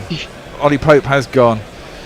Matt Henry has got him. He's fenced at one outside off stump. It seemed to go a little bit off the pitch. He jabbed at the ball, and it's caught the outside edge, gone through to the keeper. And Pope, having looked pretty decent, and it's not a bad ball. We have to say goodbye to him. And I think, as we were saying, outside the off stump, that's what they were targeting on him, weren't they? Yeah. I told you it looked uncomfortable. Well.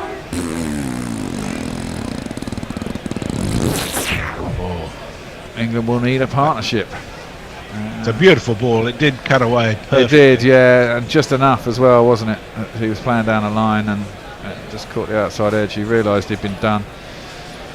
Well, that brings out this man. His voice is high-pitched and ginger hair like a picked, but massive runs he has hit, so there's that. Introduce yourself. Joe Root. Introduce yourself. Joe Root. Introduce yourself. Joe Root, actually. Joe Root, actually. Yeah. It's the master. He's master accumulator, isn't it? I sincerely hope he's not going to be any discomfort with his fingers or the injury that he had in terms of the catch that he took, because this is going to be a very, very crucial time for England. One more wicket and I think we'll be in dire straits. I don't think we'll be in dire straits, but it'll certainly slow things down, and the wind certainly won't be necessarily on, especially when you've got Johnny Bairstow coming in next. Anything could happen. And you certainly want you don't want Johnny Bairstow coming in with less than 30 overs on the ball either, because it might still do stuff that will flummox him. But he hasn't been in that much of a great form. No. Well, this is the kind of game where actually they go, we want to win this, Johnny. You're going to go out there and you're going to play IPL styley. Maybe he'll do something better. And then Stokes after that, and Folks will be back to the tail again. So I hope we don't have to be in that situation where number 8, 9, 10 are exposed. But let's see. No. And one thing, if the Kiwis get Root early, having said that, his first shot is a lovely drive back down the track. Looked effortless. Fielded off his own bowling by Matt Henry. There's no run. This is it. I mean, he's like our talents man along with Stokes. But if you get Root early, everyone sort of feels a bit like, ugh. Yeah. Mind you, his bat's about 3 feet wide. Yeah. That was a good ball by Matt Henry. Brian says the scoreboard at the ground says 57 overs still to bowl. Oops. Pope's gone. That's clipped into the leg side by Root to get himself off the mark. Missed fielding by whoever it was at mid-wicket, Devon Conway, I think. He's chased it down after that, and Root has said to Alex Lees, let's get a move on, and they've got 3 runs. And England are 56 for 2 after 15. Pope is the man just out. Jay says, I try not to be stereotypically British, but if a friend comes around who doesn't drink tea, it utterly derails my social dynamic. In my confusion, I become Mrs. Doyle. Farong says, I'm not sure of whom. A shit bowler, but shite gets wickets sometimes. Josie Oak says, and the collapse is on. It's almost as if you're looking for those moments, Josie. Yeah, well, we know. Our man Josie often thinks that way. And Warren, of a similar ilk, says, maybe it will be done before my work calendar starts in half an hour. Leah says, collapse already. I'm not here for a sports epic chronicling a record chase. I'm here for Three Stooges type comedy. And Jay says, I don't give a shit about the result. I just don't want a craven surrender. Yeah, well, funny things happen on last days, don't they? We'll have one more over in this formation, and then we'll switch over, and Bennett will take over from me. Bolt is going to bowl it. We really need to get through Bolt, don't we, Bennett? We just need to get to the next change of bowler. This is what, his 4th over after lunch. Probably got 2 more, 3 more after this. Anyway. I think we should capitalise on Jamieson not being there and Southern bat. Precisely. Exactly. That's why you just got to hold in there until the first bowling change is done. Of course, they had that period before lunch where they can have the same bowlers after lunch as well, because obviously they get 45-minute rest in between. First ball of the next over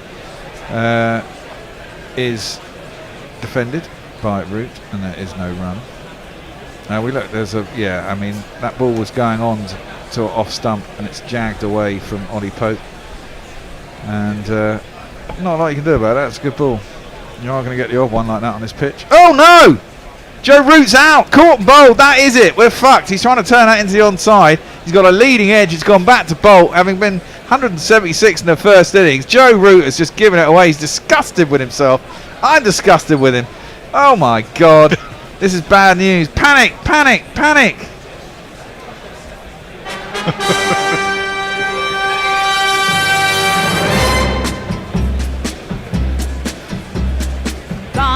And Trent Bolt was smiling just before he caught that. He knew that was going to be out. I think they had just held up on him a bit. He's always smiling, isn't it? That was a very good delivery on the leg stump and moving in. Joe Root was confident. He was trying to give himself room to play on the leg side. Top edge there. Yeah. I think we are in trouble at the moment. Well, we're not so deep in trouble. I think that probably slows down any thoughts of going for a win, really, I thought, for the time being. Now you just say to them, right, okay, let's just bat and see what happens. Just don't give it away.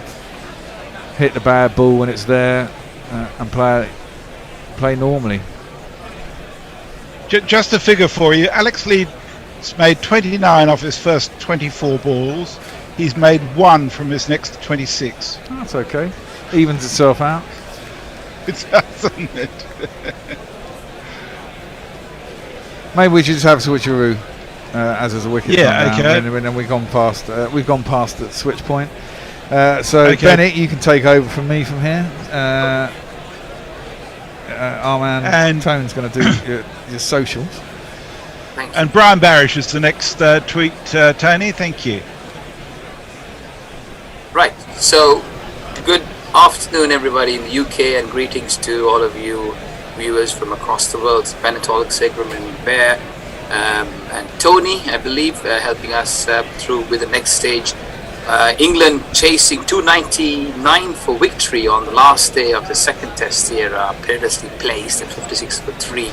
The last man out, Joe Root, brilliantly caught and bowled by Trent Bolt, who's having a wonderful opening burst here. His opening partner Tim Southey not having the same to be said about his opening burst, but Trent Bolt has always been the danger man with the ball. He's bowling with his heart and soul. He's just come back from the IPL.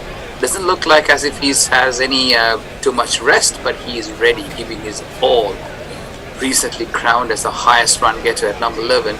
He's pumped up and it's just dismissed the dangerous Superman of English cricket, Joe Root, who scored a brilliant 170 odd in the first innings, out for 3. He was looking very confident out there, but trying to play him away on the leg stump, and unfortunately caught in ball. So England have lost Zach Crawley for naught, and they've lost Ollie Pope just a little while ago for 18, flirting with danger outside the off stump of a very good Matt Henry delivery for 18. And they're 56 for 3 or 15.2 overs. They've got a victory target of 299. So what should the approach be now there? How do they weather the storm here at Trent Bridge? I still don't think the wicket's that bad. I think you just got to play. Don't think about the win, and just play it. Well, I hate to say play your natural game with Johnny B at the crease, but generally, yeah, play your natural game as he go. Comes in, the next one's outside the off stump. See, my concern, there's no chance of it. My concern there is we don't have like a batsman the next 3 or 4, unless it's like folks coming later who can stay there and grind it through, isn't it? So unless Alex Lee sort of says, hey, I'm going to hold one end and try and see if these guys can bat around. Well, I think they're good enough. The thing is, yeah, they might not do that. I don't think it's not kind of wicket where you need to grind, though. I don't think. Yeah, Trent Bolt comes in, and this one's a good length. And Johnny Bairstow watchfully plays it on the front foot. Bairstow coming in again straight from the IPL, had a reasonably good outing in the IPL. It's funny how his place is always talked about, isn't it? He's just scored century in a couple of series in West Indies and series before, but his place has always, from the time he started playing, been in doubt, and people have been always criticising his role in the side, wicket keeper or top order, middle order, etc. But here he is, a point to prove. This is when we see the best of Johnny Bairstow. Oh, that one's outside the off stump. Bairstow didn't know where the ball was. He got himself into an awkward situation, but nevertheless, the ball trickles pass on the leg side towards a short fine leg area, and then a loud call out from Alex Lees. The batsman go through for a quick single. A worried-looking Ben Stokes in the pavilion, watching proceedings very watchfully indeed. Interesting part of play here. Keen tussle between bat and ball. Trent Bolt being the agonizer for English cricket at the moment. He's just looking threatening by the ball. How do we negate the Trent Bolt assault? Just defend him and wait till he gets tired. I love that. Trent Bolt comes in. This one's on a fuller length and played towards mid on it. A bit like what Messi said. Alex Lees scored 29 runs off the first 24 balls and just scored the one off the next 27 or 28 balls, which is a great way of converting his momentum. Over to you, Tony. I apologise for That's all right. I'm going to go slightly out of order. Brian 001, who's at the ground, of course, says silence here at the Roots wicket. Yes, I'm not at all surprised. Brian Barrish says, sorry Bear, the no Roots / Joe Root jingle is far superior than the other one. Jersey Oak said, any rain due? Sadly not, Jersey Oak. I said the collapse was on, he said we're doomed. Mog in big letters, all capitals with loads of exclamation marks. Jay Grover, are you watching? He says, a crisis alert, doom. Dave Wood just goes coughs, but he had earlier tweeted going, good morning, my first listen of the summer, looking forward to England being all out for 74 shortly before tea. Where are they? 57 for 3. I was going to see what I can hedge on. Jay Grover says, bloody New Zealanders coming over here, taking our wickets for wrongness, going for the bear, press the panic button. There's a big panic button that he has sent to us. And Warren says, all set up for Stokesy Leachy heroics. Well, after this ball, Matt Henry starts in a fresh over, right arm over the wicket. Comes in, and this one's on a good length, but Bairstow on the back foot lays it back to Matt Henry. No chance for it. Bear, go ahead. well, the bookies have England at 6-1. They have the draw at 8-11, or 11-8 on, and New Zealand it's like at 2-1. Wow. Okay. So that's as far as the bookies go. But can the Brendan Macklem coached New Zealand side, the rejuvenated side, would bring something special out here? And yes, they can, and form of a shot, at least for the moment. On this occasion, Johnny Bairstow nicely watching the ball onto the bat and plays it past the cover area towards the boundary, and he picks up a couple of runs here. Johnny Bairstow on 3. That's on the other side. Alex Lees looking comfortable, and England slowly but surely moving on to 59 for 3.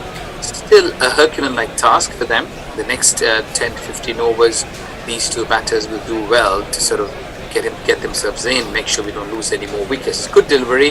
Bairstow on this occasion on the off stump coming in, swinging in, and Bairstow on the front foot watchfully plays it back to Matt Henry. No chance for Matt Henry playing his first test.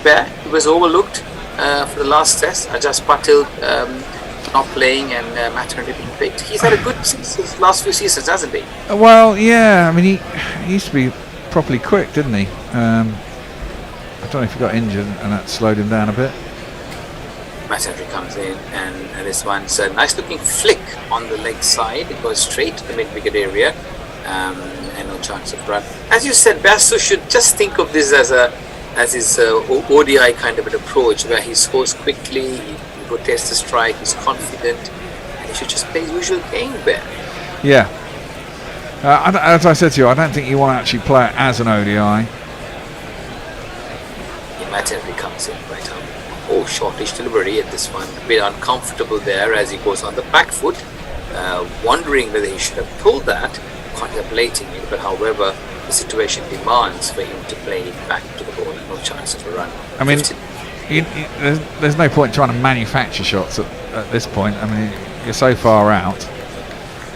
You hit the bad balls, it's still coming onto the bat quite nicely. If it gives you width, you hit the width, you know, You beat the infield, and more than likely you're going to get 4 anyway. How many overs do we have for the day, do you know? Overs, left. Left, 4. Let's have a look. I'll just get the scorecard up and I'll be able to tell you. So, Matt Henry comes in, runs on the Midland leg, and he tries to play it. I'm not sure whether with his pad first or whether there's any bat in there. However, the batsman go through for a single. Matt Henry quite disappointed with himself. It came out in the middle of the bat, man. He defended that with the bat. There was no pad involved, I don't think. Oh, there was inside edge onto the bat leg, but there's a lot of bat involved in that. There are 57 overs left. Oh, 57 overs, and they need to get 200. Oh no, that's wrong because that's not refreshed. Well, in the meantime, Jersey Oak says out comes the walking wicket. I think that's Johnny Bairstow. The opening statsman says leaks ? Warren says broad stroke. Stokes, is this a conversation of combining players' names in some way? Jeff Perkins says Loki, like the Norse god. 55 overs left in the day. 55 overs, 240 runs to get. So just over 4 runs an over is what they need to aim at. At the moment, England certainly is struggling to rotate the strike, and the New Zealand bowlers certainly doing well to curtail the English batsmen. A very interesting passage of play here. England looking to sort of capitalise on this partnership. They do well to sort of hold on for the next 5-10 overs. Do you think spin will play an important role later on? Yeah, I certainly do. Trent Bolt comes in again. This one's on the offside, and Bairstow plays it towards middle of fairway. No chance of a run. And I think England might want to try and hit the spinner out of the attack, because if Jamieson's can't bowl and the spinner can't bowl any length of spell, then the other thing is the fast bowlers will get tired. It's been a hard match for bowlers. They've been out in the field a long time on both sides. Yeah. Bowling a lot of overs. They're bowler short. Kyle James is not there. Tim Southey not looking his usual self, struggling for form. So we've got the 2 frontline bowlers who are operating now, and then the part-time spinner who's now become the main force to reckon with.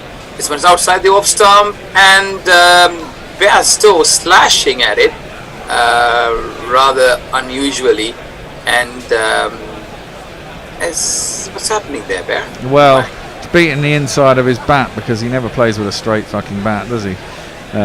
It's always at 45 degrees.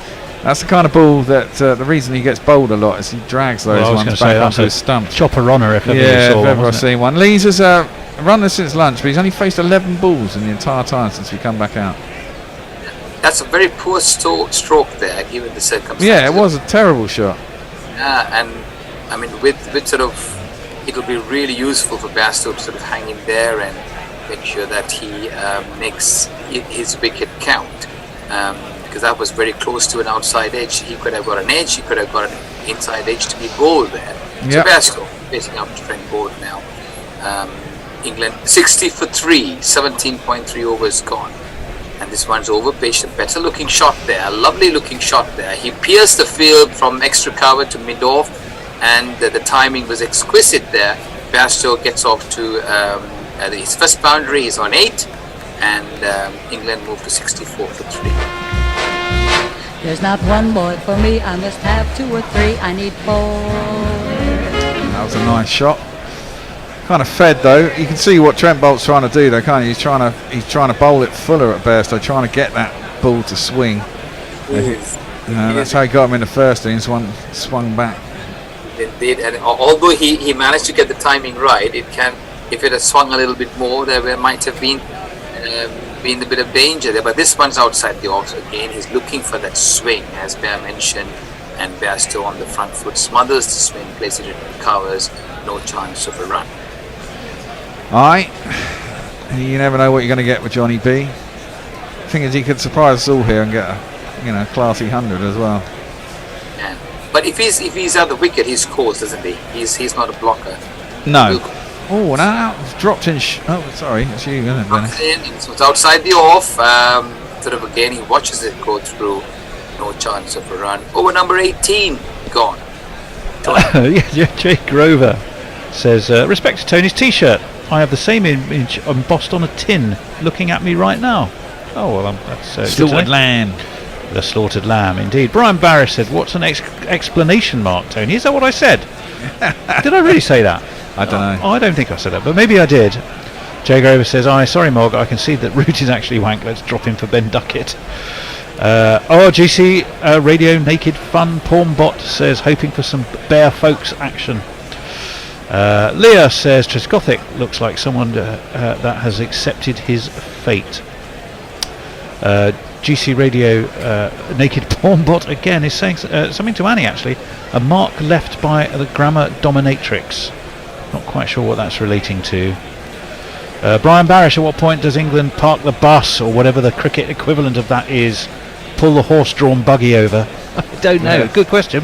Pat Henry comes in, starts up a new over, and this one's outside the off stump, and Lee's watchfully plays it into the covers. No chance of run. Target 299. Lee's on 30. He's just scored the one run since. Oh, he hasn't scored a single run yet. No, he hasn't scored a single run. Wow. He's decided to sort of anchor himself. Looks like he looked like as he was a man on a mission when he came when he came to open the innings, didn't he? First two balls scored a boundary, and this one again nicely played. As we spoke, he breaks the shackles, over pitched, nicely driven past the bowler in the wee area for 4.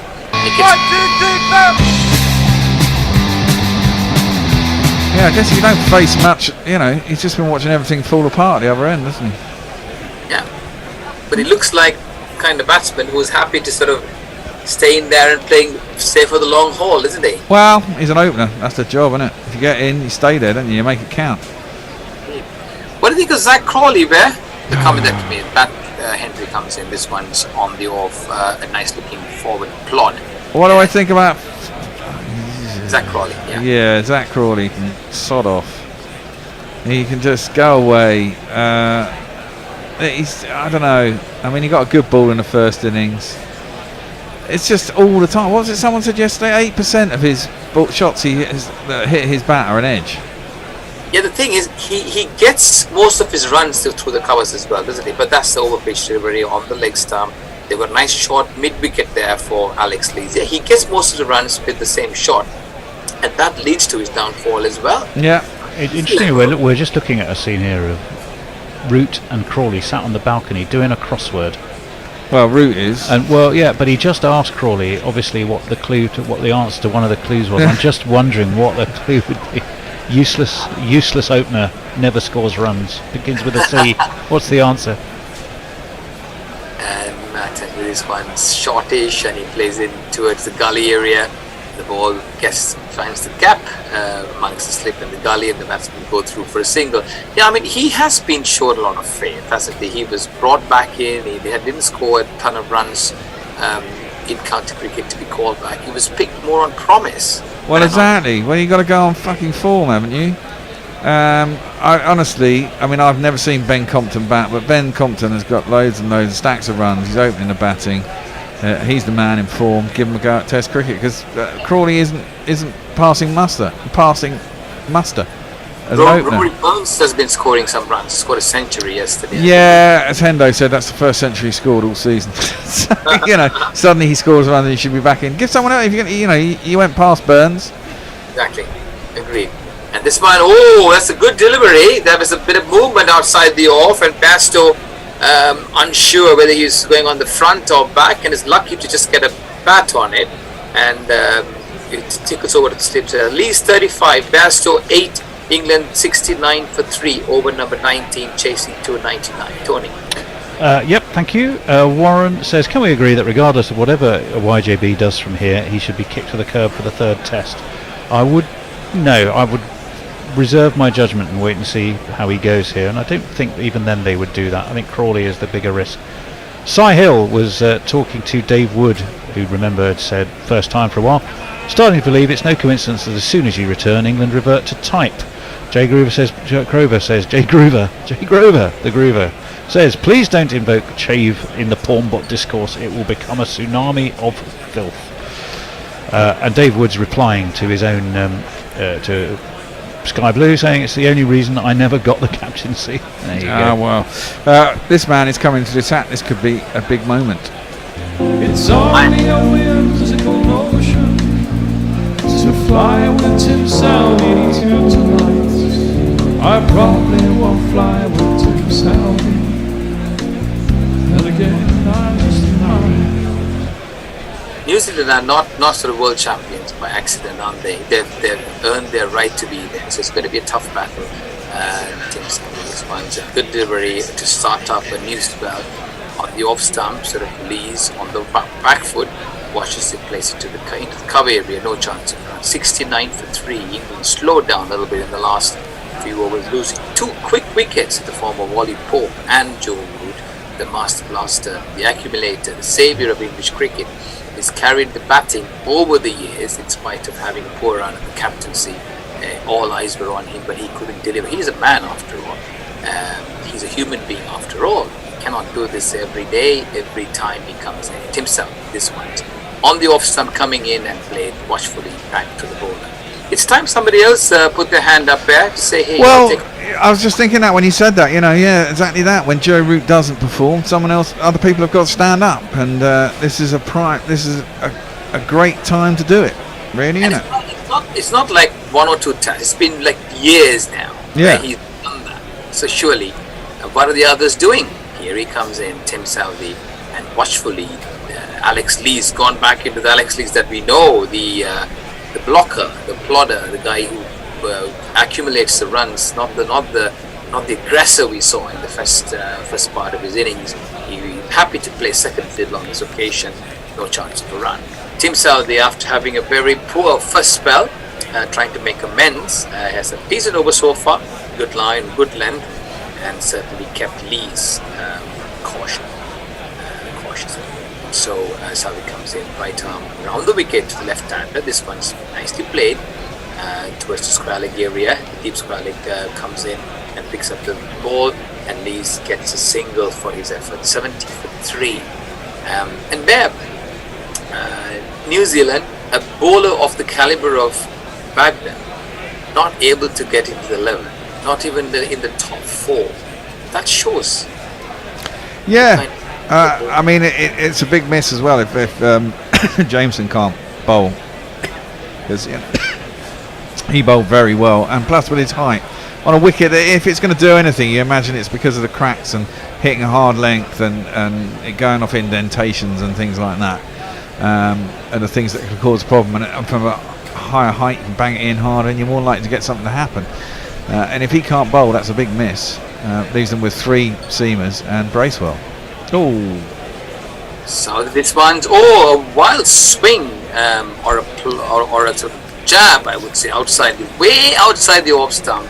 And was that a shot needed there? He was just trying to get on board there. Could have been an edge easily at this stage of the game. Johnny, come on. Yeah, but it's kind of there, isn't it? It's short and wide. Most batsmen probably would have a go at it, but he never put his back foot across to lean into it. He was nowhere near the ball.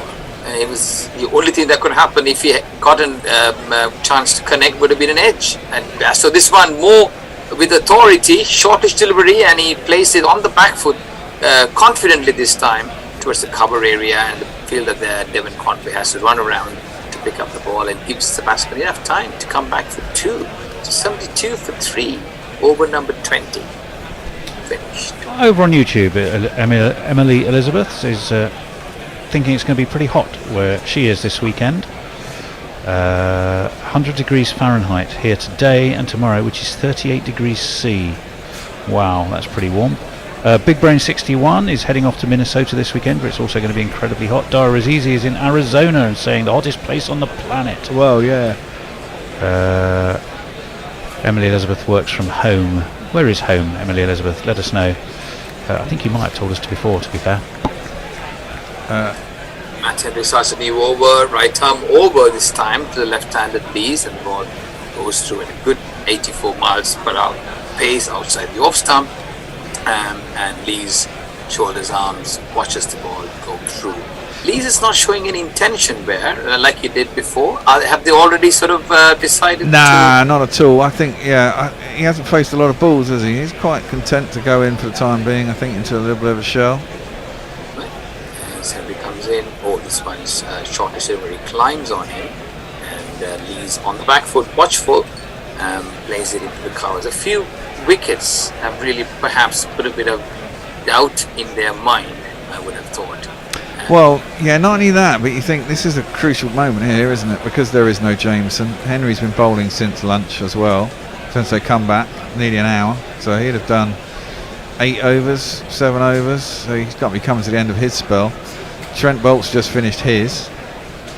As Matt Henry comes in, this one's a little bit on a fuller length outside the off stump, and Lees drives this one a bit more confident towards the extra cover area. Goes straight to the fielder there, Matt Bracewell. No chance of a run. So the only man left now is Bracewell, isn't it? Unless someone else bowls part-time. I don't think there's anybody else there. No, I don't think there is either. So it'll be interesting to see how they play them. And Bracewell's been a very interesting addition, hasn't he? He was, and here he comes in, this one's outside the off stump, and Alex Lee's not getting too much timing on that. If you remember, Bracewell's uncle was the off spinner, John Bracewell. I think we spoke about this thing together. Apparently his father is one of 4 siblings who played first class cricket for New Zealand. Bracewell, formerly a wicketkeeper, batsman, converted himself into more of a offie just so that he can break through. What a story. And what a debut. He's at 49 and 25 and 3 wickets. Decent return. In this one's on a fuller length and plays again, not finding the gaps where he's getting those shots in with nice timing but not able to pierce the gaps. His uncle John Bracewell scored a ton here at Trent Bridge, the only time New Zealand ever won here, which was in 1986. So successful as a family here. He actually played with distinction for Gloucestershire for a long period. John Bracewell, off spinner with a nice loopy action. I remember my young days. As Henry comes in on middle and off, and this one again, Lees plays it nicely towards the extra cover region. That's made it over. 21 overs gone. England 72 for 3. Lees 36. Bairstow 10 in pursuit of 299. And we're the last day of the second test at Trent Bridge. Emily Elizabeth's home is Chicago. Go the Cubs, she says. One of my favourite cities. Used to pass through there an awful lot on my way up to Michigan. Dean McQuillan says missed a couple of wickets and a very big one by the looks of it. Yeah. Dara Azizi, Bairstow should look at his test. This is his test future, not an ODI. Jeff Thomas wanted to know how many we think Bairstow will get.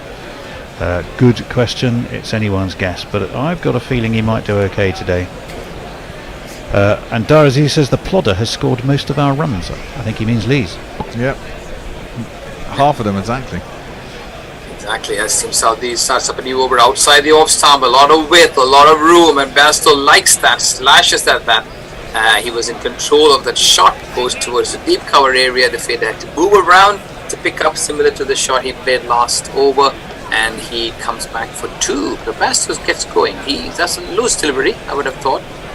Gives him a lot of room outside the off stump. And Bairstow loves that. I thought he'd put it away with a lot more assurance. He's struggling with the timing, is he, Bear? Well, he is a little bit, but if he does get in, he can be pretty destructive, can't he? Absolutely.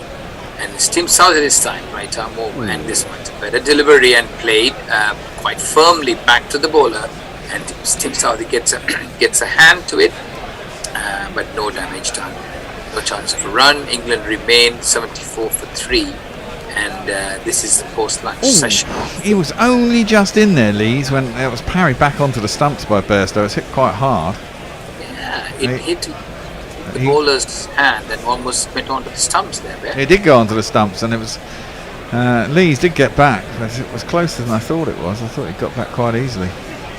That's a close call there.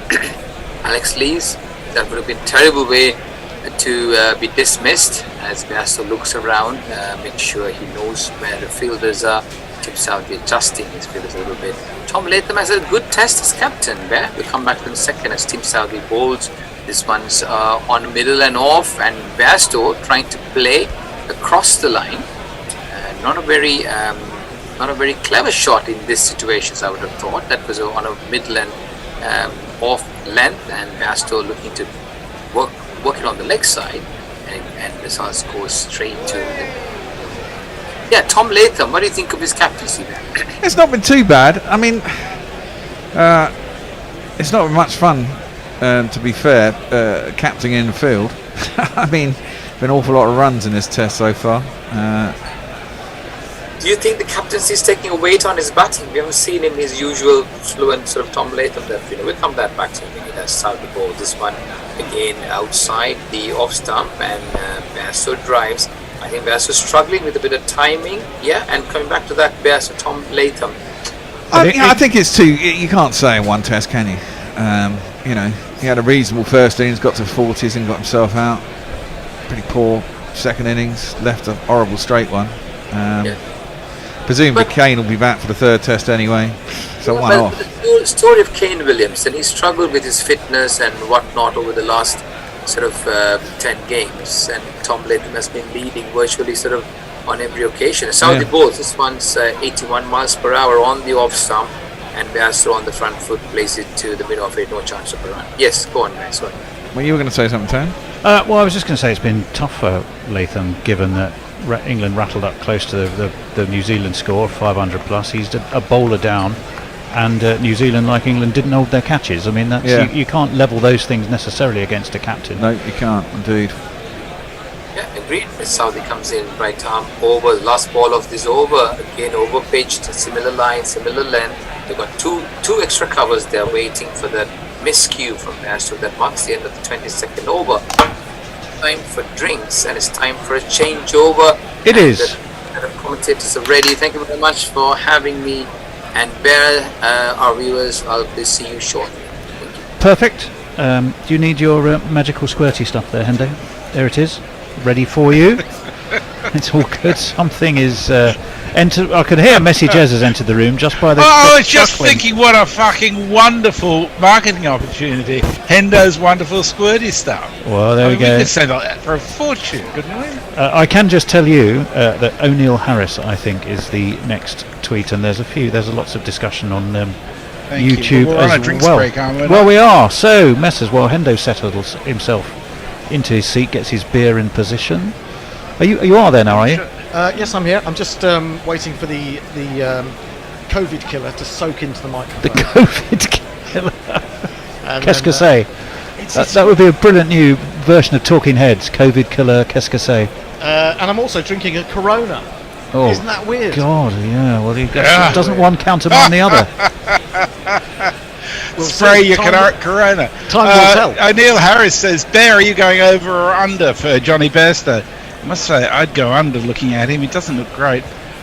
Jay says, I'm from Sheffield. The temperature doesn't matter. The mizzle is in the soul. Oh, dear. That's pretty sure of Yorkshire in general, though, isn't it? Well, harsh. England, of course, now, by the way, are 74 for 3. They have lost Crawley very early during a fantastic spell from Trent Boult. Pope looked in good order to keep Lee's company, who scored almost all of his runs before lunch, and then after lunch has barely faced a ball and added, I think, 6.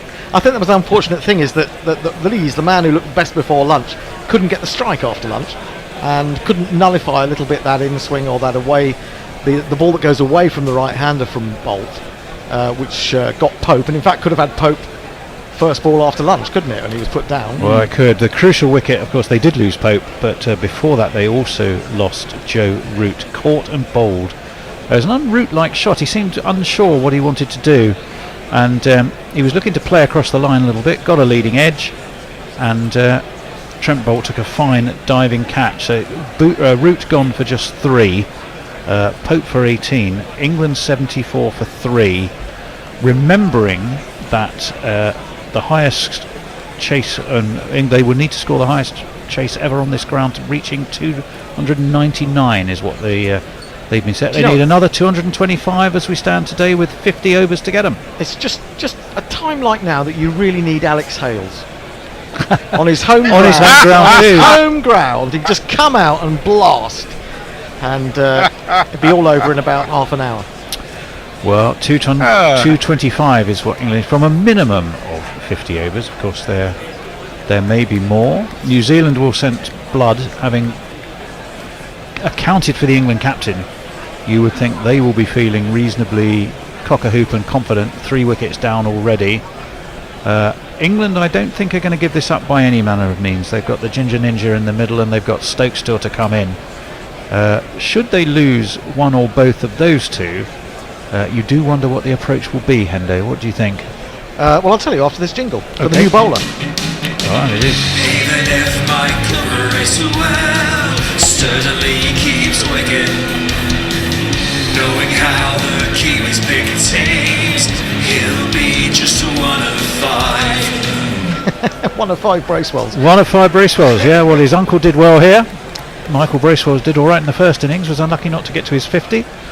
What did he do in the second innings? He came out and tried to thrash it, didn't he? He got a quick 25 or so. Oh, he did. Yes, he did. Whilst Mitchell at the other end, who'd scored all the first innings runs, was kind of just watching really, and just nudging it here and there. Calmed, wasn't he? I think, minimum overs remaining today 50. So you're looking at England having to go at 4 and over. At the moment, they're only going at 2.6 based on what's happened in the last 10 overs. So these guys have got to get settled down again and build a foundation for the bigger hitters to come. Well, here's the off-spinner Bracewell, and his first ball is crashed by the left-handed Lees out towards extra cover, and there is no run, 53 miles an hour. When I say bigger hitters, really, there's only Ben Stokes. And after that, maybe Stuart Broad, in terms of those who are going to hit it a long way. And if you can go in a time machine. Around the wicket comes Bracewell, gives it plenty of flight and loop. I like that. And it's pushed again into the offside by Lees. Playing cautiously against Bracewell initially. I do like Bracewell. I think he's a really talented looking cricketer. Batted beautifully in both innings, and he's bowled well, got a loop, and looks more threatening than Leach. Didn't take a wicket in the warm-up game at Chelmsford, Bracewell, but I'm not sure how much bowling he would have got in that, as this one is just cut straight to backward point, no run. I think he got a 50 in one of those warm-up games, but by all accounts he hadn't had a particularly good season in the domestic New Zealand season campaign. In he comes, pushes this one through a bit, runs his fingers across it. Again, it's cut to point. They will get a single this time and bring Johnny Bairstow, who is whippet quick, between the wickets, back onto strike. So he's going to have 2 Bracewell balls to face now. If I was young Bracewell, who isn't actually that young, he's 31, but I suppose you and I could call him young. Yeah, relatively speaking. If we can call him young, I'd toss one up and just say to Johnny, come on, have a go at hitting me. Well, I think Johnny might well do. Exactly. I think he's got to work out what his strategy is going to be. I think they've got to have a look at it. Strategy is too many syllables for Johnny to have in one word. Probably. Forward driven nicely, but it's going to be. Is there a man at mid on? Yes, there is. It's Neil Wagner. How he would love to be having the ball in hand, coming into bowl rather than fielding at long on. Where I imagine he's been set to Bairstow for one of those big booming attempts down the ground, wouldn't you? Yeah, or at least to push right back there, make him think twice about it. Round the wicket comes Bracewell, last ball of this over, cut nicely by Lees, straight to extra cover. Henry Nichols fields, and they won't run. So at the end of that over, is 76 for 3. I have to say that almost every ball could have gone for runs if they hadn't had such a well-placed field, to be honest. Lees looked confident, but he just couldn't get it through. He couldn't hit it hard enough or place it well enough to get through quite a busy offside field. And I do worry when I see people go back to spinners and go to cut, and so often you just get that thin edge through to the keeper or onto your stumps. But there's no turn. There's no real turn. What? Jeff Perkins wants to know: is the Hendo Squirt Corona Killer from Bear's mother's liquor cabinet? Oh God! It's probably actually less dangerous than that. It possibly could be. It would take the end build. Wouldn't do your insides much good, I suspect, that stuff. Certainly, you feel quite high after using a mic that someone squirted with it. it's good stuff. I mean, we might have discovered a new psychedelic instrument here. Well, I reckon we should definitely be marketing it. Bairstow is going to face Southey, who Bairstow pushes him nicely out towards long on, pushes him all the way for 4 runs. 1, 2, 3, 4. And overpitched.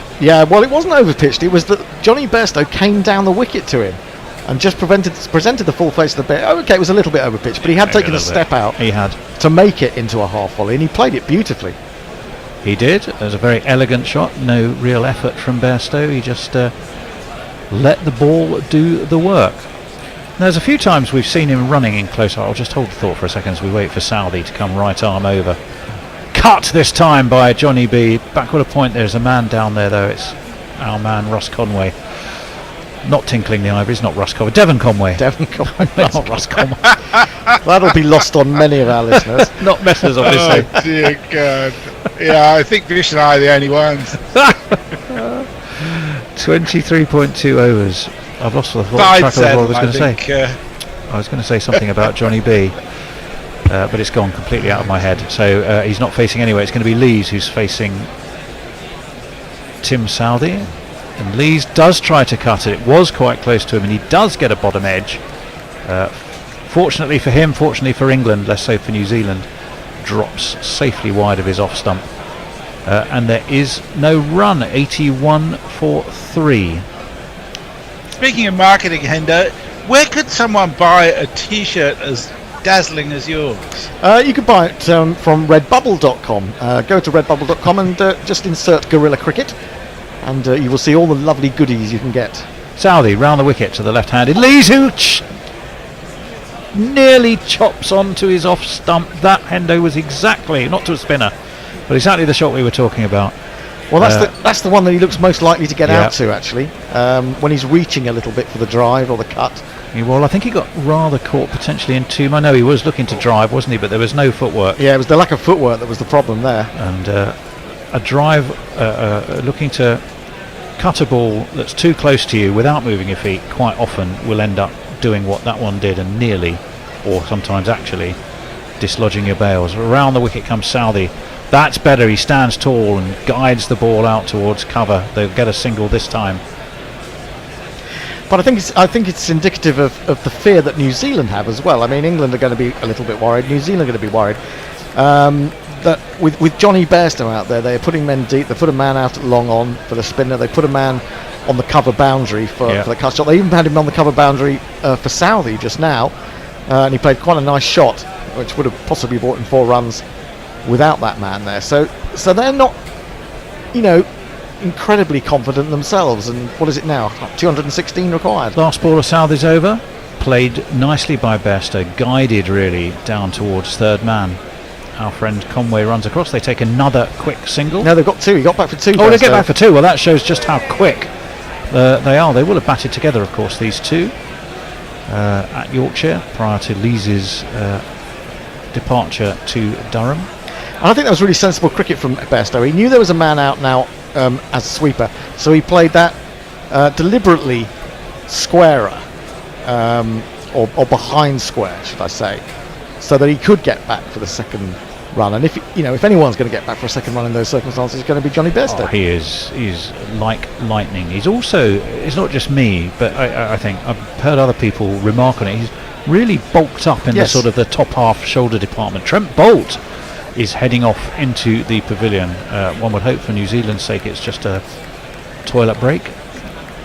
As in comes Bracewell, steered away into the offside. No run from Lees, who continues to masticate furiously beneath his helmet. Steady on the porn bot will get going on that one. 84 for 3. Don't give opportunities for the porn bot. The porn bot. Yeah, afraid so. Bracewell with that fabulous Barnet of his, and this one is full, and Lees again just guides it gently out into the offside. Once more there's no run. none for 2 so far for Bracewell. He's bowled very tidily. He's not afraid to give it a fair bit of air. Rather more, one suspects, than Jack Leach is prepared to do it. Forward again comes Lees into the offside, no run. I think Jack Leach's confidence has been undermined the way he's been treated by the England team. He's in and out of the team, even if he's not injured or ill, and I just think his confidence has gone. As we wait, around the wicket comes Bracewell. There's a leg slip and a more conventional slip, and this is away into the offside once more. Yeah, just looked as if he was lining that up for a big drive, and he didn't in the end. He just settled for playing it gently. I think he checked himself. I think he did, yes, rethought it. Absolutely. Did a quick assimilation of the state of the game and said that might not be the smartest move. Coming around the wicket now, there's a fielder. He has gone for it this time, as it's absolutely launched over long on, launched all the way, up goes the pistol arms, and it's a maximum. 2, 4, 6. A maximum just as England had brought in, was it a silly point or a forward short leg they brought in? Silly point, silly mid-off. Actually, I just want to say that probably was hit flat enough to rank as one of these. Smack it in the air. Smack it in the air. Legs move it side to side. Smack it in the air. There is a silly point. There is a slip. Maximum. But Lees feeds them both and steers that towards point, and there is no run. And the maximum, of course, is our new news and views letter, he says, jumping in, which you can get if you become a Patreon at £4 a month or more. You go to patreon.com/Guerrilla Cricket. And yes, John Bullock, I am talking to you if you're listening. Go to patreon.com/Guerrilla Cricket and donate £4 a month. And hopefully that won't make you destitute. If it does, there's always the Citizens Advice Bureau. Chris Acquire says Hendo's squirty stuff is reminiscent of the Goon's Colonel Bloodknock. Are you really, sir? Is it time for my perversions? One for the kids, as Grubby would say. I believe that this squirty stuff is actually the product of one of the richest men in Britain, who's actually now gone to live abroad. Voted for Brexit, but decided to go and live abroad. Isn't it Jim? Can't remember what his surname is. He owns the company Ineos. And he does, but isn't Mrs. Sunak one of the main shareholder in that as well? Oh, is she? Am I right? Could well be. Tim Southey is going to continue. Right arm over. And that is cut, and it was close to his body, but he guided it beautifully down towards third man. There will be a fielder down there. It's our man Devon. They're going to have to hurry to get that for the second. They just about make it. Bairstow is quick. And he had to be quick. And Conway, who'd taken a bit of a tumble, had a pretty decent arm too as he got that throw in. That they did decide to take. Did they attempt? Was it 3 they took? They took the third, yeah. Yeah, they took the third. Well, that's what it was. They had to really run. Lees had to kind of run around Bairstow. Yeah, they came back for 2. Johnny had a look. He went, yes. Well, actually thought about it for a while. And then he had to really press the old afterburners, but it worked. So 3 more to the score for England, 93 for 3. This partnership going quite nicely. Shush! Sorry, as that one beats the outside edge, it's taken the outside edge. Southey has got the outside edge. Lees has gone. And yes, I'm afraid I may have said just the wrong thing there at the wrong moment. Because that 4th wicket has gone. It's there. Lees, who was well set. Southey's got the edge. England were looking to push on, and just as they were looking to do that, the tickle took the edge. Blundell did the rest, and Lees has to go. Fuck off! Just fuck off! That's aimed at Tony. That's not aimed at Alex Lees. It's nothing to do with Alex Lees. That was all Tony. He's got to 44 again. He's batted really well, and he's just beginning to pick up again after lunch, after not getting much of the strike, and he's just feathered one through. It didn't seem to do a lot. He must have just played inside the line ever so slightly, and that's Tim Southey's first wicket of the match, would you believe? And it's conceded something like 185 runs in both innings. But that is a massive blow, because you're thinking the man who can stay out there and perhaps occupy the crease while others are playing more shots around him would have been Alex Lees. Now we're going to have to see what Ben Stokes comes out with, and what sort of approach. Perfectly set for him. Well, in one way, but in another way, not really. Anyway, this is his jingle. Ben?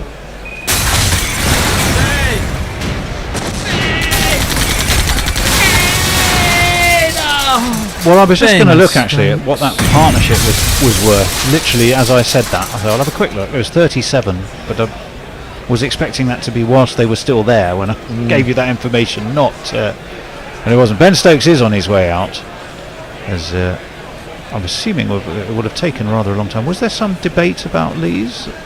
I don't think so. No, I think maybe we're just not seeing this real time. It's extraordinary because no, this isn't real time. This is they're just showing the I think the ovation that he got as he came out to the middle. Ah, well, he is getting a fantastic, or he did get a fantastic ovation. He's now scratching his mark and setting himself. And what's going to be interesting to me, Hendo, is how do these two go about this? Well, I was going to say, you cannot put a pause after scratching his. You really can't. Not with a pawn bot around. I don't know. I just think that's one of those kind of freak wickets. There's nothing about the ball that should have got him out. I think just maybe he was a little bit late on it. It didn't really do a lot. I mean, Southey, okay, may have had a bit of poor luck earlier in the match, but he's not bowled particularly well in this innings. He didn't look like he was going to take a wicket, and he's got one, and that's cheap. That's a very cheap one to get in a way. England need to make New Zealand work harder for their wickets, and Southey hasn't really had to there. Well, he's got two slips and a gully as he bowls to Stokes, who immediately just defends. So it's one left-hander for another, as far as England is concerned, or as far as New Zealand have to bowl at. He didn't. He just prodded at it. Merely, it was a bit of a prod. It was the faintest of feathery edges, but it was good enough. Tim Southey knows that could be a massive wicket in the context of this game and this chase. Maybe with the angle it's just straightened a smidgen, but 1 for 33 in this innings. Around the wicket he comes. Stokes again defends, lets the ball sort of angle the bat a wee bit. Away it goes to backward point, no run. It's difficult. England have made a bit of a rod for their own back by saying that, or sort of implying that the way they're going to play is always going to be attacking, and so if Stokes just knuckles down here and looks for the draw, then people are going to say, well, what happened to your magnificent new approach, the Stokey Cullum era? And it's difficult. I wouldn't want to be in Stokes' position right now. Well, true. 206 is what is needed. So what is needed is a big stand, as this one's left outside of the off stump by Stokes. As is his recent wont, under McCullum or otherwise. He's taking his time and making sure he has a look, not taking any risks. His natural approach here must be constrained. We're watching Joe Root and Zach Crawley. Joe Root is still busy on his crossword up there. He's probably saying, how do you spell doomed? Is it 3 D something something something something something ED? 3 zeros. Southey round the wicket, very wide of off stump, and once more left by Ben Stokes. 26 overs completed, 93 for 4. The run rate's not the problem. The 4 in the wickets column is Messers. Got a few to get through. Stokes needs to take Hales out for a drink to talk things over, says Jay. He also says Bairstow is like the creation of Dr. Moreau, the mood whippet. Warren says, Tony, are you making culturally inappropriate assumptions, Ray, YJP and whippets? I just said he was whippet Jay quick. says, I didn't say where the whippet came from. Jay says, piss off, Hendo, you lived in Leeds where they have no souls. That's true. Chris Sequire says, Russ Conway, I'm now thinking of Val Doonigan's TV show, and not entirely pleasant, of Mrs. Mills. I thought of Mrs. Mills when Russ Conway came up. I thought, oh my God. Mrs. Mills. I am old. Oh. Mrs. Mills. Peter Lloyd says Jim Ratcliffe is in charge. Jim of Ratcliffe, Ineos. that's the guy. Yeah, I couldn't think. It was Mrs. Sunak is a minority shareholder of her father's Infosys. Oh, Infosys and not Ineos. Yes, quite right. This one is guided by Bairstow off Bracewell, and we'll get him a single. We'll bring his captain Ben Stokes back onto strike. 94 for 4. Now this is the approach we've got to watch, isn't it, against Bracewell. Bracewell got him out basically because Stokes wasn't satisfied with 2 6s and a 4 in an over. No, you have to be. I mean, there's attacking and then there's basically negligence, really, and I think that was negligence from Stokes. I think if he had batted on, England might have got past New Zealand's total. I mean, it's difficult to say. I mean, folks had to come in and get a 50, and did a good job. But I just felt that Stokes was seeing the ball so well that had he stayed out there, he would still probably scored about 4 or 5 and over. Well, I think he's probably less inclined to go after him from the off, is Ben Stokes, but who knows, I may be wrong. If it's there to hit, he may well want to hit. Around the wicket to the left-hander comes Bracewell, and carefully forward comes Ben Stokes, pushes it towards short mid-wicket, and there is no run. 299 needed, 94 for 4. The score, that's too many wickets, you would think, as far as England are concerned. Bracewell forces Stokes onto the back foot this time, and he plays that right in front of his stumps. Well enough, prepared to use his feet, but was certainly forced back, was Ben Stokes, as Bracewell just pushed one through a little bit to him. Once more, carefully forward, everything correct, back to the bowler by Stokes, no run.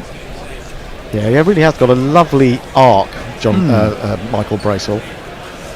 Looks like a very skillful off spinner. Yeah, got a little bit of turn there as well. Here he is again, round the wicket. That one went straight on. Stokes guides it out towards long on, and will just take an easy single. So nothing flamboyant, nothing reckless, all careful and watchful stuff from Ben Stokes. We'll leave Johnny Bairstow one a ball of this over from Michael Bracewell to face. 95 for 4 is the score. Bracewell with that magnificent shock of brown hair, swept by Bairstow, swept all the way along the ground, swept straight to mid-wicket, and consequently we hit it so hard, no run. So at the end of the over, Bracewell's number 10, England 95 for 4. Yeah, Bairstow probably thought he got 4 runs when he hit that, and the mid-wicket was set back. He wasn't saving the one unless he'd hit it as hard as he did, and unfortunately he did. He connected with it really well, and kept it along the ground. Wrong, who's no doubt watching on YouTube, says, hope we don't have a Mickey Arthur's shorts moment during the day. Well, Hendo and I are both rocking our shorts today. Oh God, Hendo, you didn't have to do that. Even I wasn't ready for that. Jay Grover says, I don't believe in the supernatural, but Tony, you utter bastard. Yeah, I know that. Even I'm feeling guilty. Well, he moans about the fact that when he has to come and commentate between innings, well, we only let him do it between innings because he's so dangerous. When there's actual play out there. Once it's happened. It's not hardly like a regular occurrence. Once Mickey Arthur's shorts. In comes Southey to Stokes, who just pushes away into the offside.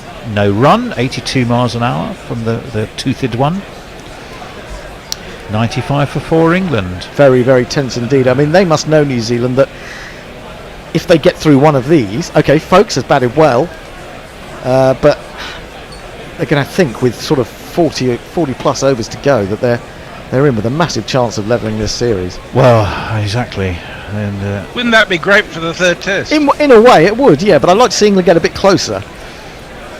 Southey, Stokes comes down the track and launches Southey all the way over his head and long off, and it's gone for a maximum. What a shot that was.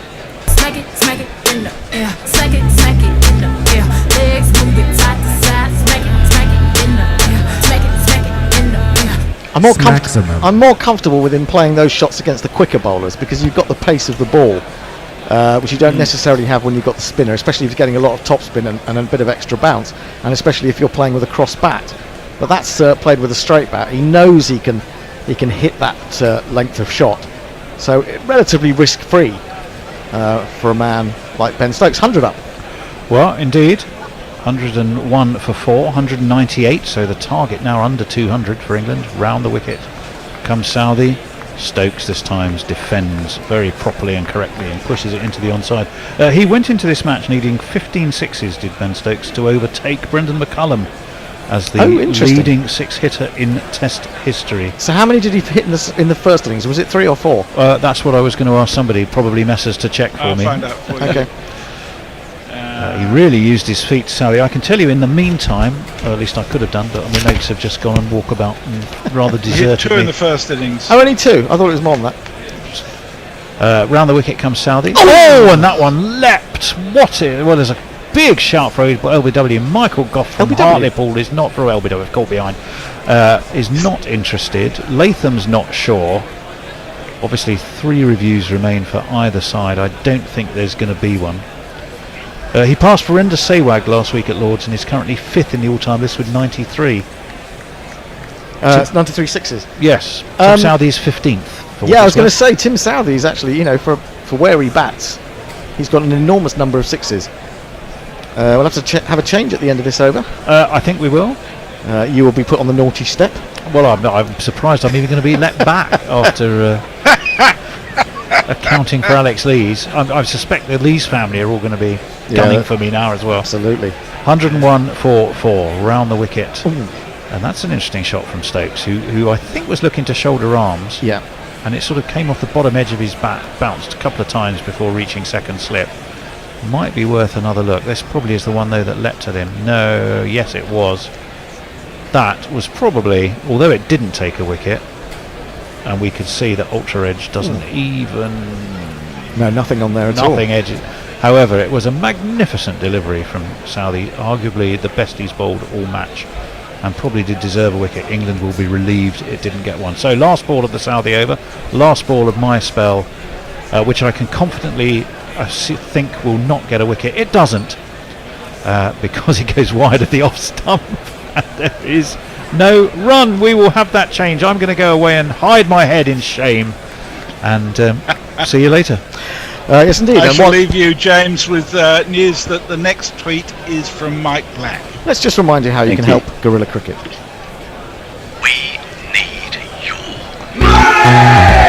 Alternative cricket commentary, bringing you laughs, bringing you jingles, bringing you joy. We are Gorillas. We need your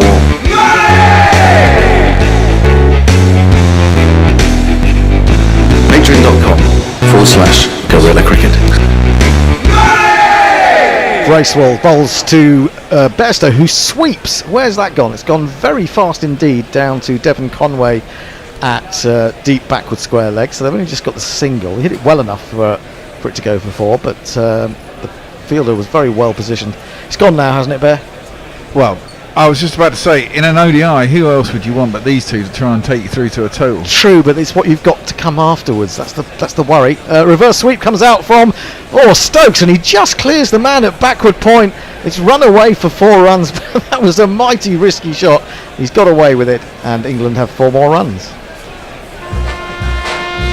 There's not one boy for me, I must have 2 or 3, I need 4.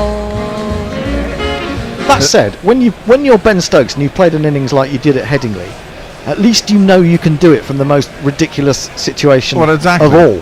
And he's done it in the World Cup final. Johnny B's pulled us out of plan in ODIs numerous times. He comes forward to this one. It's a full delivery, defends it into a well-populated cover field.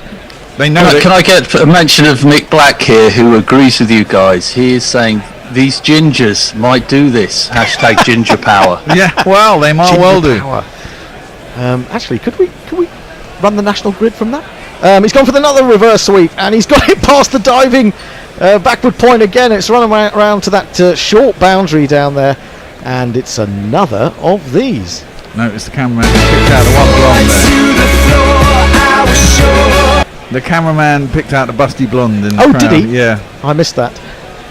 We've got Busty Ginger out there in the form of Johnny Bairstow. We've been talking about his upper body seeming to sort of loom over his what now seem like quite spindly legs in comparison. Adam, what England will want to do here is try and get Bracewell out of the attack, won't they? With an injured Jameson, they've only got 3 other bowlers. Yeah, but they've got 3 really good bowlers. Yeah, but they'll get tired, Hendo. It's hot. We'll get tired. The ball will get old. It's 30 overs old now. Yes, but England are always liable to lose a wicket even when they're going well. This is the thing. True. Just a slip as Bracewell is in, and it's just neatly steered into the offside by Stokes, and there is no run. I'm not even sure that you want to hit him out of the attack, because it's what I was thinking the other day when he tried to go for that extra 6 against Bracewell and he'd already hit a 6 and a 4. Don't you want to keep someone like that on? Well, yeah, you don't need to hit him for 16 and over, do you? You don't. This is it. This is my whole point. Bracewell Bowles onto the back foot goes Stokes and pushes it back to him. He scrambles across in front of the non-striker to field it rather unedifyingly, but has done so. It's the end of the over. It's 110 for 4. James, are you on socials for us? Yes, I am on socials, yeah. So from Jay Grover, all this we're always going to be attacking is so much bobbins. It's PR fluff and will not affect anyone playing. Well, I don't know about that, but I do agree with you, but I don't know that it doesn't affect people who are playing. I'd say it's had a pretty stark effect on some of them, hasn't it? Yeah. And then Ian Barker is saying, does anyone else begrudge Zach Crawley his match fee for 2.5 days of adequate fielding and 2.5 days of crosswords and Sudoku? Well, I'm on the basis that he must be paying £10 a day in match fees, I would think, at least for his tea, at the very least. What do they get paid for tests? About 20 grand, isn't it? No, it's nothing like that. Isn't it? No, I mean, they're on central contracts, aren't they? Oh, yeah, I suppose it could work out. You get a match fee as well. And they've got to get a match fee. Southey then over the wicket to Johnny Bairstow. Johnny Bairstow plays a really wristy cut wide of the gully. He's got enough in that I think it's going to go all the way to the boundary. It is indeed. It's one of these. Give it to me one time. Give it to me 2 times. Give it to me 3 times. Yeah. Give it to me 4 times. I did say earlier in the afternoon that the next person who gave us $10 on Patreon, $10 a month, which works out at about, £7, something like that, would get a free 2019 World Cup t-shirt. Southey in, bowls full, driven back at him, and he stretches out a left hand and grabs it before it can go any further. You will get a beautifully designed 2019 World Cup shirt that's been banned by the ICC.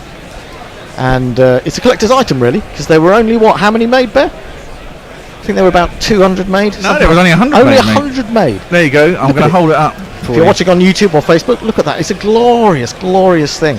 There you go. Lovely t-shirt. I don't think any of us can fit into them anymore. I've got 2. Even the 4-time extra large. Played off his stumps this by Johnny. He's looking very busy. He thinks he can get a second. He probably will. So fielder comes around Bracewell. He's a little bit off balance. Terrible throw. Clears Blundell. So England come back for 2. Bairstow goes to 31. Stokes has 15. England 116 for 4. They need 183 more to win. And they've got another, 23 minutes before tea. They've got to get to tea without losing another wicket. They really have. They do. And they've got 42 overs after this one. Well, it's all set up for a fantastic day in front of pretty much a capacity crowd at Trent Bridge, all paying absolutely nothing. See, up my pad, I thought for a moment that might be worth an appeal, but maybe he got an inside edge because there was too high as well. Was it? There was no interest, was there? No. There was more interest from me than from anyone else. Yeah. We heard about people backing Ginger Power before, and it does seem like the Ginger machine is gearing up. But Eddie Kavanagh is demanding that we deploy Jack Leach's glasses now. Oh yes, good point. Well, good yeah. point. There's a man who can hold one end up to hold out the draw. Southey in again to Bairstow. Bairstow jabs this one. He wants a single. Stokes isn't sure, and they've both taken a couple of yards down the pitch and then decided against it. The last thing we want is one Ginger running out another Ginger. Well, this is true. I mean, this over's already gone for 6 anyway. That's more than we need. Yeah, exactly. Don't need to. This is the thing about when you attack, you've got to be intelligent with your attack, not just try. Well, that's what I mean. Crash every ball. I mean, the thing is, that's what I mean with these two. There, I mean, there's definitely a 4 every over. If you beat the infield, you can get a 4 every over, and these two have got a variety enough of shots that they can easily miss the field for 1 ball and over. It's a question of picking up 1 or 2 more singles, isn't it? Full ball driven by Johnny Bairstow, straight, but Trent Bolt is quite straight there at mid-on, so he doesn't get it away past him. That's the end of the over. Some more tweets. Yeah, well, actually, going back to Zach Crawley and his contribution or lack of it, Jay Grover is telling us that Zach Crawley's family owns several islands and half of Kent. He can afford the sobs. I don't think they own an island. I think that you're making that up, Jay. I think maybe it's more Essex Way, Isle of Sheppey, something like that. Isle of Dogs. A really bad island. A small island in the middle of a park lake. Yeah, maybe. That's probably it. Yeah, maybe a duck pond. Could be a duck pond house.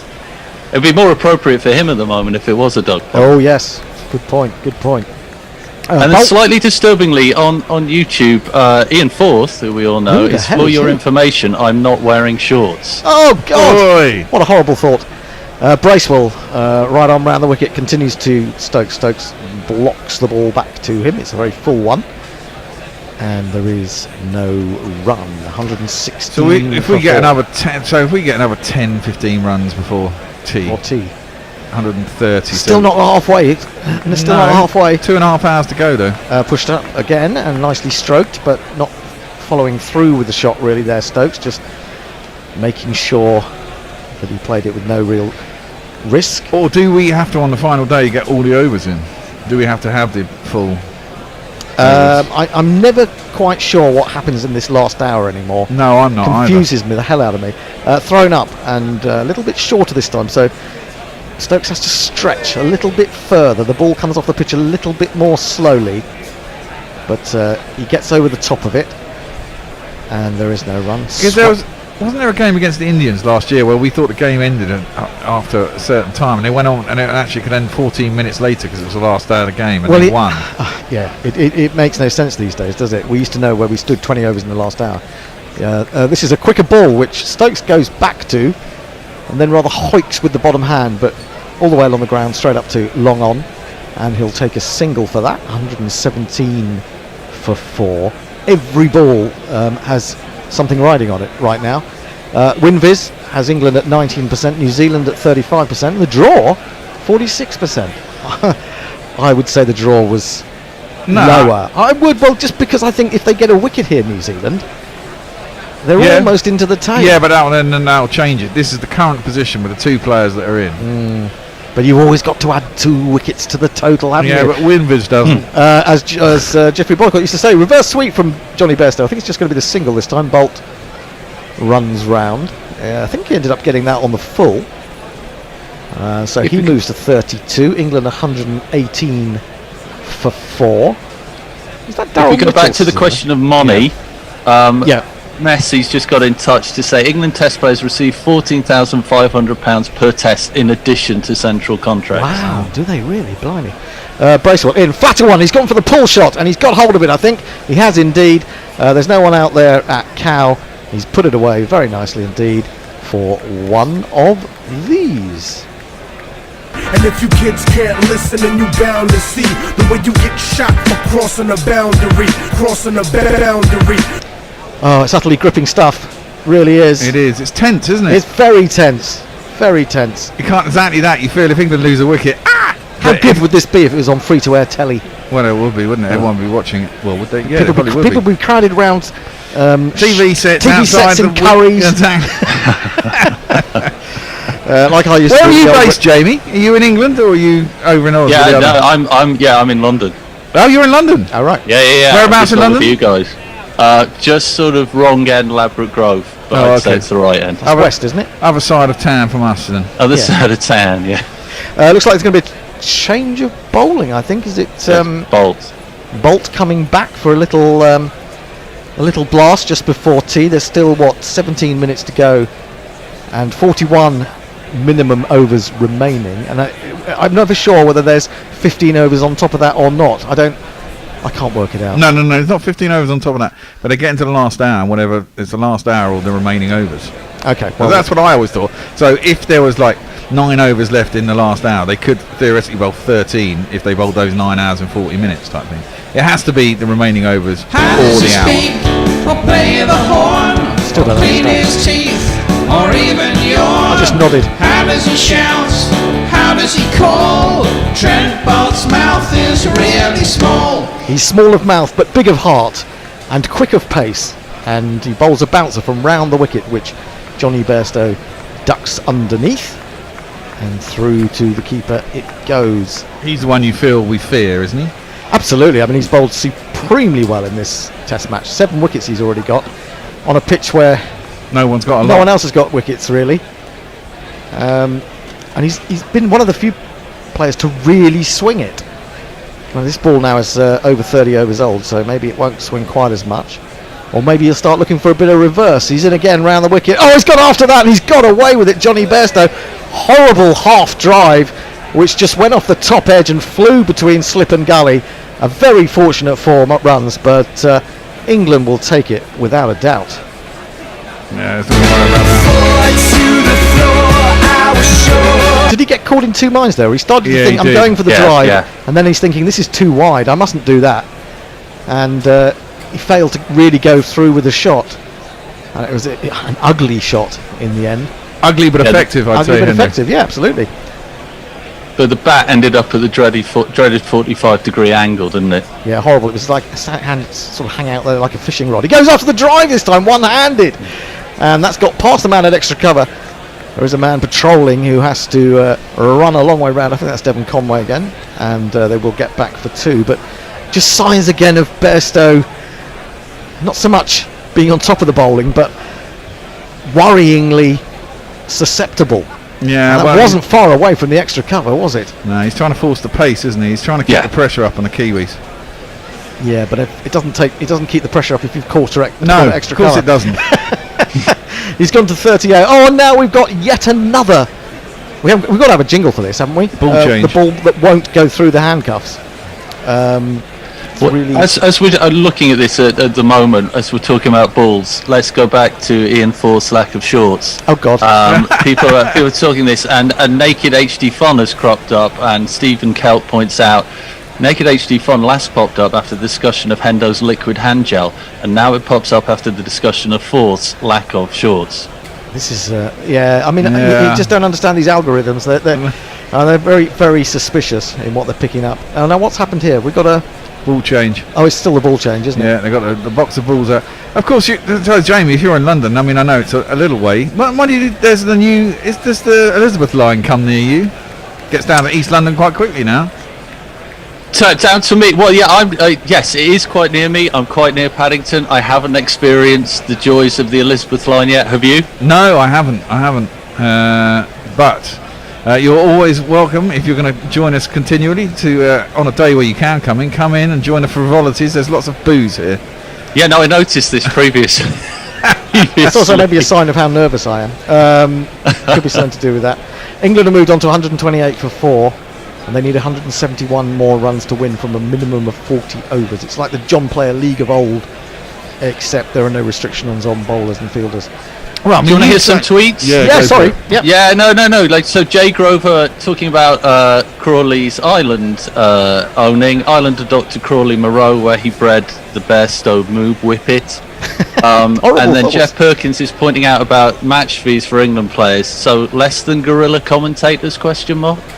Yeah, we haven't. Our central contracts have yet to be sorted out. We don't actually know where the centre is. I think you'd say infinitely more than guerrilla commentators because we get nothing. Nothing at all. Which is why he's a patroness. That is why. Exactly. This is why. Patreon.com. And if you can afford it, please go to patreon.com/guerrilla cricket. £4 a month or more gets you all the extras as well that other people don't get. Bairstow tucks this one away as Bolt switches back with the old new ball, if that makes sense. He'll take a single down to long leg. England moved to 129 for 4. Bairstow 39, Stokes 20. 12 minutes till tea. Camera. The other thing is it should get easier. The ball's 31 overs old now. Even though they've had a change, part of the reason they've had a change is because the ball gets soft and shit, and they have to replace it with one similarly soft and shit, supposedly. Well, yeah, but they never will. They're never quite as soft and shit as the one that's gone. They're always slightly better, I think. Yeah, but still, they're aged, and if the ball gets to 50 overs, and these two are still there. I mean, if you, I don't know how they do it, but Bolt coming in again. Bowls short one. He's pulled that as Stokes. He's got it to ground. It'll only be a single out to Conway at deep back to square. In fact, some meters in off the boundary, as if he's looking for the slightly mishit pull shot. They've gone for another single, 130 for 4. Yeah, I'm not sure whether when they choose the balls that they put into the magic box, do they say, well, this one's had 18 overs where this one's had 25 yeah, overs? Basically. Well, they do, but I mean, but you know, the way you can get in 18 overs and can be completely different in one match compared with another. Well, yeah, when the umpires have a look at it and go, that looks roughly the same. Bolt to Bairstow, he's crashed this away, backward of square on the offside, but Conway is there. Doesn't field it cleanly, but he has got the long barrier.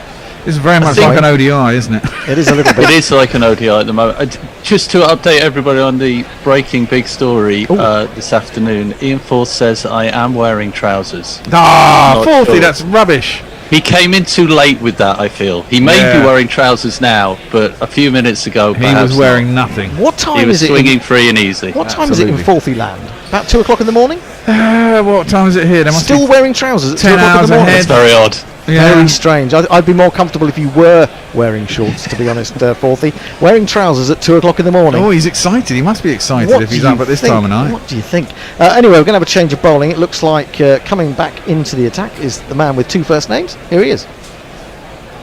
You can never trust a man with 2 first names. Matt Henry. And he got a vital wicket of Ollie Pope this afternoon. Lovely delivery. It's a good one, that one. He's a good bowler. He's a very good bowler. His figures don't reflect that if you look at his general Test career. But he's begun to really pick up after that summer against South Africa in New Zealand. Onto the back foot goes Bairstow. Just drops this down into the offside. Well, he used to be genuinely quick, didn't he, Matt Henry? Yeah, I always have in my mind a little bit of a confusion between him and Milne. Oh, maybe that's who I'm thinking of. Yeah, and I'm never quite sure which one's which. Milne played over here in the last series, didn't he? Yeah, he may well have done. I get these two confused, and someone out there who's got Kiwi connections can put us straight. In he comes again. Was to Bairstow. Bairstow jabs this into the offside on the front foot. There's room for him to come through for a single. There's the cover point has to run round to his left. England move to 132 now, for 4. If these two survive till tea, the pivotal point will be that half an hour after tea. If they get themselves back in, we could have a really exciting finish. If Kiwis get a wicket between now or just after tea, things could go horribly wrong. Well, I kind of said that lunch came at the wrong time for England to a certain certainly extent, because did. Lee's got off to a fantastic start. And although he didn't bat badly after lunch, he just couldn't get the strike, and he went 46 minutes without getting a run. He'd only faced 11 balls in that time, but he'd seen 2 wickets go down, and the crucial ones of Pope and Root, which must have had a bit of an impact on his morale. 2 slips go down, waiting for Henry coming into Ben Stokes, and Ben Stokes leaves this one angled across him from over the wicket.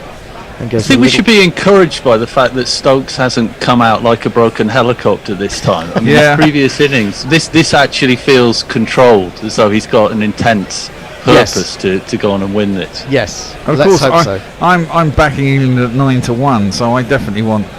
You have 45 quid on this, Bear, riding on I've this. got 45 quid like that, exactly. There's also an extra cover. There's a mid-off on the offside. There's also certainly someone out patrolling the cover boundary. In he comes again. Bowles hits him on the pad. Gone up for a big appeal there. The slips have joined him. The umpire is not interested. That's Paul Rifle. Matt Henry. I wouldn't be surprised if they. Well, I wouldn't be surprised if they'll go for this. To be honest. Well, they'll be foolish because it's it's pitched outside leg. You say it'll be foolish, but you've got to take a chance when it's someone like Ben Stokes, haven't you? I think he is going to have a look at that. He is going to have a look at it. Absolutely makes sense from a New Zealand point of view. Pitched well outside leg. It's not a great sign when you give the signal for a review. Reviews exist to extend my career. Not that I believe that they'll save me, but it could be more easy than it appears. Cause if I don't, then someone else might use it, get a second chance and go on to do very well and consign my career to hell. Cause that is them and this is me. I have a higher destiny. I think I'll use all reviews every game. That's a long review jingle. It's a really long review jingle. How about this one instead? Pitching outside leg. That was out. That was definitely out. Was that definitely out? I don't know. Review lost. Review lost. Review lost. That means that New Zealand only have 2 remaining. But I think it was worth it with one of the, as we say, get through one of these batsmen. You think you're into the tail, even though Ben Folkes has been batting well, but he hasn't got much beneath him. Folks. It wasn't done with any conviction, though, was it? I mean, he pulled the face like a kid eating broccoli as soon as he gave the signal. Well, he knew it wasn't out. Yeah, true. But as Hendo said, I suppose if you get through these two, you've got to take a punt. You've got 3 of them. Henry bowls to Bairstow, and he flicks that sweetly, very neatly indeed, doesn't he? A real flick of the wrists out to deep backward square. Comes through for another single. We're having another look at the LBW appeal. I think as much as anything, it's high. As you said, it's pitched outside leg stump anyway, but I think the height would have been against it too. Do you want to hear some negativity from Twitter? Yeah, cool. Roger Melly suggesting that we should commentate on snooker instead because England actually do well at that. We've got Josie Oke saying England are determined to level up the series to 1-1. Well, yeah, and in a way, I'm not necessarily sure that I mind that, as Stokes comes down the wicket, thrashes it, this time all the way along the ground, straight to the man at mid-off. It's run away the boundary for one of these.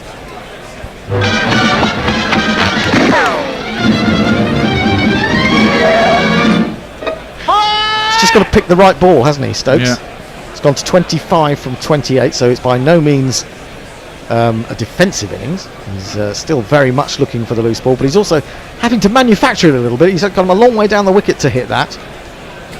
And it's good in a way because you don't want one of these seam bowlers to settle into a length. Well, exactly, that's the thing. I mean, these two will be good at that. And the Kiwis will know that these two are good ODI batsmen. After all, they faced them in the final and lost to them. And I think it just makes it a little bit more. If England can get, if they can get past 150 with still 6 wickets in hand, they've got over halfway, haven't they? And that has to be a big psychological boost or blow to New Zealand in a sense. And nearly halfway there by T as well. Yeah, Bolt 2 for 39. He's about to bowl his 11th over. He was coming in to bowl, and then Johnny Bairstow pulled away. Something had upset him behind the bowler's arm. And so Dara Azizi on YouTube reckons that one of these two has to score 100. Well, I think that's a fair point. I think that's a fair point. Yes, I do. Absolutely. I mean, if these two are still there at the end, we win. Well, the win viz has changed. It's now England have gone up to 30%, just beating New Zealand's 29%. So it shows you how close it is. The draw still remains favourite at 41%. I don't really take much notice of win viz, to be honest. Onto the back foot goes Bairstow. He's looking at Stokes. Wasn't entirely sure that his captain was coming, but then he did, much to his relief. So he gets to scamper up to the other end. Has a little chat with Tim. They're all chatting to each other, aren't they? As if it's a sort of afternoon social. There's a lot of camaraderie, despite the fact that these Test matches are being played in a very competitive spirit. There is does seem to be a lot of affection between the teams. Yeah, in a way. That's There've been 2 hard-fought tests, haven't they? They've been played in a good spirit. Both teams haven't flinched. They've both gone for it. Indeed, 139 for 4 with that single, 160 more required by England. Nobody's leaving, put it that way. Nobody is leaving Trent Bridge for now. Although they will be skipping out for a bit of tea in a moment. Much like us? Much like us, I'm going to have another beer actually. Oh, good for you. Yeah. I'm not sure about Moretti. Moretti a little bit bitter for me. So I've moved on to the Corona. Well, that's fine. I had the last Moretti. Oh, anyway. did you? Bolt again into the left-handed Stokes. It's a full toss which he drives, and his bottom hand comes off the bat. Almost lost control a little bit there and could have popped up a catch to mid-on. Fortunately for him, it drops well short. Wagner's on the field. Just having Wagner on the field just adds aggression, doesn't it? Yeah. You just know that if he could, he'd get out there and bowl you a bouncer, but he can't because he's a substitute fielder. He's out there for Kyle Jamieson, who did bat this morning, but not to any great extent. He got one. In fact, he got one and was done by a bouncer. In comes Bolt again. He drops this one short. Stokes thinks about the pull and then drops the hand and sways back and allows this one to pass through to the keeper. Trent Bridger's got an interesting question. Why do bowlers want to replace misshapen balls? Surely a ball that's out of shape is more likely to behave atypically than a spherical one. Well, that does appear to me to be a question that's worth asking. But it is also that, I mean, actually some of these, they can bulge, can't they? If they bulge horribly, it's not easy to hold them in your hands. Yeah, but it's more like to swim. Possibly. Swing. Defended on the front foot. Good straight, foolish ball from Bolt. Although, if you think about it, you know how you used to go to nets and the only people who've got balls have got the really old shitty ones that are falling apart. Mm-hmm. And trying to bowl in the nets with those was awful. Yeah. So, obviously, though, generally the balls don't get to that sort of state of disrepair. But I've got a bag of balls in my bag that's that's what? That's got full of misshapen ones. Oh right. We don't want to know about your misshapen balls, but it's been the subject of the day. That came out the wrong way. We've had a lot of talk about those sort of things today. Blah, that's a lovely Yorker from Trent Bolt. Nearly finds its way through, but well played by Stokes. Keeps it out. On Twitter, Leah's got an opinion that Brendan Cullen might have motivated Stokes by saying, "Listen, mate, no bollocks like in the first innings. Concentrate, play sensible. I can still fuck you up good." Yes, absolutely. You won't take any sort of. Well, we should get another over in here. It's Rubbish 1.5 minutes unless they slow it down dramatically. Well, they are seeming to slow it down because they're having a chat, Southey and Bolt. Bolt has just the one over to bowl. It's like 2 minutes till tea. Just get on with it. Let's have another over. Just let's not have another. Just let me have a tea in peace. Oh, you know. Shut up, Henry. I need a tea in peace. You're coming straight back after tea anyway. I need to relax. In the break in play, have you noticed how Brendan McCullum has started to look like one of the backing singers from E17? He's got his cap perched on top of his head like the wind could blow it off, and he's got a very shaped little beard. I want to see him in a white parka throwing handshakes. Oh dear, E17. That's Walthamstow, isn't it? Yeah. E17. 2 slips in the gully, 3 in the ring on the offside, 2 on the onside, and Bolt is in again. Oh, and that's a good leave by Stokes. Wasn't that far away from his off stump. They did take out the time. Well, they have taken the time out of the game. I'm surprised because as New Zealand would have wanted an extra over, I'm sure. 139 for 4. Johnny Bairstow wanders off. He has a chat with Neil Wagner as he goes. Well, it's still in the balance. I would say, despite what Winviz says, I would say marginally in New Zealand's favour. But if these two can stay for another 50, 60, 70 runs, then it's possible that England can put this series to bed.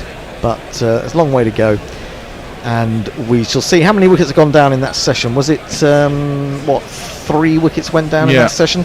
We lost Ollie Pope caught behind.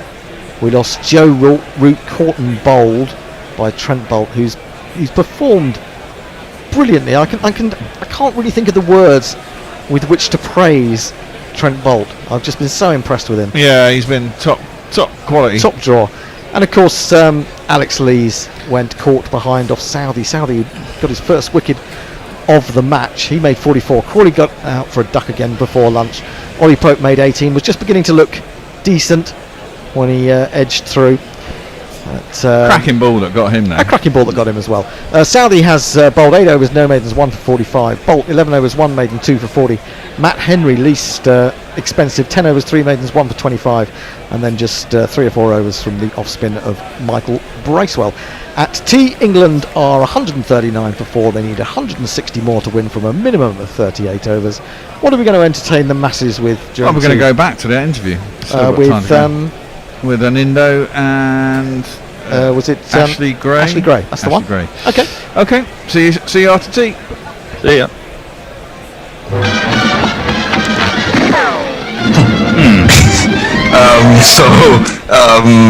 It's just well, I that's the way I work, because I'm maybe from my banking background, I'm just used to multitasking in different ways, and I get bored very easily.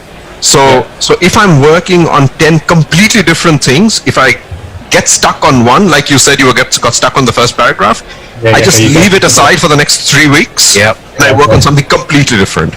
That's how my father used to attack the crosswords, particularly with the paper he used to read. He'd say, don't get stuck on one clue. If you can't do it, move on and come back to it. And you'll probably find, you're trying to solve one clue somewhere else. The one you were originally stuck on, the answer will come into your head.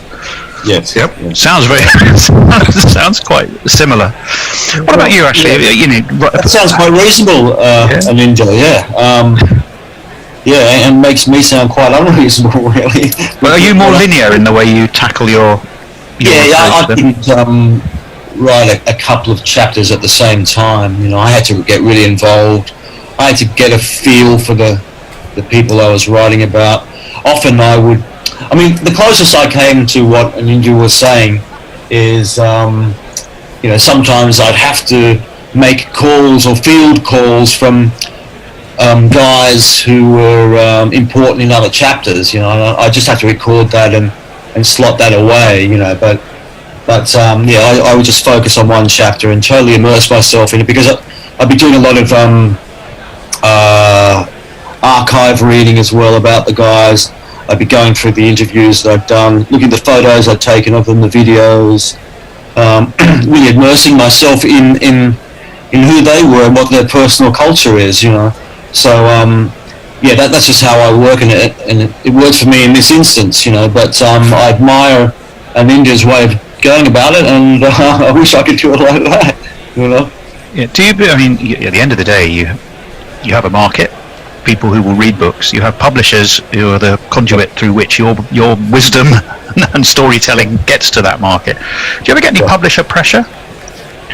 The dreaded deadline curse, was that ever an issue for either of you? Ashley, what about you first?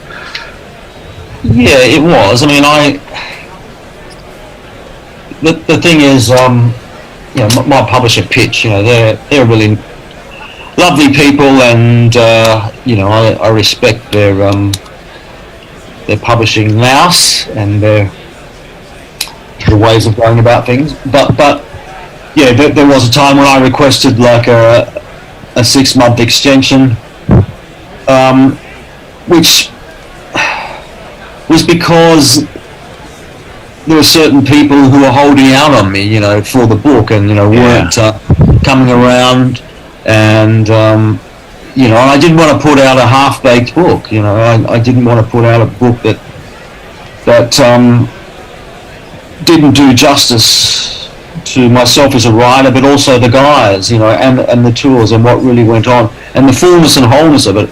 So I requested an extension, and I mean, they weren't that happy about it, but they understood that, you know, it had to kind of happen. And then towards the end as well, you know, because cricket is so stats based, as we've said before, you know, you have to get these things right, and I was just so anxious and worried about it, about putting out a book that had, you know, one fact that was wrong in it, you know. So I drove him a bit crazy at the end with my insistence on checking, you know.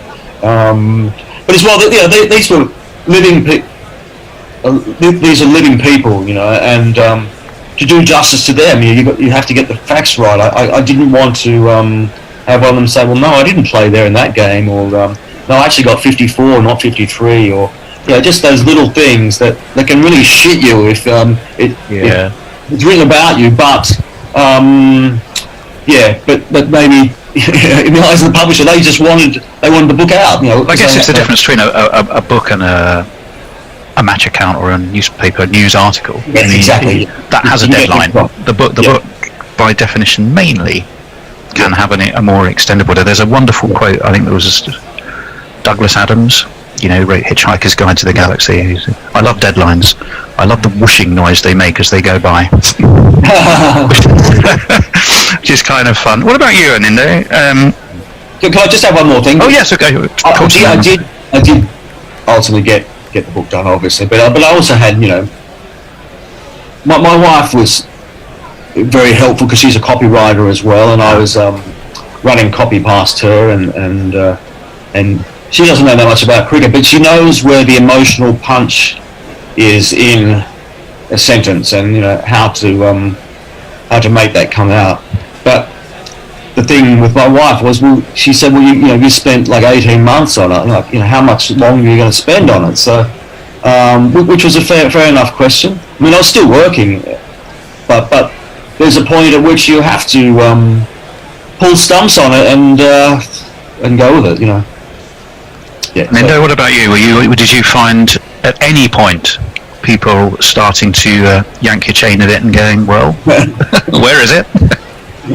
Well, for one of the books, I did, like Ashley, have to ask for an extension, and Wizards was that book, and the reason for that was I'd been working on it for 15 months, something like that at that time,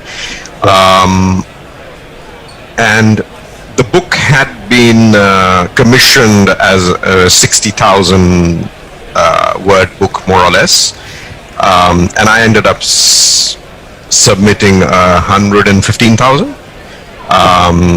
It's just because I honestly had no idea at that point in time how much more work was involved in terms of the people I was researching and writing about, because there were just so many of them who I actually didn't have an idea, from the 1930s, 40s, 50s, who were as significant as they had been at that time until I started going back to the archives, reading about them, etc. Because you don't hear about them because they haven't gone and taken 8 wickets in an innings. Right. Sure. But they've done other very significant things which you need to talk about. So that took a while, and I rewrote the book 3 times. So because I was not happy with my writing. I thought I was happy every time, but I wasn't. So in the end, plus my wife didn't like it. Well, she your biggest. Well, you've got something else you got in common. You've got supporters and critics wrapped up in because she's not she likes cricket, but she's not a huge cricket fan. But then she knows that as a lay reader, when she reads it, is it interesting? Is it what she wants to turn the page on? Right? And that's valuable feedback. So that's sort of me. So I had to ask for an extension. Where I got lucky was that the editor who's worked with me on my last 3 books, and the third one is not a cricket book. It's a sports book, but it's going to come out either end of the year or early next year. He himself is a huge cricket fan and a writer. So he understands the process, and he's pretty accommodative in that. And I think from his experience, what he does is he actually gives quite a long rope to writers in terms of the actual publishing time, so that when writers come back and ask for an extension, it doesn't upset their schedule.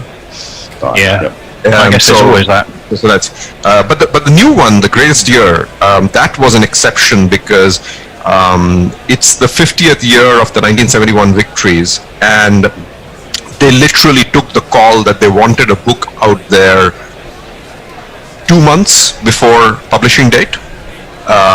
And they called and asked me whether I could put out a fairly short book, because that's what they were looking at. So they actually commissioned you effectively in this case to write the book, as opposed to you saying, this is the book I want to write?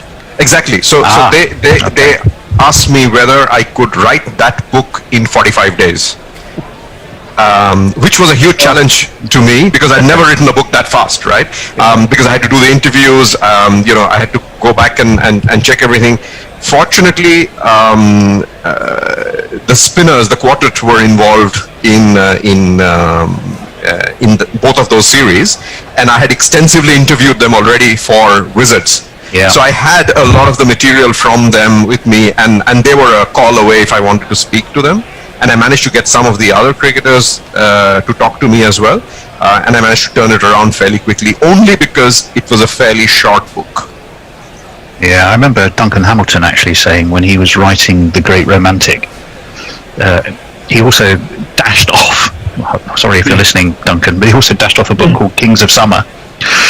And I asked him, precisely a very similar situation, and he said, well, interestingly enough, yes, I did it at the same time because I was inspired by a particular match, but also it was easier because I was in the process of already working on the book about Neville Cardus, and hence Neville Cardus kind of infuses its way through Kings of Summer as well, so almost like a side project that came out of a bigger project kind of helped the deadline there. Were there any moments for either of you where you just thought, God, this is really, really harder than I wanted it to be? Ashley, I remember you emailed me one particular story of someone who'd been considerably less than complimentary to you personally and basically told you to fuck off, I think. Yes. Who was, I mean, that can't be easy if you're trying to write the side of someone's story that's in a way beneficial to them and then being totally told, they don't care. That must be quite hard. Well, tell us the story about what it was first. Yeah, I'll tell you the story. I mean, I won't name names because I don't want to put this guy aside unnecessarily. But you might have an idea of who it is. Anyway, I did over 150 interviews for the book, so interviews were essential to giving the book the emotional heft and the historical heft that you need in order to make it convincing and authentic, So there were a couple of guys in Barbados that I really wanted to speak to because Barbados was the was the rebel hub in a way. I mean, they 10 of the 20 guys that went on the tours were from Barbados. So it was important to me to talk to their contemporaries. And when I was in Sydney here, I got the numbers of a few of the test batsmen, the Barbados test batsmen of that time. And and one of them, he was a bit offhand, and he said, look, if you're here, maybe give us a call. He wasn't particularly helpful, and it seemed like, he was very eager for the call to end, But I eventually got to Barbados. I thought, hell, I'm here. I've got to call him. I've got to make the most of this. And so I did. I called him on a Saturday. Sorry, not on a Saturday. It was just on probably about 6 o'clock in the evening, and I told him who I was, and he wasn't too impressed by that. He said, "Yeah, I remember you. Yeah." And then I said, can I just have 10 minutes of your time? I want to ask you about, one of the rebels in particular that you made your debut with. And he said to me that he didn't care how far I'd travelled around the world to see him. He didn't care that, that I had a wife and kids. He didn't care that, I'd paid out all this money to come there off my own bat.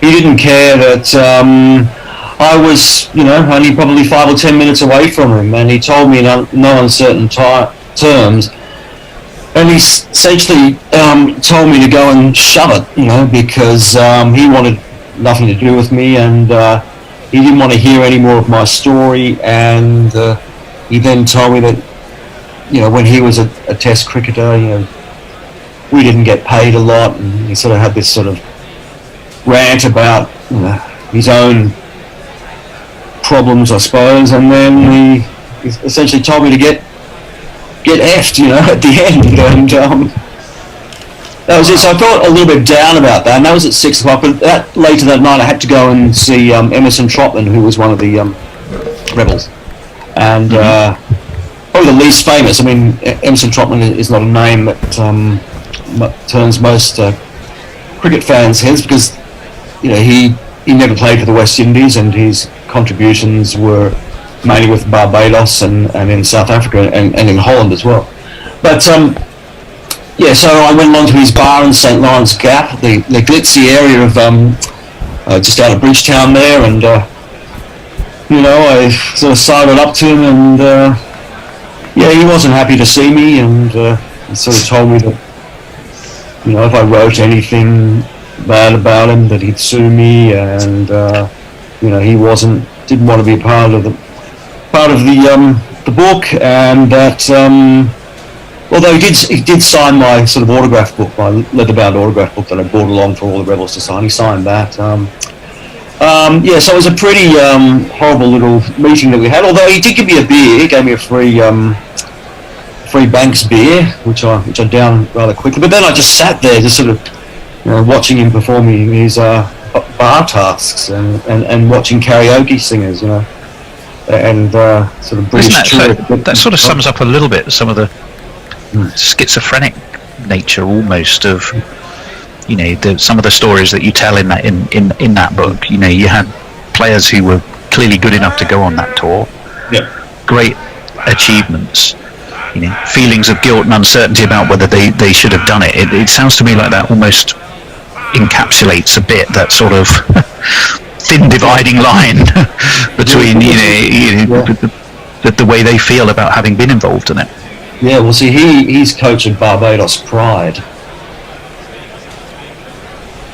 Hello.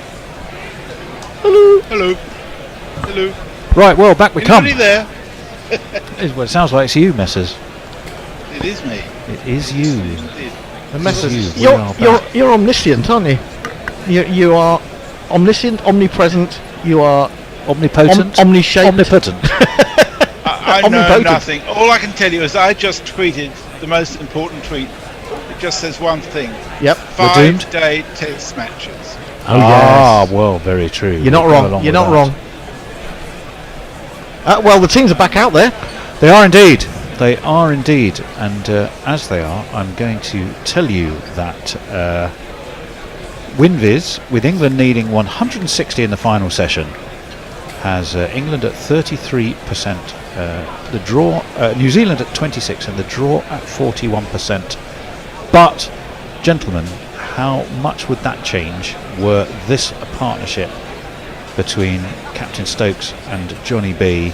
If one of those wickets falls, what a different picture it would look, especially if it fell early, right? Well, absolutely. If it falls early, yeah, it really is kind of a disaster for England. Kind of a disaster. Kind of a disaster, which could turn into a complete full-blown disaster. But in a way, if we are going to have this new approach and we're going to try to win games, we're going to entertain. Maybe it will wear off and it will create a feeling around Test cricket that we just need to play more exciting Test cricket, and all teams need to play more exciting Test cricket, and we need to ensure that the fans get value for money. 5 days perfect weather. Well, they have done in this occasion. It doesn't always happen, does it? Down to the last session. 15 sessions, and it could be any result. Absolutely. Absolutely. Well, it's going to be Johnny Bairstow who's going to take strike. 139 for 4, 160 the target. Henry it is who's in, and it's short, and Johnny Bairstow ducks underneath it, and there is no run. Bear, did you catch that? Tune in is down. And the website is down too. Tune in and website are down, so watch us on Facebook or on YouTube. That's where you can hear us, among one or two other places. What other places might you hear us? Hot Mic is another one, although that's probably gone down as well. No, that shouldn't. No, that's more sort of associated with YouTube, so I think that would be all right. 139 for 4. Henry in, pulled by Bairstow, pulled just wide of backward square. Southey puts in a dive. He can't stop it. And England are off and running after tea with one of these.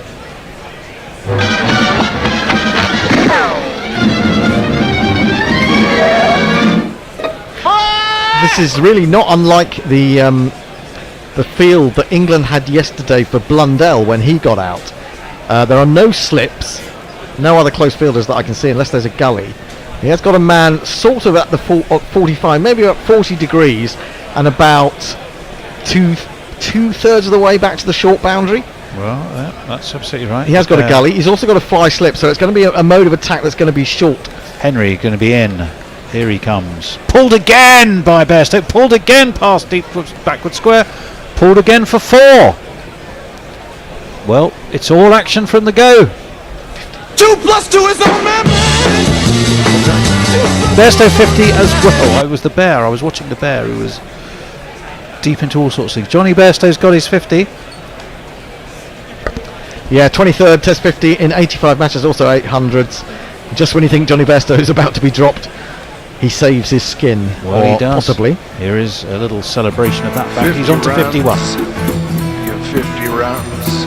Well done, well done, well done, well done. 50 runs. Henry around the wicket. Bairstow pulls runs. again. The job is only just This begun. time there is a man at deep mid wicket, and there's quite a ring on that leg side now. Not surprising. It's not going to stop Johnny Bairstow executing the pull though, because that's the 4th in succession, is it? Third in succession as he pulls that around the corner. He has his 50. England are already off and motoring in this evening session.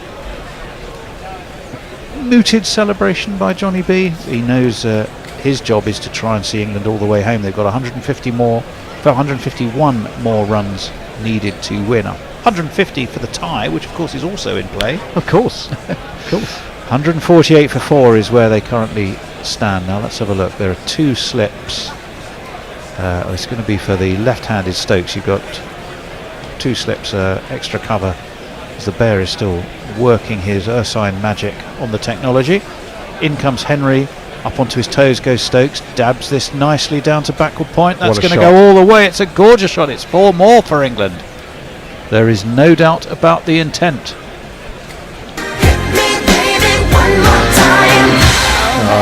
that was beautiful. Well, it was wasn't so intelligent. The shot was so intelligent. He picked out the gap. He got a little bit of width that he wanted, and he just crafted this open-faced, almost defensive shot. It was through where gully would have been, really, wouldn't it? Yeah. And there isn't a gully. And the third man is far too far round. He made me backward point. So it was well spotted by Stokes and not particularly well bowled by Henry. 47. Henry in, driven by Stokes, driven straight to off on this occasion. Latham Fields. There's no run, an eventful over indeed. 1 for 36 for Henry, 152 for 4 England, and Messi. What are people saying? Brian says, shit, just as that interview was getting interesting, my internet connection crapped out, and as more shit happens, I've had to leave Trent Bridge because I need to be home by 7. Oh no! Brian, no, that's awful. But he says England should win from here.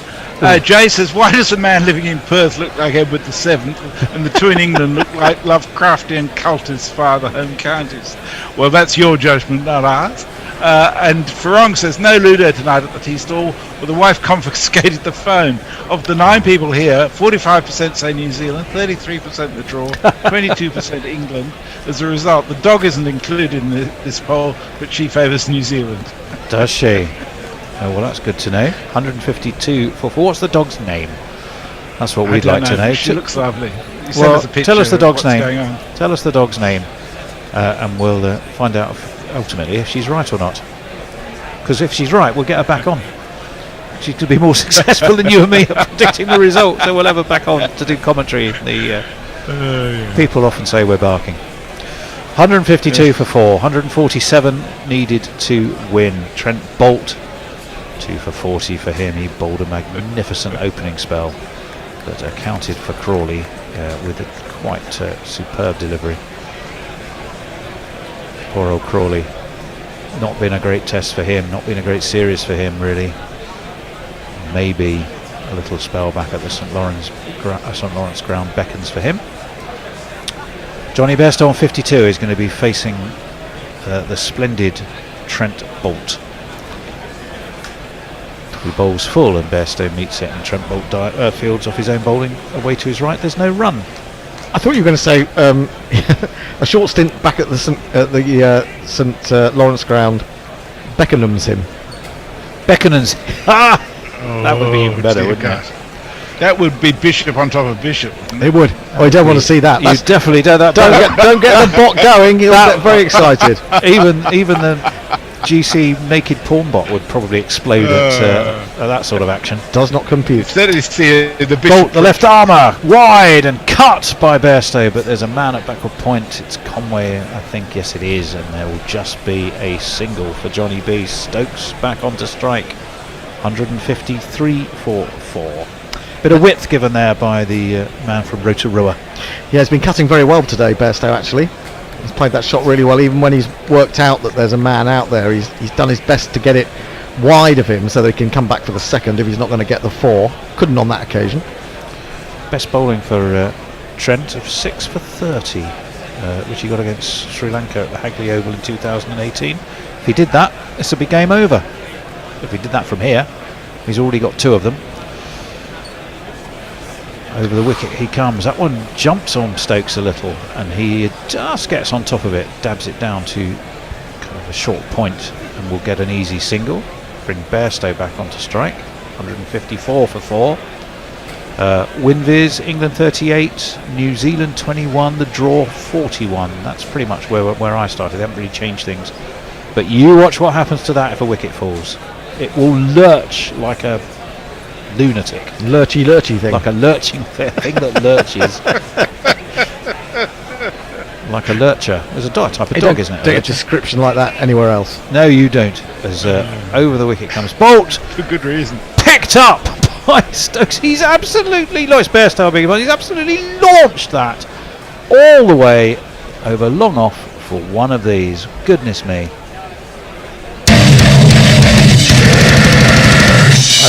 Almost as if Bairstow's gone straight into IPL mode now, which is not necessarily the worst thing. No. No. But that's a beautiful shot. Pick that up. He might as well play those shots, really. It's gone a long way back over the boundary. Was it held in the crowd? I don't think so. He was given width, though. I have to say, he was looking maybe for the cutter or a slightly slower ball. It's way over in front of that pavilion. As in comes Bolt again. Forward comes Bairstow. Guides away, but fielded extra cover by Neil Wagner. I think Bolt got on a sub, isn't he, for Carl Jameson? I think Bolt got away with one there. He tried to bowl him the fuller ball right up there, and it ended up being a full toss. Bairstow might be disappointed that he didn't get more than one run from that, to be honest. But it was quite low down on the bat, so maybe he should be satisfied, especially with the shot that he'd played before. You don't need to, as we said, you don't need to attack every ball, even if you're in an attacking vein. Well, Stokes it is who will face, and Stokes he dabs it wide of that's between second slip and gully, and it's gone all the way to third man for 4 more. England are on a charge here, there is no doubt about their intent.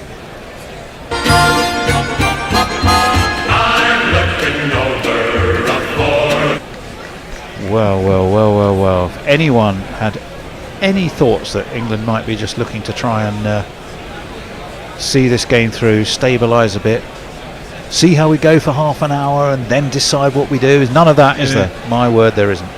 Well, just if the ball is there, they're hitting it, which is good. Jay says, I just spent so long listening to you people saying how shite Bairstow is, I had no idea he was near 50. Chris the Choir's asked an interesting question. In the event of an unlikely England win, where would this stand on the list of losing from large first inning scores? Well, it'd be right up there. It'd be right up there with a few others, definitely. I suppose England in Adelaide, when they got that 500 plus and then lost, and they really lost it on that final day, didn't they? Just fell apart. Still pains me. It's going to be facing Matt Henry, who's coming around the wicket to him, and it's pulled by Bairstow. It's pulled high over deep backward square. It's pulled all the way into that new stand for 6. This is remarkable stuff. Goodness me. Oh, I say, chap, give me any lip. It's brilliant, but at the same time, you know, with my pessimistic hat on, you say that there's always a top edge waiting. I mean, it's really scaring the shit out of you, isn't it? It is, actually. It's making me very uncomfortable. Oh, 3 men back in a line there. 3 in a line, exactly for that shot. But Johnny B said, well, I don't care. I will just put it straight over you. It has looked very short, that boundary, I think, for a test match, to be honest. He's gone again. Oh, he's another swing and a miss this time. Wide-eyed Johnny Bairstow plays the shot again, as if the second time round he might connect with it. This session, 2.2 overs, 32 runs in 2 overs. This is power play stuff in a blast game. It is, and it's. I mean, it's great. It's great to watch, and it just makes the game even tighter. You know, you just feel that there are more twists to come in this game.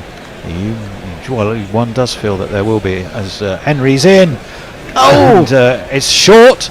It's going to be 4 byes. It went over everybody. It was dug in by Henry. Bairstow had a swing, didn't get anywhere near it. The Bear got his head in front of the TV, and nonetheless, it's going to be 4 more. And I'm pretty sure that was 4 byes. Hendo, did you manage to see round there? Initially, I thought it was a top edge. I'm not sure. I'll have to see the replay. Let's have a look. Has he got something on? No, he's got his helmet. He's come off his helmet. He's that. bounced it. He's bounced it to the boundary. He has bounced, which means we may have a short delay for Bear to do some remedial tech work. Well, we may have a short. We'll have a short delay to have the helmet looked at. Well, that's presumably. what I meant. Yeah. Hence. Oh, you need to right. And that'll let me catch up on some. Yes, go ahead, Messi. Armchair Cricket Podcast wonders at what stage will the New England consider shutting up shop. No, they haven't. Henry's in. Pulled high. Is that a replay? Yeah. No, I don't think so. I think that's another one. No. Now I'm really confused. So am I. No, that was a 6. That was another 6. That's another 6. This Bear's trying to tell me what's happening. It's another 6 to score. 118 is what is needed. I'll quickly jingle up that 6.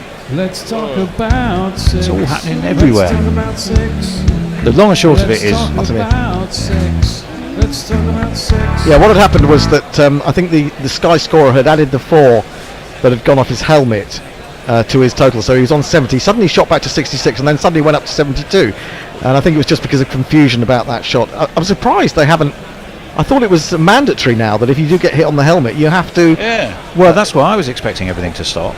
He must have said I'm all right, but I mean, I don't think that's what's written in the Constitution, as it were. 2.4 overs this session, 42 runs. To paraphrase Airplane, it picked the wrong day for Vozcast to go down and our broadcast to not be on radio. Goodness sake. There we go. Sod's law. Can we tweet out to anyone listening to us who has been listening to us on the TuneIn or tell your friends website to go to YouTube and or Facebook. That's where you'll get us for the time being. We're having problems with the equipment. Who would have thought that this technology could go wrong? Well, we're doing a full reboot in that department. So try and stick with us. If you found us because we were somewhere else, I hope you have. 118 is what is needed to win. 181 for England. Bairstow now on 72. He didn't like the idea of those runs being taken away that he helmeted, so he immediately hit another 6.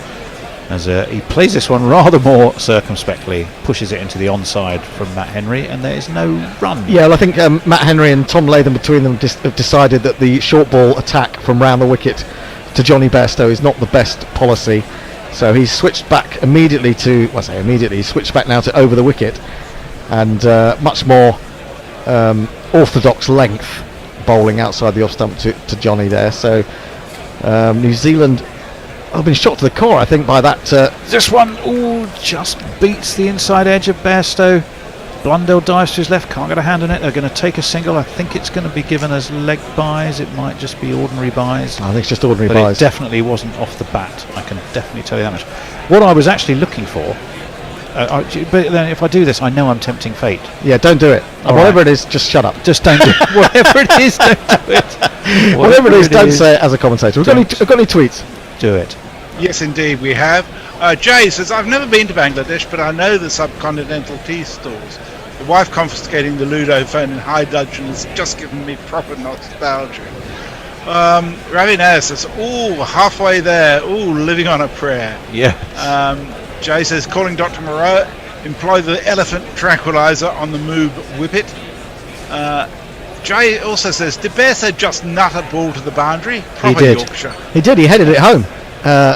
In the back of the net. Well, there's a real think tank amongst the bowler. Well, of Captain Latham. Neil Wagner's joined in, who's obviously not a bowler today, but would normally be. Both Southey and Bolt are involved in the conversation. Winviz has decided that little flurry of mayhem has increased the odds on England to 60%, New Zealand down to 19, the draw to just 21. But as we know with Winviz, she's a fickle mistress, and should a wicket flutter its eyelids in the general direction of Winviz, it will change completely. Yeah. I was looking back to 2016 and Cape Town is what I was looking for, and the stand between those two. Oh, of these course, two and how yes, much absolutely. That was where I was heading. Yeah. Well, I missed that. I slept all morning and missed that. It's my one session off during that test, and I missed it all. I couldn't believe it. Well, it was about 300 plus. That was worth. 117 is what's needed. Bairstow's picked this up. Has he got enough of it? You bet your life he has over mid-wicket. It's another maximum for Johnny B, who wanders away nonchalantly. The crowd are on their feet. The mayhem continues.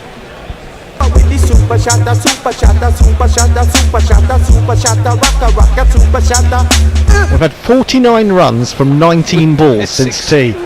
And I would say that 44 of those have come to Johnny Bairstow. I may be not quite accurate, but Ben Stokes has just been watching with, I imagine, glee and amazement from the other end, more or less. It just shows that Bairstow's no good at Test cricket, is he? No, this is true. Well, he is playing at this one. He, as this to this try and dispreview messes, he just pushes this one back to Trent Bolt, and on this occasion there is no run. That stand in Cape Town was 399 for the 6th wicket. It's amazing, isn't it? But also, what was incredible was the speed in which they got it. If you recall, it was an attack just like this. There's an explosion in a gingerbread factory going on out there. Remarkable stuff. Bolt. Down the wicket, pulled again. Now has he got enough of that? It's gone very high. It's up, it's up, it's up, and it's over, and it's 6 more. Up go Michael Goff's arms. And it's another 6 with Johnny Bairstow. That leg side field is getting a peppering. He's on to 84 off 65 balls. 105 is now the target. And that is his 5th 6. And that is his 5th 6. It was it was Stokes, of course, who needs only a handful to overtake Brendan McCullum as the maximum 6 hitter, but it's Johnny Bairstow who's doing the hard work as a lady checks that she hasn't fallen out of herself in excitement. as this one is just gently pushed away into the offside this time, and there is no run on this occasion. A rare moment of peace and quiet. 101 runs this partnership from just 74 balls. A special warning to you both, since the audio streams have calmed down, people are coming onto watching us who are not used to the shorts, so please be very careful. Oh right, we don't come on, you people have seen people in shorts before. Who knows what kind of fallout there might be if something untoward were to happen. I don't want anything falling out. That would be particularly embarrassing. What I will say is that when we arrived this morning, Channel 5 was on. The Bear was watching Jeremy Vine, and they were discussing. Oh, he was discussing. They were discussing whether you can wear shorts at work. And here we are. We're at work and we're wearing shorts, and we don't care. Bolt round the wicket. Oh, Bairstow bumps him, but he down into the ground. Bolt throws up an arm, takes the pace off the ball. There won't be a run on this occasion. 84 for Johnny Bairstow. Ben Stokes has been becalmed because he hasn't had a chance really to do much, because Johnny Bairstow has been going absolutely ballistic. And 84 of 67. All the channels are back. Yay! We are back on all channels, excitingly. 194 for 4. 105 is the target that is needed. Hendo, you keep looking over here. No, I'm just looking at I'm just checking who's on next. That was all. You are. Yeah, I know. You are going to do my slot. I am don't doing trust your me slot. to do 2 slots in a I do. in case I absolutely. take another wicket. Yeah, well, you know. Well, I mean, I suppose you've probably got back what you lost in that last session already. Well, no, you may regret saying that. I As will. around the wicket comes Bolt, cut high. Is third man at third man? Doesn't matter. It's gone for 4 more. Trent Bolt strokes his hands through his hair. What am I going to do about this? He says. It's 4 down here.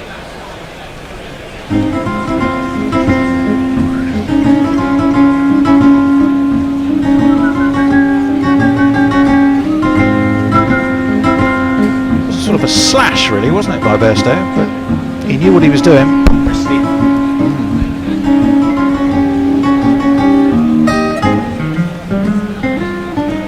It was the wrist that took it up and over, where I suppose a backward point or a man on the 45 might have been. He needs a break, poor Johnny. He's going to have he's having a long drink now. He is going to have a long drink, and I can't say I'll blame him, poor lad. Well, suddenly the equation is 34 overs remaining, 101 to win. So we're talking about 3 and over. Well, they started off needing a shade over 4, so they've hauled that in by 25%. Yeah, but also, you know, what they needed at tea time was a dance like more than that. 4 overs, 59 runs. There's still twists to come in this game. There's still twists to come in this game, believe me. Up there, so you can't say that white ball cricket doesn't have an impact on Test. No, but that, I mean, if it has a positive effect, and this this is the positive effect. Yep, absolutely. Well, Ben Stokes I'm not saying that. is going to face Matt Henry. There is a slip for him. Down the track comes Stokes. What's he done? He's damaged himself. Oh, he's hit himself on the inside of the knee. Hit himself on the inside of the leg as he tried to launch that. Now, hearts will be in mouths at Trent Bridge. Hearts will be in mouths if you're watching on TV anywhere, if you're an England fan. I think it's just a smack on the inside of his own leg. Yeah. Bairstow is straight down to probably say, what have you done, you daft bugger? But more likely, are you okay, Ben? But also, the other thing is, I mean, he came down the wicket to Henry there. You know, we've got enough runs in the last couple of overs that Ben Stokes doesn't have to do that. He just needs to trot along quite happily, rather than, I mean, you know, if you're trying to win the game in 20 of those overs, then maybe, but he's got 34 overs. Did he hit himself? I'm just having another look. Did he actually get, where did he hit himself? I think he didn't. I think there's a danger there. He's really strained something on the inside of his leg, because there was no contact. Yeah, it's the back leg. He seems all right. He's distinctly worried. Well, Stokes is going to face Matt Henry, and drives him sweetly away through the covers. There is a man though on the cover boundary. It will just be a single, which I was going to say he walks rather gingerly. Of course, given the two at the crease, one doesn't want to say that. I thought bring Bairstow back onto strike, and probably a good thing too. I thought that was a good ball from Henry. He bowled much slower delivery there, and Stokes sort of had to hold the shot. He was in the shape to play it, and then had to wait for it a little bit. I think he's tweaked something, Hendo, because he was really struggling to walk that single, and all of a sudden it's a bit nasty for England and nasty for Ben Stokes. I think his joint came slightly out of his socket. Something happened to me. Oh wow! Well, if it was well, if it has, he'd be writhing on the ground by now. It can be very painful, but if you can get it straight back in, it's fine. Well, exactly 100 is what is needed to win. England are 199 for 4. Remember, they needed 299. Bairstow drives. He drives through extra cover. It was uppish, but it's effective. It's 4 more. There's not one boy for me. I must have 2 or 3. I need 4. Well, I can see if England go on to win this, you're going to get one of those little panels in the newspapers tomorrow, where they're going to show you Bairstow's scoring shots or balls from tee onwards, and it's going to make remarkable viewing or looking at. Put it that way. Was a beautiful shot. It was a really lovely shot. That's probably the best orthodox shot he's played today. Yeah, it certainly is. 203 for 4, 96 the target. Johnny Bairstow facing Matt Henry, who's in. Bairstow plays him off the back foot this time, and Henry will field off his own bowling, and there is no run. 1 for 53 for Matt Henry. It's Bolt who's been getting a lot of the treatment. No one would really have foreseen that, I don't think.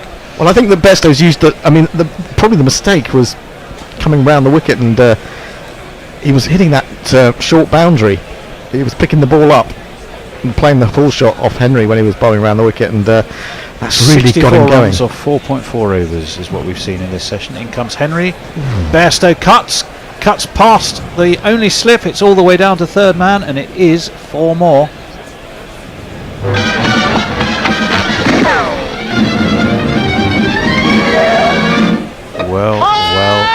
Well. If I'm not mistaken, Bairstow was on 43 at tee. Well, he's now 96. 96. Yes, he was. He was 43 off 48 balls. This is extraordinary. I mean, he so deserves 100 here. It's been absolutely brilliant to watch. But he'll want to go on. That's the key thing, as Henry's going to be bowling to him. Bairstow's forward. Angles a drive, but this time fielded at cover. And there is no run. You need to let John Batham in. I need to let John in. And it'll be... we've still got a couple of minutes before we have a change. We do. 207 He's made for 53 4. off 23 balls. 53 off 23 balls. Absolutely astonishing. Brian says, surely even England can't lose from here. The Kiwis seem to have lost the bowling plot. Stop it, Brian. Stop it now. Stop it immediately. Stop it with that nonsense. And Brendan Weber says Bolt's mouth is now really, really small. It's almost completely disappeared. It's merely a little spot in the middle of his chin. Well, the thing is there's a couple of things in the equation. 1 wicket would really change the momentum dramatically. Yep, absolutely. The other thing is the injury to Stokes, and how much is that going to impact him? And if you lose Bairstow rather than Stokes, as change of bowling, there is a change of bowling. Tim Southey is going to be back on. I shall find him if I can. Where is he hiding? Here he is. It's only a whimsical motion to fly with Tim Southey tonight. I probably won't fly. He's bowling from the Radcliffe Road to Stokes, who leaps on Stokes, who doesn't move his feet much, just rocks back and just gets on top of it to dab it towards gully. And there is no run. But I think what we all need to be looking at very closely is how well does Ben Stokes move at the crease, and when and if he's called upon to run. That caught him on the finger. He didn't move his feet very well there, but he played it okay. But surely if he does think he's got an injury there, he would have had the physio on by now, and he called him on between overs, surely. Well, let's see what happens. Southey waited for by Stokes again. He's hobbling. He is hobbling. I don't think there'll be much taking a quick singles, and that is going to be a challenge, particularly for Johnny Bairstow, who really likes his singles. Oh, and it just adds to the intrigue, doesn't it? It really does. So it's certainly another element in the already fascinating equation. 92 is what England need. 35 for Stokes, 96 for Bairstow off just 72 balls. But Ben Stokes is really rather struggling with... certainly it wasn't an impact injury. It appeared to be his sort of lower part of his thigh, pulled by Stokes. Has he got enough on that? It's rather it's plugged a little bit. It's up and over the infield. Wagner, the substitute fielder for Jameson, goes chasing after it. They will take 2, so they managed to take 2, but Stokes is struggling. Do you know that shot had something about it of I'm injured and I'm just going to try to get what I can while I'm out here. And he had to run too, and boy did he have to struggle. Oh, that's not good, is it? Now the other factor, again, just to keep thinking of things, and one should worry about the here and now, but maybe that longer gap for the Stokes, that one he played very uncomfortably, well outside of his leg stump, as he was forced across by Southey. But he will have a slightly longer period, but if he's done as much damage as it appears that he's done, he's going to be highly unlikely to be playing in that third test. Well, there we go. Who's going to captain England? Well, do you go back to Joe Root, presumably? See, I don't think you do. I don't think you do. I don't think you go, well, Joe, you're back in the seat. So Stuart Broad? That's what I would do. Southey swing and a miss by Stokes, who is quite clearly at the moment restricted in how much he can move. Yeah, places a lot of onus on the shoulders of Johnny Bairstow. Well, he's going to have a little chat with Johnny. Well, he's not just going to pump gloves, but this is actually crucial because he's trying to hit everything now. He's trying to get as many runs as he can before he gets out, but I think by doing so he will get himself out. And I think if he could just prop up an end with his injured leg and let Bairstow do the rest. Johnny, well, quite right. I kind of agree with you there. In comes Southey. Cut. Oh, sweetly cut through extra cover. Cut for 4. There was nothing wrong with that from Ben Stokes. Where did that one come from? Extraordinary. 4 of these. And if you kids can't listen, then you bound to see the way you get shot for crossing a boundary. Well, we should be due a change. Is that this over? Yes, we're now to 16:31 according to the computer. So Tony's going to take a break. I am going to take a break and take a move. And it's going to be John. We're welcoming John. Are you there, John? I thought we'd admitted him. I thought you admitted him. Admit John. Someone admit John. Are you on socials, Hendo? I believe I'm going on to socials. Yes, that's the plan. Okay, Jay from 9 minutes ago is next. Okay. It's a fairly radical suggestion. Well, I guess we haven't had a lot of time to tweets because the cricket itself has been magnificently exciting, invigorating stuff. What's going on here? All right, John. We can only see you. Hello, Bear. How are you? I'm very well. Yeah, there you go. Get that. No, you're still down the bottom of your screen. Come on, sort it out. I'm very well, thanks, John. Exciting shit, eh? Indeed, yeah. Unfortunately, my pictures appear to be in slow motion, which is slightly worrying. Do you want someone to take over ball by ball, or do you think you can manage it? Hello, John. Well, I went out and came back in again in the hope that it would be a bit speeded up, but it doesn't appear to be at the moment. Maybe you should stay on stay on summarising for now then, just because it's so exciting. Yeah, all right, okay. Let's do that then, and somebody else. Okay, the Bear can go on to tweets and jingles, or you can do. How about you do ball by ball? I'll do ball by ball. No, you're supposed to. You did it. You just did it. No, I didn't. I haven't done it for ages. Onto the back foot goes Bairstow, isn't it? And it's pushed out to the cover boundary, and they get 2. Yeah, you can do ball by ball if you want, but you've got loads to come. Yeah, you're on next as well, though. Aren't you? True. We could do it ball by. You could do one each if you like. We could do an over by over. Do it over by over. That'd be fun. You do this over. I'll do this over. Okay. Bracewell's come into the attack. Not surprisingly, bowling to Johnny Bairstow, goes back and cuts. As he got that through, he's certainly going to get 1. I think 1 is always going to be better. Although it's misfielded, they're going to come over. Saying could be trouble here because Ben Stokes is limping. And he's not going to be able to turn quickly, but fortunately the throw wasn't that great, and Stokes hadn't committed himself so much to the run that he ended up being completely flummoxed. But this is absolutely amazing from Johnny Bairstow in particular, and Stokes now that he's carrying this injury by the looks of things. But there was almost a disastrous mix-up there. Never run on a misfield, they said. And they nearly did. It's the worst thing you want, isn't it? Because Stokes is like a rat up a drain pipe between the wickets, and now Stokes can't run at all. Yeah, basically. 216 for 4, Stokes 41, Bairstow 99. Stokes is facing Bracewell, the off-break bowler, is coming round. He's just got the 1 slip, and it's really only got 2 people saving 1 now on either side of the wicket. It's into Stokes. Stokes goes back and plays that back, and then just pauses as he sort of. It's almost as if he's monitoring the pain and the level of the pain. He's certainly grimacing as he walks away to square leg. And he's ready again to face Bracewell, who is in, and he's down the wicket. He drives, and straight back to Bracewell. And Bracewell, realising that Stokes has made some ground towards him, tries to take advantage of his incapacity to a certain degree and throws it back at the wicketkeeper, but Stokes was back. And so England need 83 more runs to win. What a brilliant test match this has been so far. He's in again. He goes back to this one. He forces, but only as far as the one man saving the single on the onside. I think is Tom Latham. And they get no run. I mean, Johnny Bairstow is one short of 100. If he gets 100, this has been an absolutely extraordinary 100. Stokes goes forward, and there is a bit of turn, and he read the turn well.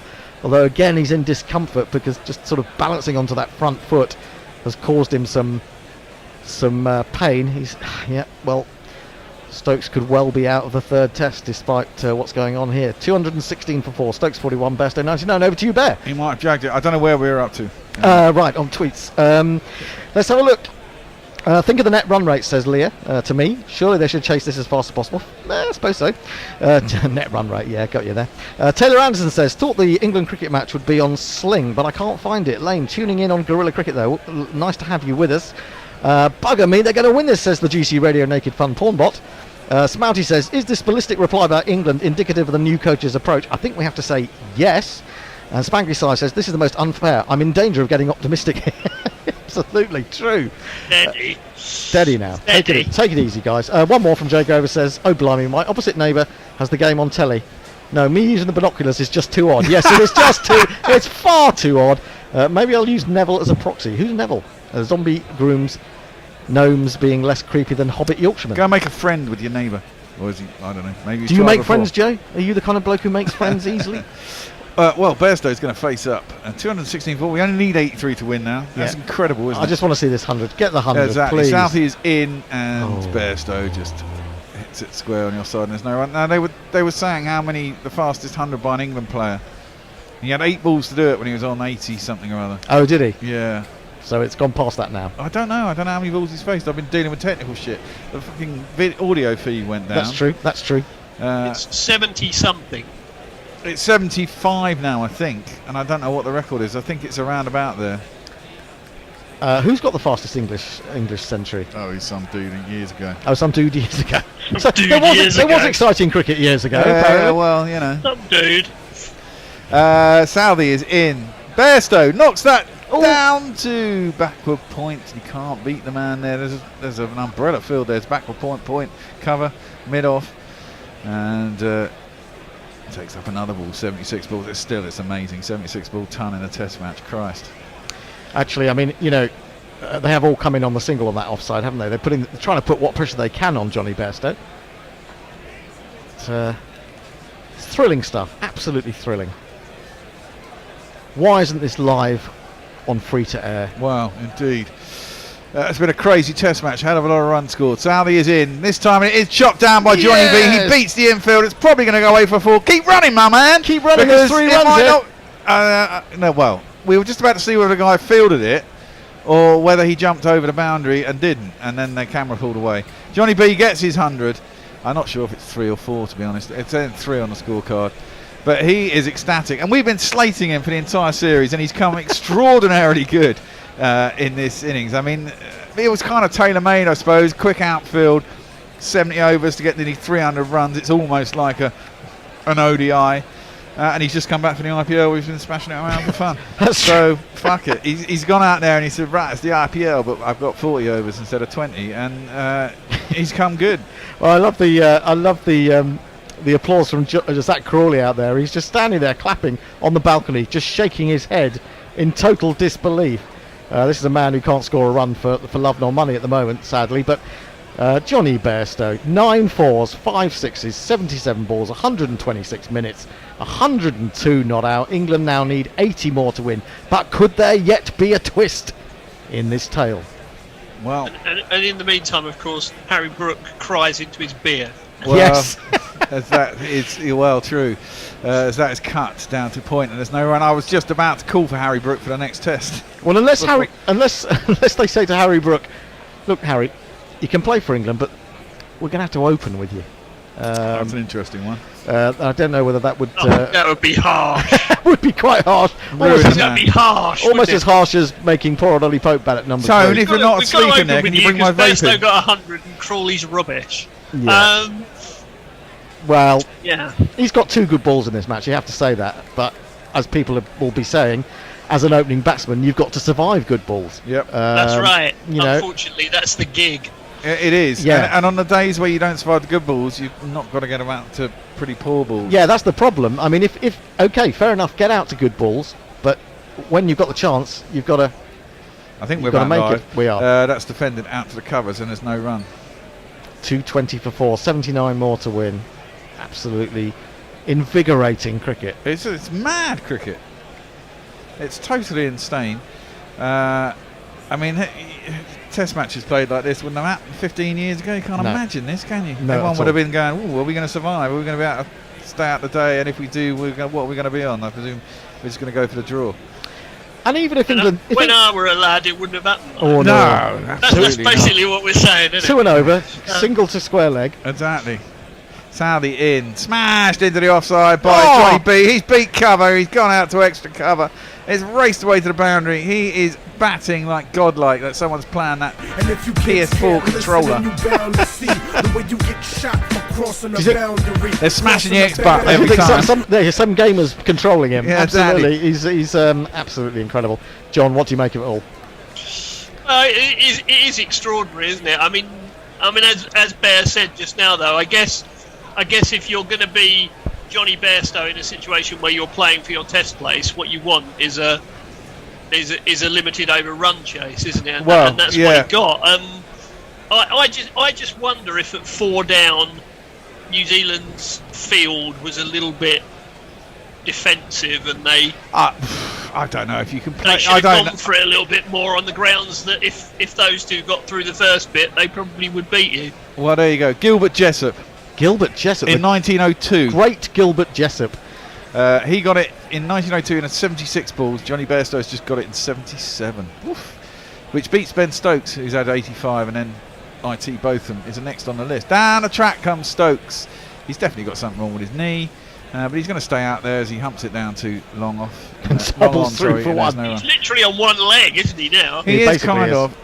So that's the way. I mean, that's the way. You only need one leg if you're Ben Stokes. It's my over, by the way, Ben. It is your over. Yeah. 2:25. We're playing a kind of commentary lottery that you may have been familiar with. We used to, towards the end of a game, we'd normally get 4 or 5 people in, and we'd do a ball each, put some money in the kitty, and then whoever got the final wicket would get the money. Bracewell over the wicket to Johnny Bairstow's down the wicket, and decides not to launch this one. Tries to didn't quite get there. No, didn't quite get there, and quite sensibly, he just flicks it to mid-wicket rather than going through with it. He's now signalling something to the dressing room. Perhaps he needs some new gloves. I wouldn't be surprised if he's a little bit sweaty after what he's done since tea. He's gone from 43 to 106. Bracewell is in. He's gone for the big sweep. my And now word. Where's he put that? He's put that over the boundary as well. That's enormous. Another pick up from Johnny Bairstow. He's on to 112 from 81.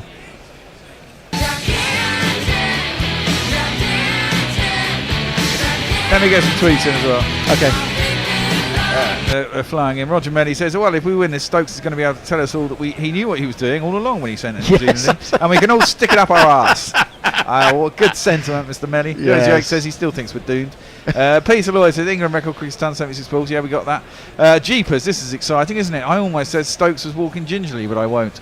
Bracewell, he's hit again. Is he going to be in trouble here? No, he's cleared the man again. It's successive sweeps for 6 off the off-break bowling of Bracewell. Absolutely astonishing. 2 6s in a row. 2 6s in a row. 2 6s in a row. We are witnessing something incredible. We here, are, aren't and we don't. And what we don't get to do is to play that jingle very often in Test cricket. No. Which is astonishing. He's just in the most magnificent touch now, Johnny Bairstow. He's not just in the zone. He's passed through some sort of into some parallel universe. He's gone for another one. It's one hand off the bat. Is someone going to catch this one? No, they're not. It's gone this time for 4. England are 241 for 4. They need 58 to win. New Zealand are shell-shocked. More tweets. What do you think, Hendo? No. I don't know what that was to. Mark Farrow says, I'm delighted to the trousers keep on going. It's better than they did in real life. Oh, this is back to the talk before lunch when we were. Mark Farrow's a friend of Tony's who's basically bollocks caught fire in his car. In again, this time he goes back to Johnny. He thinks I should have played the reverse paddle to that. He practices that after the ball is gone. But now he's going to wander off and get some new gloves. 241 for 4. You almost feel as if Stokes is feeling a little bit overshadowed here. Well, I'm sure Stokes is happy. He's a very happy Well, man. let's get some tweets in then. Was that the end of the over? Look at that! This session, 9 overs, 102 runs, no wickets. Well, if the you're gonna like get of there, that, you might as well do it quickly. The like of that has surely never been seen in Test cricket before. No, this is pure ODI/T20 hitting, isn't it? Where are we? James says this webpage probably has the answer to fastest Test century for England. We've already done it. It was who was it? Gilbert again? Jessup. Gilbert Jessup. See, I'd already forgotten. That was only 2 minutes ago. Don't do kids. Leah, I just want them to collapse, then lose the next game, so they go into the India match with the spirits crushed. Is that too much to ask? Shut up, Leah. Neil Harris says the audio is up on the website. Yes. Popular tweet of the day. Yes. Oh man, it's choppy. I'm going to do some tech up. Well, we need some money, guys, because I need to do a tech upgrade. Patreon.com/Gorilla Cricket. Exactly. It's as simple as that. There are some simple upgrades that need doing. But it costs money. But it costs money, and we haven't got any spare cash. We've eaten into our reserves this year because life has become more expensive. Stokes, back to your over. Oh, it's back to me, isn't it? Yeah, Stokes is going to face Southey. It's fun. I'm not getting Bairstow. It's unfair. Stokes is in. Stokes is not in. Stokes is facing Southey, and he plays that up to a deep set mid-off, but they decide not to go through for a quick one. I guess they're both figuring, what the fuck, we can do with some boundaries. Well, they just got to think, don't give it away now, because you just don't want to give any encouragement to New Zealand whatsoever. So Stokes just needs to settle in. I mean, you can't stop Bairstow playing the way he is, because he's just on fire now. No. You've just got to be aware that it's a long tail, haven't you? Yeah. That's what you've got to be aware of. And I think Stokes is being sensible, because Bairstow's teeing off. Yeah. And he's thinking, well, I probably don't need to. But Well, there you go. He cuts that hard out to the man at point. There's no run. I mean, the There's thing is, one one run. Sorry. I mean, the thing is, whoever comes in now, they can just, knock it around to the. Well, you would think so, but I mean, I need 57. I don't think you underestimate. You can necessarily underestimate. These are tremendously good bowlers, and if they can gather themselves, if they're not too shocked and shell shocked, then they could still pull this off. New Zealand, don't you know? I mean, I'm a pessimist, but I do say that. But I think there's the ball is now how many overs old? 40 odd overs old. Yeah. The wicket still isn't doing any massive tricks here. No. This is the problem. The wicket is still pretty good to bat on. There's no minefield, put it that way. If you can get, I mean, you've always got a chance of getting out when you come in, right? I mean, you've got to get your eye, and you can play down the wrong line and snick one off. But if you get in here, it looks like it's quite easy to stay in, even if you're not doing pyrotechnics. I don't think they have to get you out. and you can score at a reasonable rate, even if even if you're not trying to be too attacking. I mean, look what Folks did in the first innings. He's got himself at 50. That gets us home, doesn't it? Beautifully driven by Bairstow, but straight to mid-on, and there is no run. I think as much as anything, John, I don't even agree with this. It depends how much this has broken the spirit of New Zealand. Well, I mean, it's difficult for them anyway, isn't it? Because they're a bowler light to begin with, so they haven't been able to use Jameson with his extra height and everything like that, and Southey appears to be a little bit off it. It's not been his greatest game. Yeah, no, it hasn't. Bolt's been doing a lot of heavy lifting. Bolt's been doing all the heavy lifting pretty much. That's guided nicely by Bairstow. Down to a short third man. They get through for singles. Whilst they can't run the quick singles, Stokes is mobile enough to get through for easy singles. I think he have a problem with his knee, not a year and a half ago, 2 years ago. Like, yeah, he did. Sharp pain. It's not a ligament thing, is it? Is it the same knee though? That's the question. Anyway, I'll give you some tweets. Josie Oak, he's not having any of it. He said Bairstow celebrated too hard. He's lost concentration. He'll be out soon. Well, even I think that's unlikely. Well, it's unlikely that he's lost concentration, but he is having a time of his life. That one's played up to mid-on, and there is no run. Let's have a look. What else have we got? David Wood says Ben Gordon Greenwich Stokes.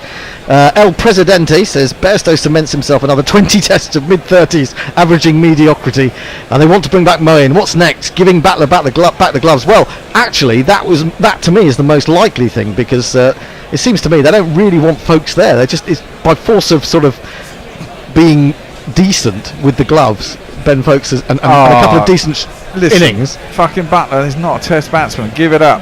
Well, Stokes has come down the track. I think that's a smacksman. Yeah, that's a smacksman. That's no a smacksman. question. Stokes is taking up the cudgel now as he cudgels Southey back over his head, very flat for a 6. Fuck it. This one always gets pinged on YouTube. Yeah, give us some money. Read the Smaximum every Friday. I need my smoking device. I've got so excited I've spilt beer over Isn't it myself. by the studio? Isn't it by? It's either on the table, by the computer, or on the fridge next door. Jay Grover says, "Oh, this is just silly. I know my drugs, and this man seems to be sober. I take this as a personal insult. I'm dropping beer everywhere. Put a beer there, and then you can lean over. There you go. As Josie Oak says, as I said, Bairstow is a walking wicket. I think he did say that on his on his way out when he first came in. And funnily enough, my friend who I mentioned earlier, John Bullock, who's up there in York, said to me, sent me a text I don't know, when he got about 7 or 8 and played a couple of forced shots and said, "Oh God, he looks awful." And I said, I blame Joe Root. But actually, well, this is good as well, isn't it? Going over the line without Joe Root. Absolutely. It turned out to be a load of Bullock back then. It did indeed. I will be pointing that out to him when I see him this Saturday. Indeed. I'm going to go and find my smoking device while I look at changing the ball again. Brian Barish says, my life has been chaos for the last hours, and I guess that it's been that way for New Zealand too. Well, not for the last hours, it really only for about the last 40 minutes, to be honest. Since tea? Since tea, yes. When was tea? It was 51 minutes ago. We're now going to see a medley of Johnny Bairstow's greatest hits, literally. And there were many of them. And they started when Matt Henry was bowling round the wicket to him, trying to bounce him out with 3 men back on the boundary. And he just cleared them. He just said, OK, line them up. I will clear them. I am not afraid. I am the great Johnny Bairstow. Mark Zip says, OK, time for a matching challenge. I'll match any new one-time contribution between now and the end of the match up to $300. So if Joe Blow gives $10, I'll give $10. Put it towards the audio upgrade. Thanks, Mark. You are a trooper. Oh, what a star. What a star he is. The bear is. I don't know what the bear's looking for. He's lost his vape. Oh no, the bear has lost his vape. He can't see the end of this game without his vape. Bear. The vapeless bear. It's an absolute tragedy. It'll be written about by, I don't know, who wrote tragedies? Oh, Shakespeare. Anyway, 50 more needed to win. Bairstow 123. Vapeless bear. The vapeless bear. It's a sad state of affairs. It should be. It's kind of a tragic story. He can't go on without the vape. 249 for 4. England have been astonishing since tea. Well, one man has really been astonishing, and that's Johnny Bairstow. He's gone from 43 to 123. He's hit 80 runs in 51 minutes. Absolutely extraordinary. Presumably they all had the same thing for tea. It's clear a very different effect. Oh, I think we need to find out what he had for tea. Two sides, yeah. What did he eat for tea? Yeah. Was it the Red Bull? It could have been the Red Bull. Anyway, Bracewell's going to continue. Off breaks of Michael Bracewell, still on debut in this test. None for 45 from 7. Took a couple of big blows over square leg. Big pick-up sweeps from Johnny Bairstow the last time he bowled. It's going to be over the wicket to the right-hander. And he's coming in. And Bairstow's looking for the reverse sweep. It ended up being the reverse paddle because it jumped on him. And Blundell did pretty well to take that, as Bairstow's bat was kind of flapping in his face. You must have seen that right at the last second, I think. Absolutely, it's really good wicket keeping. Gets his head out of the way and allows the ball to come into his gloves. In comes Bracewell again, short, just asking for the cut, and it's got the cut, and the cut has gone to the boundary. It's 4 more runs for the great, I tell you, Johnny Bairstow. He's got it. My name is Lakhan. My name is Lakhan. That was stressful. I need to suck on it a lot now. Oh, that'll get the porn bot going. Yeah, that was a poor ball, to be honest. That was filth. Short, wide, and put away. I was going to say, if you're Bracewell at the moment, carry on. If you're Bracewell at the moment, this is it's almost the bowling equivalent of the new boy fielding at short leg, isn't it? It's kind of like throwing the ball and sorry son, you're bowling to Johnny Bairstow. Yeah, Bairstow just eases this away into the offside for a single. I think you're absolutely right there. He's been given the short straw, hasn't he, really, here? It is definitely a very short straw at the moment. 45 more England need to win and to take an unassailable 2-0 lead in this Test match series. Stokes is a little bit late on that one as it's fired into middle and leg. So still in some discomfort, Stokes, but trying not to show it. What's the gap between Test matches, chaps? With Thursday week is the next one because we've got the England 3 one-day internationals against the Netherlands. Short, pulled by Stokes, and that's definitely 4. It might have been 6. No, it's 4, but it was really well placed, and England are doing this at a canter, dare I say. It's Nissan She. It's Nissan She. Jan, what could be done? Now let me also add another thing into the equation here.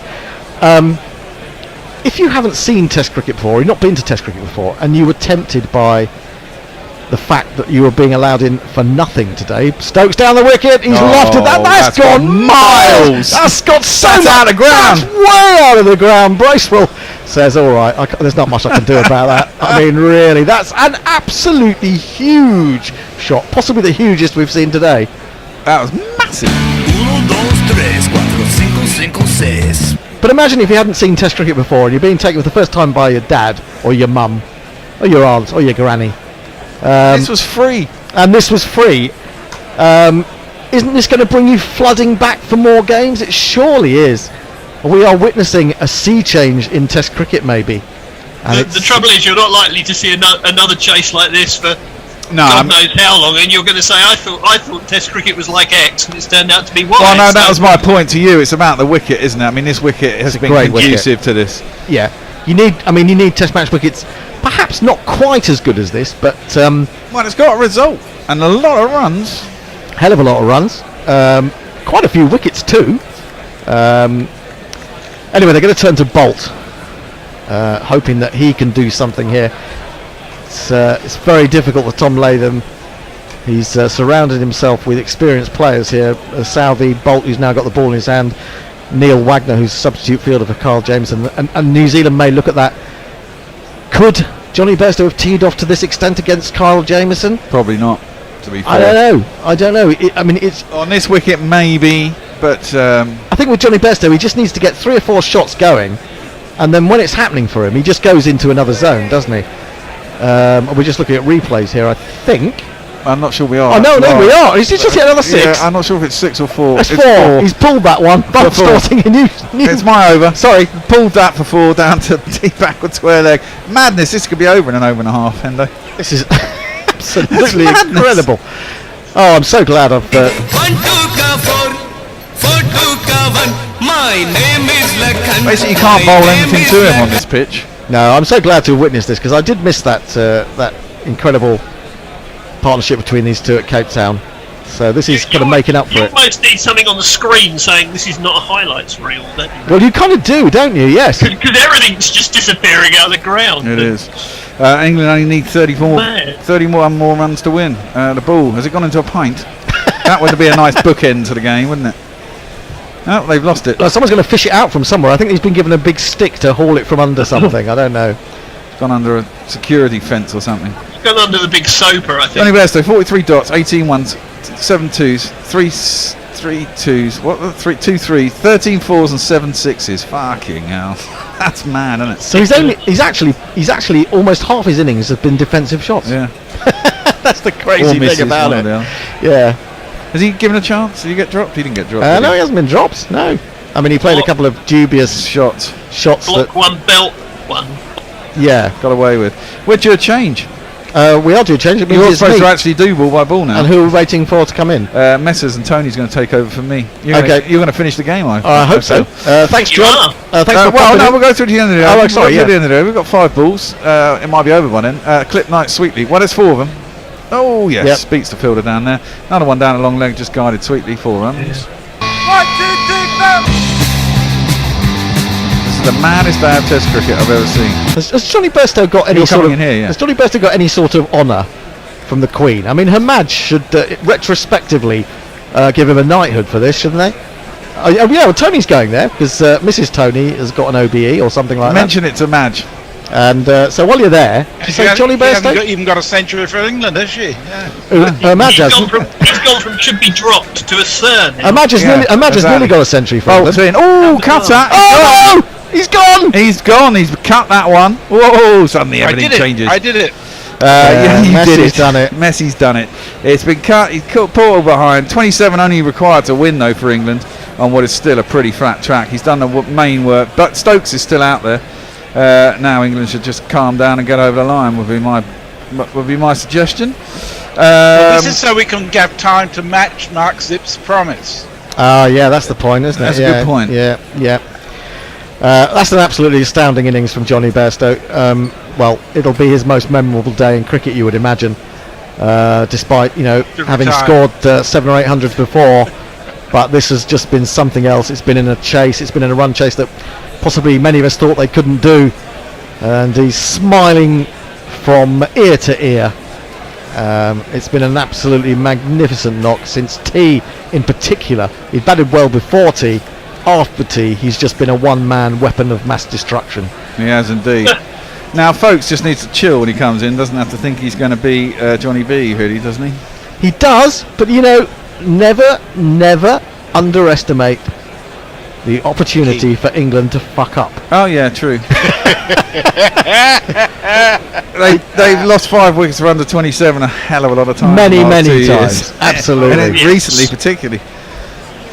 Let's have a look. 99%. The win viz is England 99%. Yeah. And what's the other percentage? Is it a New Zealand win or is it a draw? Draw. You know what? You know what? I should fucking hedge out on New Zealand. Get my phone. The Bears they'll be at 14 to 1. The Bears going to be 45 quid more richer tonight. Bears are on the Bear tonight. There's no draw here now, so it's either England or New Zealand. So I've just got to hedge out on New Zealand just in case something crazy happens. Okay, what are you going to put in? Fiver again?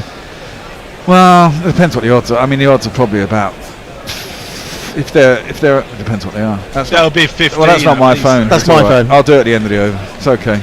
It won't be over at the end of the over. Now, if Ben Folks goes first ball, then suddenly, panic. We all start. Panic. We're going to lose. How bad is this going to look if England do manage to manufacture a defeat? Exactly. For After all the smiles as he went off the field. Who's bowling? Who's batting? Bang. This man. Oh, he's better than just Butler, and his name's Ben Folks. Oh, he can keep wicket at least 9 times as well. Ben Folks, you're the best. This is where Trent Bolt has 50 to 1, Bear. 50 to 1. Sweet. I just put £1 on it. Oh, is that all? Well, that's a bit it's boring. a hedge. It's not going to happen, is it? And if they do, I win £50, and if England win, you only lose £44. So you're £44 better. So I'm better off by £44 by just putting £1 on. So don't underestimate Trent Bolt. He's been brilliant in this match. He has indeed. Well, I'm a little bit nervous now. Bolt is in, and the first ball was defended sweetly by Folks back down the track, and there ain't no run. It was a dead straight, full, good length delivery. It was crying out for Ben Folks to get bat on that. If he hadn't, he would have been very adjacent. So don't think that this game is done. I did say there'd be a little twisty. No, there will be a twist, yeah. We've seen a slight twist. Well, I don't know. If it was a lemon, it's probably just gone a tiny little bit. As Jimmy Anderson's going to get the winning run, says Tony. Oh yeah, of course. But he needs a lot now. He'd have to get like 20 something to overtake Trent Bolt. And Bolt's not going to take that lying down, is he? No. I mean, he got 17 today, Bolt, didn't he? Or 16 plus 5 at least. He batted pretty well, didn't he? Bolt is in, and it's cut by Folks. Can't beat the man. Conway at backward point, and there is no run. Now there's a few slips in, aren't there? Slips and an umbrella field on the offside. It's not going to make it easy. Well, this is the thing, is that if this wicket had come, 10 overs ago, then New Zealand would be hunting as a pack, wouldn't they? Really, totally. I mean, they are doing what they can. They're trying to retain some self-belief and trying to say to themselves, yes, we can still get over the line here. But it would kind of spoil the day for most of us. Does Johnny B get man of the match if England win? Or Joe Root? No, Root's still got to have it, sure. Defended very nicely by Folks. back up towards mid-off, and there is no run. I don't know. I think you've got to give it to Johnny Bairstow, because that's an innings like we've not seen in Test cricket, I think I have to say. That is the end of the over. It's time for the Bear to vape and leave, and or leave and vape, whichever which he wishes to do first. Tony is coming into the jingle chair, and we've got who we got on the socials? I'm on social. Still saying on socials, we've got messages. England need 27 more runs to win. It would be quite nice if I could finish it off in this next half an hour, but don't take anything for granted. England fans have been too often disappointed from a position of great elation. Maybe not quite as great elation as we've got here, but it's been stunning stuff. An hour and 5 minutes since tea, and England have as good as put this match to bed. They've got 4 men out for Ben Stokes, so they're saying we don't want to bowl to you, Ben. We're quite happy for you to take a single, and that's what he's going to do. He's going to say, I've got perfect faith in Ben Folkes, and so he just pushes into the offside and hobbles down to the other end. England need 26 more to win now. 299 they were set by New Zealand, and at tea the match was very much in the balance. But if you've missed the last hour, if you've had to nip out for an hour, or you've had to have a Zoom meeting for an hour, not only where have you been, but why? And how bad must you feel about that? You've been here. Yeah. Yeah. I shall leave you with this thought, gentlemen. We could be in a situation where England go on and win this game, and Bolt could end up with 10 wickets in the match on a row.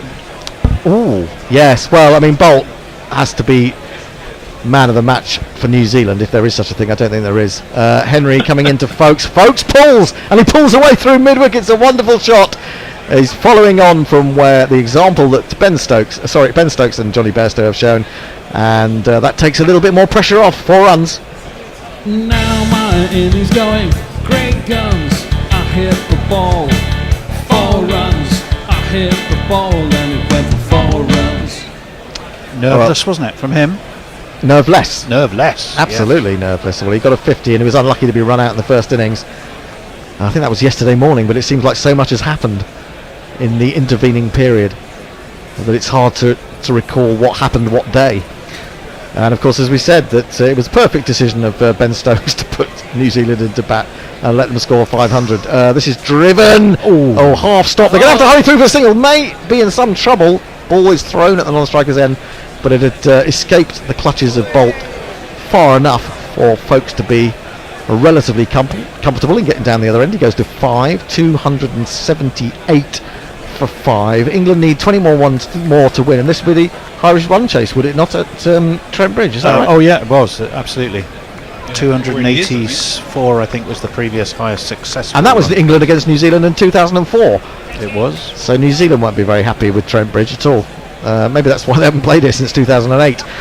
Henry in again. Stokes goes across his crease a little bit, then defends a full delivery back to the bowler, and there is no run. England need 21 more to win, and then there will be a street party, the like of which you have not seen before, as people dance out of their offices in the city. They dance out of their pubs. I don't know, what else do? They jump with excitement as they're rambling in the country, listening to guerrilla cricket.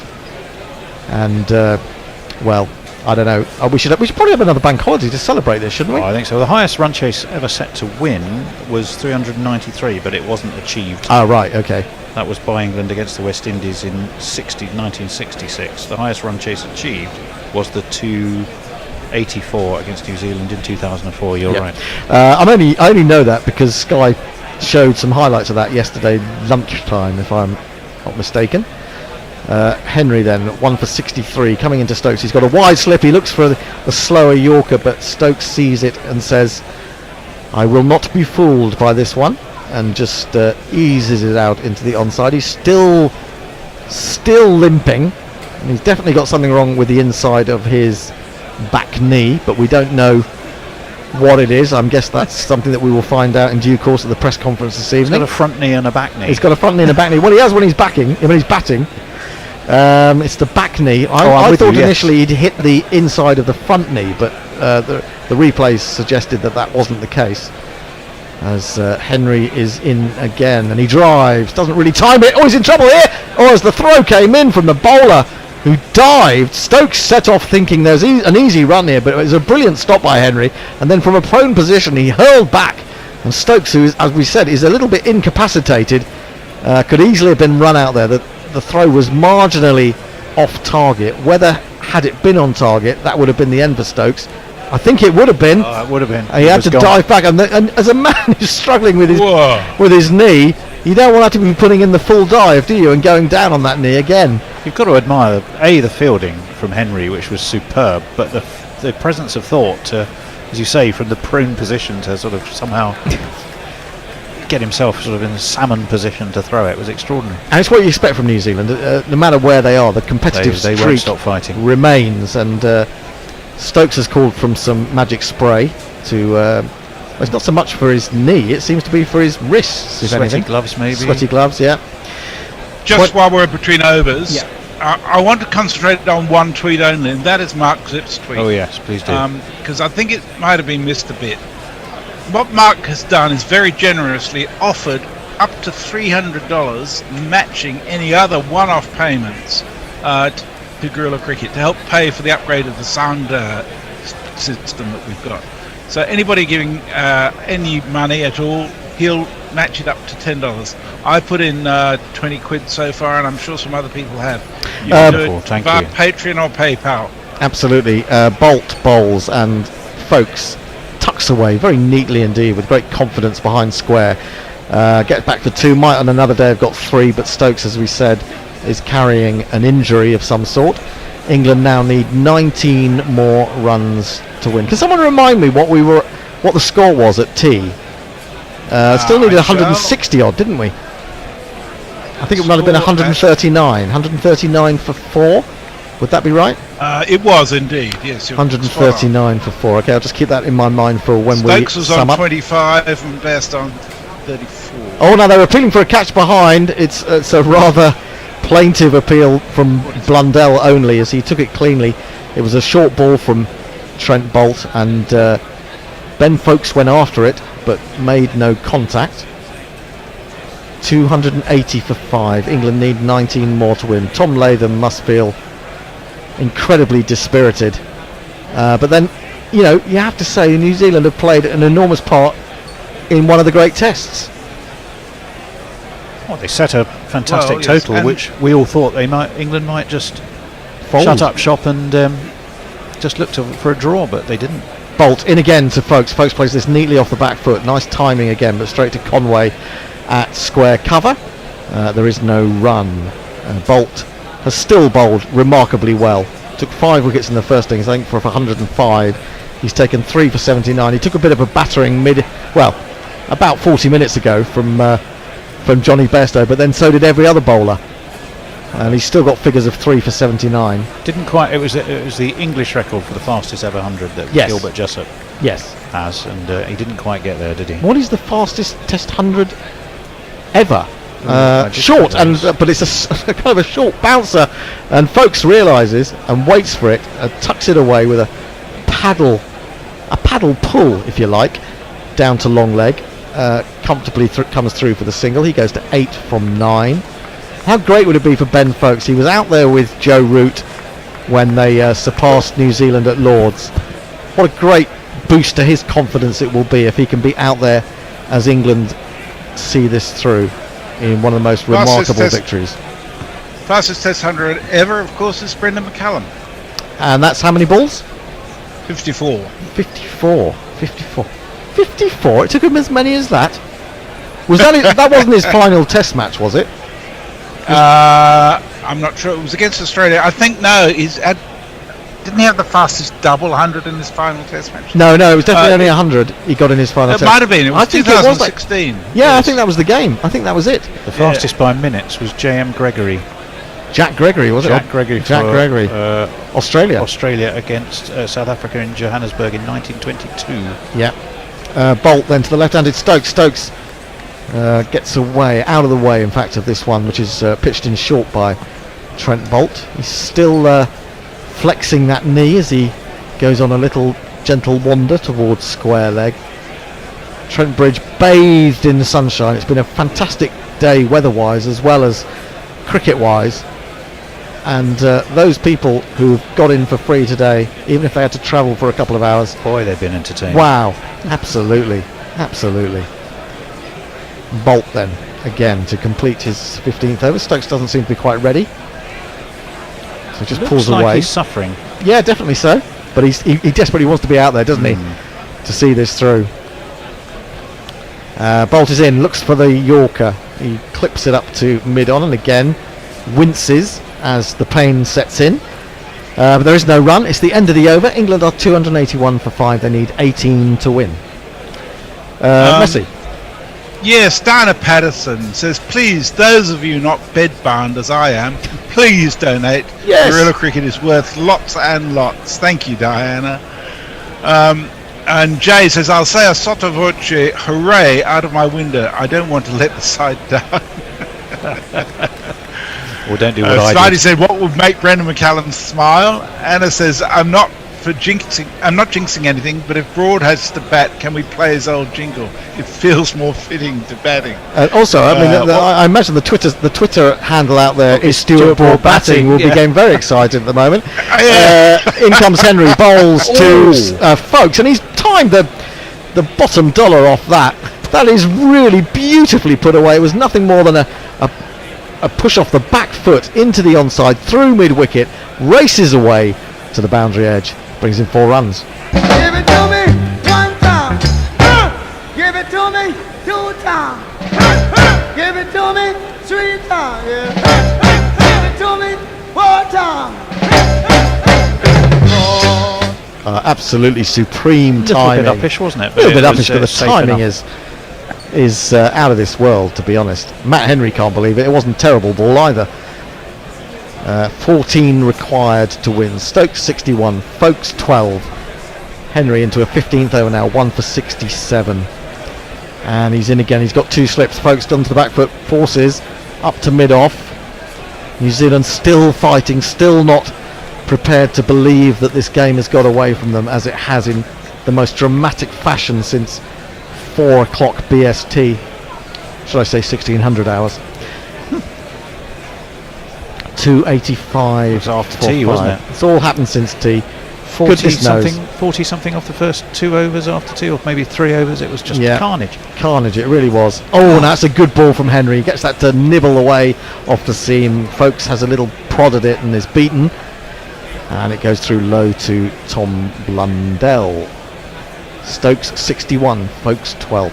Bear, can I borrow you for a moment, if you can hear me out there in the kitchen, because I'd like you to set something up, if possible, for the end of the match. Ooh, sounds exciting. Ooh, what could it be? What could he be planning? Celebration. Yeah, well, obviously celebration. Short. Oh, he's played that in the air. Oh, he's been dropped. He's been dropped to extra cover. Oh, fuck it. Oh my word, Bracewell it is, who's had such a good test match. He popped it up. He could have got it on the second attempt, but couldn't quite grasp it. And Folks is lucky to survive, and the luck is going England's way right now. It wasn't a great ball, but he just got onto it a little bit early. Oh, he's got it with one hand. What's he doing? He The actually madman. dropped it twice. Oh, I don't believe it. I mean, maybe it was a harder catch than it looks, but It was like a bar of soap. He one hand to it with his upper hand, as it were, dropped it onto his lower hand, and it wriggled away. onto the back foot he goes. Defends this one in more proficient fashion, up to mid-off. The long one. In. Yeah, that's a real shame for Bracewell. It seems unlikely that. Ooh, hello. Give it to me. We've got an inadvertent jingle from the Bear. Me. It wasn't you. I played an inadvertent jingle at tea time as well. Maybe that's what set Johnny Bairstow off. How dare you do that, he thought. Down the leg side this time from Henry, grasped by Tom Blundell. And that, I believe, is the end of the over. It's 285 for 5. I have the glorious vision of the Bears crack right in my face. Oh, just to take away from the just to take away from any sort of superior feelings you you were having. Let me just read these out, messages. Match statistics: 407 overs, 1,661 runs, 35 wickets, a run rate of 4.08. If this doesn't bring people flocking back to Test cricket, then I'm Kevin Peterson. Boo, boo. 285 for 5 is the score. The over rate's the only thing that's not been that great, 13.1 an hour. But who cares when you've got entertainment like this, really? Yeah. Diana Patterson says even Bedbound I managed a small donation. Oh, thank you so too. much. Oh, thank you, so Diana. much. Anna Forsyth says for the Great Mark Zip campaign, this one is for JB, Ben and Gingers everywhere. Oh, so kind. She's got £10 in there as well. Bolt down the Colin legs. Rosenthal. Sorry. Bolt starts again, down the leg side. Stokes tries to pull it, doesn't make contact. Back to you, Messi. Colin Rosenthal says this is the best comment on Bairstow I've read so far. It's Hugh Laurie saying Johnny Bairstow hitting this ball as if it's robbed his grandmother. Unbelievable. Yeah, fabulous stuff. Even all the celebs are coming out of the woodwork to celebrate Johnny Bairstow at his utter finest. You kind of felt that there was always that innings in Johnny Bairstow at Test level, and finally it's had its moment on the biggest stage. Now Stokes goes back to this one, opens up his stumps a little bit. It was a straight ball, but he played it off the stumps to backward point, and there is no run. 14 more required to win. Jay says, much as I'd like to bankrupt Mark Zip, I refuse to donate as I loathe PayPal because of reasons. Well, you can do it through Patreon, or you can go to Facebook. To YouTube, and there's a donate button on the bottom of that too. We were looking through the people who've donated to Patreon over the years, and we can see the totals that some of you have given, and they are quite remarkable. Yeah, they are. We've had people over the years. Full driven aerial, has it gone? Yes, it has. It's cleared the fence. It's 6 more to Stokes. It's only 8 to win. 291 for 5. Having been struck by the bats, the ball pitches beyond the boundary. It's a 6. Well, an England ODI team will be playing 3 matches against the Netherlands before the next Test takes place. But I don't think you're going to see anything quite as dramatic as this in those games. Full again. Oh, he's missed this one. Where's that gone? Slipped its way through to Blundell, who only half stops it, but it doesn't really run too far away from him, so there's no chance of it. There was actually potentially a single there if A, Stokes had been able to run comfortably, and B, they'd had their wits about them. Oh, it's not missed the off stump by very much at all. But it was fumbled by Blundell. I think New Zealand will be so stressed after this game that they will need to go to Amsterdam too. Fumble in the Blundell for about 8 days. That's the only thing that will. It's the day after tomorrow, Hendo. It is. Soon. It is. It's very soon. And the GPL starts at 115 quid because nobody's won it today. It's Friday. Right. It's all over. 2 days. It's Friday. It is. Yeah. Sorry, it's Wednesday here. Bolt. Yes, of course it is. Flicked away off his pads by Ben Stokes. It was a full toss. That's going to run all the way to mid-wicket for another boundary. He moves to 71. And England are now just one blow for one of the greatest Test match victories you will ever witness. I know it's easy to say that if you're an England supporter, and I know that Australians thought that after England scored 560 in Adelaide and Australia still won. It was probably one of the low points as an England supporter for me, and perhaps for a New Zealand supporter this will be a low point for them, but it's been magnificent to watch if you are backing the home team. Amazing cricket. Bolt in again, clears his lines, and he smashed that in the manner of Headingley 2019. It's gone to the extra cover boundary. Ben Stokes has taken England to the quite most remarkable win certainly that I've ever seen, I have to say, in Test cricket. It's an astonishing performance. Ben Stokes is laughing almost manically at the ridiculousness of it. The crowd is alive and noisy and very, very happy indeed. Stokes just specialises in that shot to win matches. That was another example. That iconic picture, do you remember, from side on of him winning that test at Headingley, where you see the crowd behind all going up as he plays it. It must have been replicated here. We didn't quite see the shot from that angle. Maybe we will later. Tom Latham is now just shaking hands with Ben Stokes, as is Tim Southey, but they must be absolutely shell-shocked. There won't be too much celebration in the New Zealand camp tonight, although it'd be nice if they could go and share a drink with England for having played an enormous part in a tremendous test match. That's the main thing. We've got test cricket back again. Do you feel like... I do feel that. I mean, I was just looking at that winning 4, and that was Headingley 2019. It was an almost identical shot, wasn't it? Smashed away through the covers. Off the back foot. Johnny Bairstow's up on the balcony, punching the air. The crowd were rising in slow motion, obviously not as it happened on the replay. They did it all in slow motion. It's amazing how they did that. They did. They could have transported the Western Terrace and put it in the stands there. The new stand was it at Trent Bridge. He's walking off just about okay. I do worry about how fit he's going to be, but that is a concern for later, because this has been unbelievable. I feel privileged to have witnessed it, really. It's been an extraordinary game of cricket. It has, and we've sat through most of the 5 days. I mean, I don't think I've actually missed any of the cricket. Maybe I think on the Saturday afternoon I missed a little bit when I had domestic things to do, and also on the Sunday afternoon. But to have sat through that last day today and seen something more than remarkable, and this must have reverberations around the Test world. I mean, Brendan McCullum, when he was given the job, said we need a strong England, and all right, they're not going to get to play on pitches like this every day, and they're not going to play magnificent innings like this today, but they have done something. They've given an enormous shot in the arm to Test cricket, which is and continues to be at its best unmatchable in terms of entertainment, and the ups and downs, the sheer joy sometimes, and the sheer agony. I mean, think of someone like Zach Crawley, who will feel that he's not really played much of a part in one of the great England wins of all time, and certainly the highest that they've chased at Trent Bridge. Absolutely tremendous. We're going to see it from side on. Can we see whether the crowd is rising in the background? No, we haven't quite got that angle. No, in the foreground. You've got it in the foreground. Let's put it that way from side on. But another iconic moment for Ben Stokes.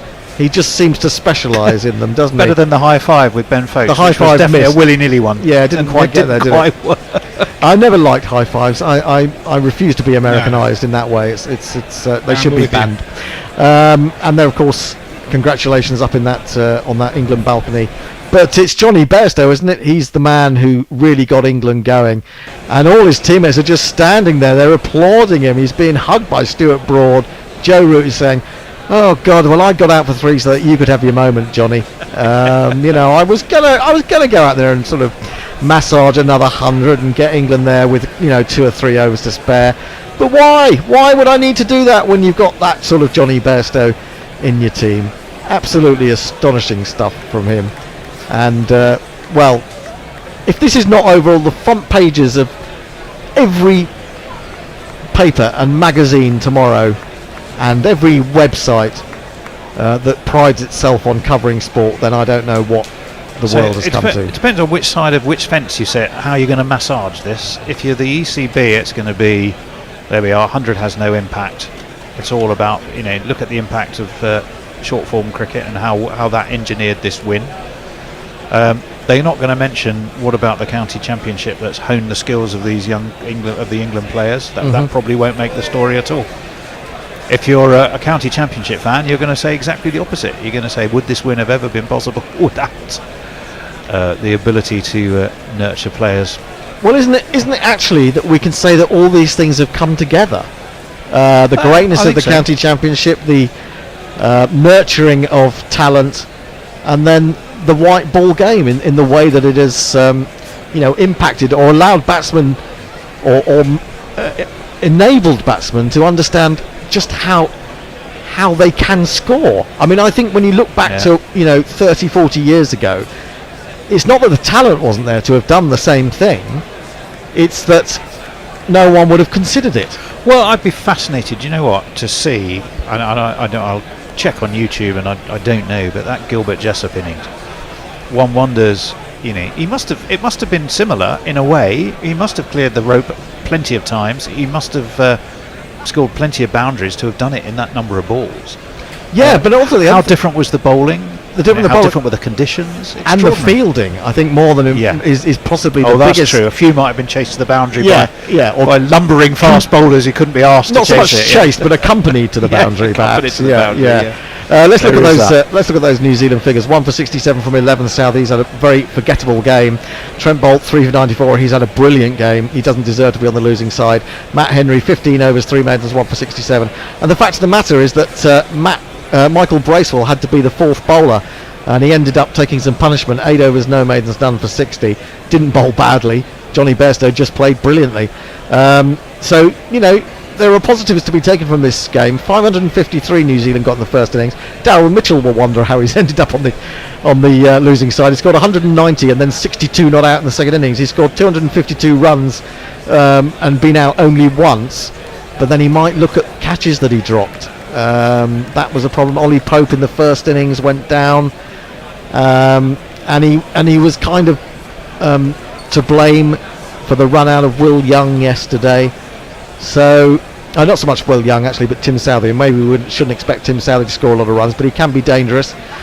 So England replied with 539, brilliant from Joe Root, 176. Trent Bolt 5 for 106. New Zealand 284 all out. Stuart Broad got it right this morning, ended up with figures of 3 for 70. And then at tea time, England chasing 299 to win, which seemed a little beyond them. Just went crazy. It was remarkable. I can tell you, 2 old friends of ours were bowling. Well, not personal friends, but Hugh Trumbull, Jack Saunders, both went for over 100. Warwick Armstrong bowled. He actually got Jessup in the end, caught Monty Noble by Warwick Armstrong.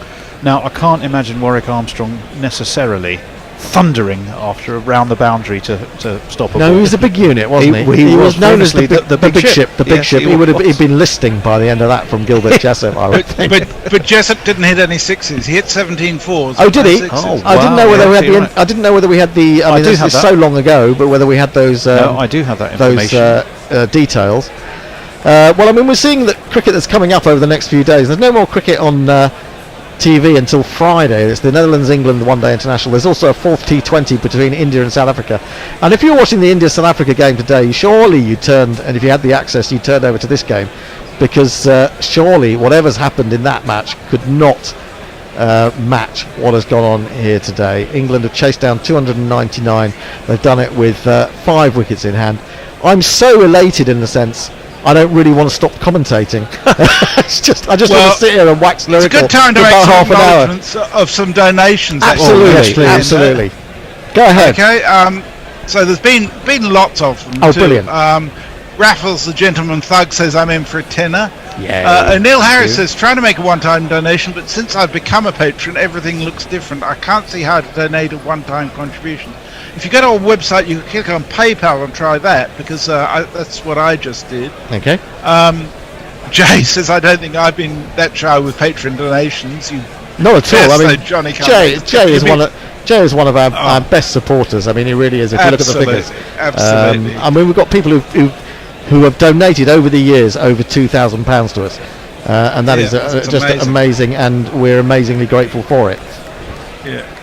Fresh Teapot, which is a handle I've never seen before, but has just donated £50. Wow! As part of the Mark Z campaign. So that's fantastic. Thank you so much. You. Jay says, hooray! My opposite neighbour just gave a fist pump. Be quiet, Pornbot.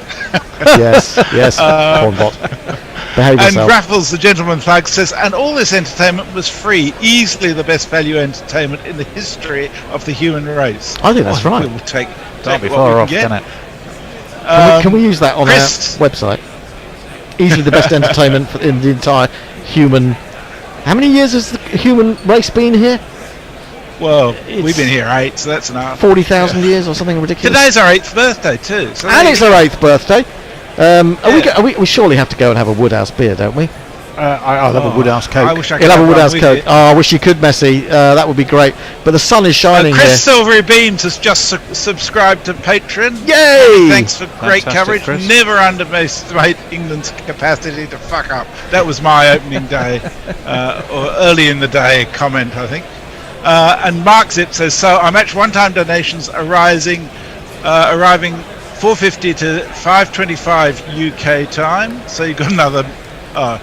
No, it's gone. It's gone now. Thanks for your efforts, as always. Nunes asked us to put our PayPal address in the Twitter account, which is probably a really good idea. Jay says, Tony, stop harshing my mellow, man. That's a what's the name of that group? There's something Mondays. I forgot what they're called. Happy Mondays. It is a happy Monday. That's Happy Tuesday. It's a Happy Tuesday. And Jay says something that I absolutely agree with. I love hearing Hendo happy. It's Yay! so nice. Doesn't happen very I often. don't have skin in this game directly, but hearing happy gorillas is just lovely to see you guys. Knowing what you've been through over the last few years, especially against us, to see you really happy is fantastic. We have been through the mill, and we've come out the other side. There's been trouble at it. There's been trouble at it. Absolutely, absolutely. No doubt about that. Any more tweets, Messi? Well, there were a few before that, but that's the gist of it, and a number of thank yous for what people have really enjoyed, which has been brought to us courtesy of Ben Stokes, really, and his team. But we are the transmitters of the joy. And £110, I think, is what people have generously given, which has been doubled up, of course. Fantastic. That should get something, shouldn't it? That should get something from eBay. £220. Absolutely, £220. That's magnificent help to news. sort out the jingle computer, not the jingle computer, the broadcast computer, which is the troublesome one. Well, you had a special treat towards the end of the day. You did a jingle for a special reason. I sat here. I have. I think we should play this in tribute to England's new leader, who must have slightly mixed feelings, but probably not.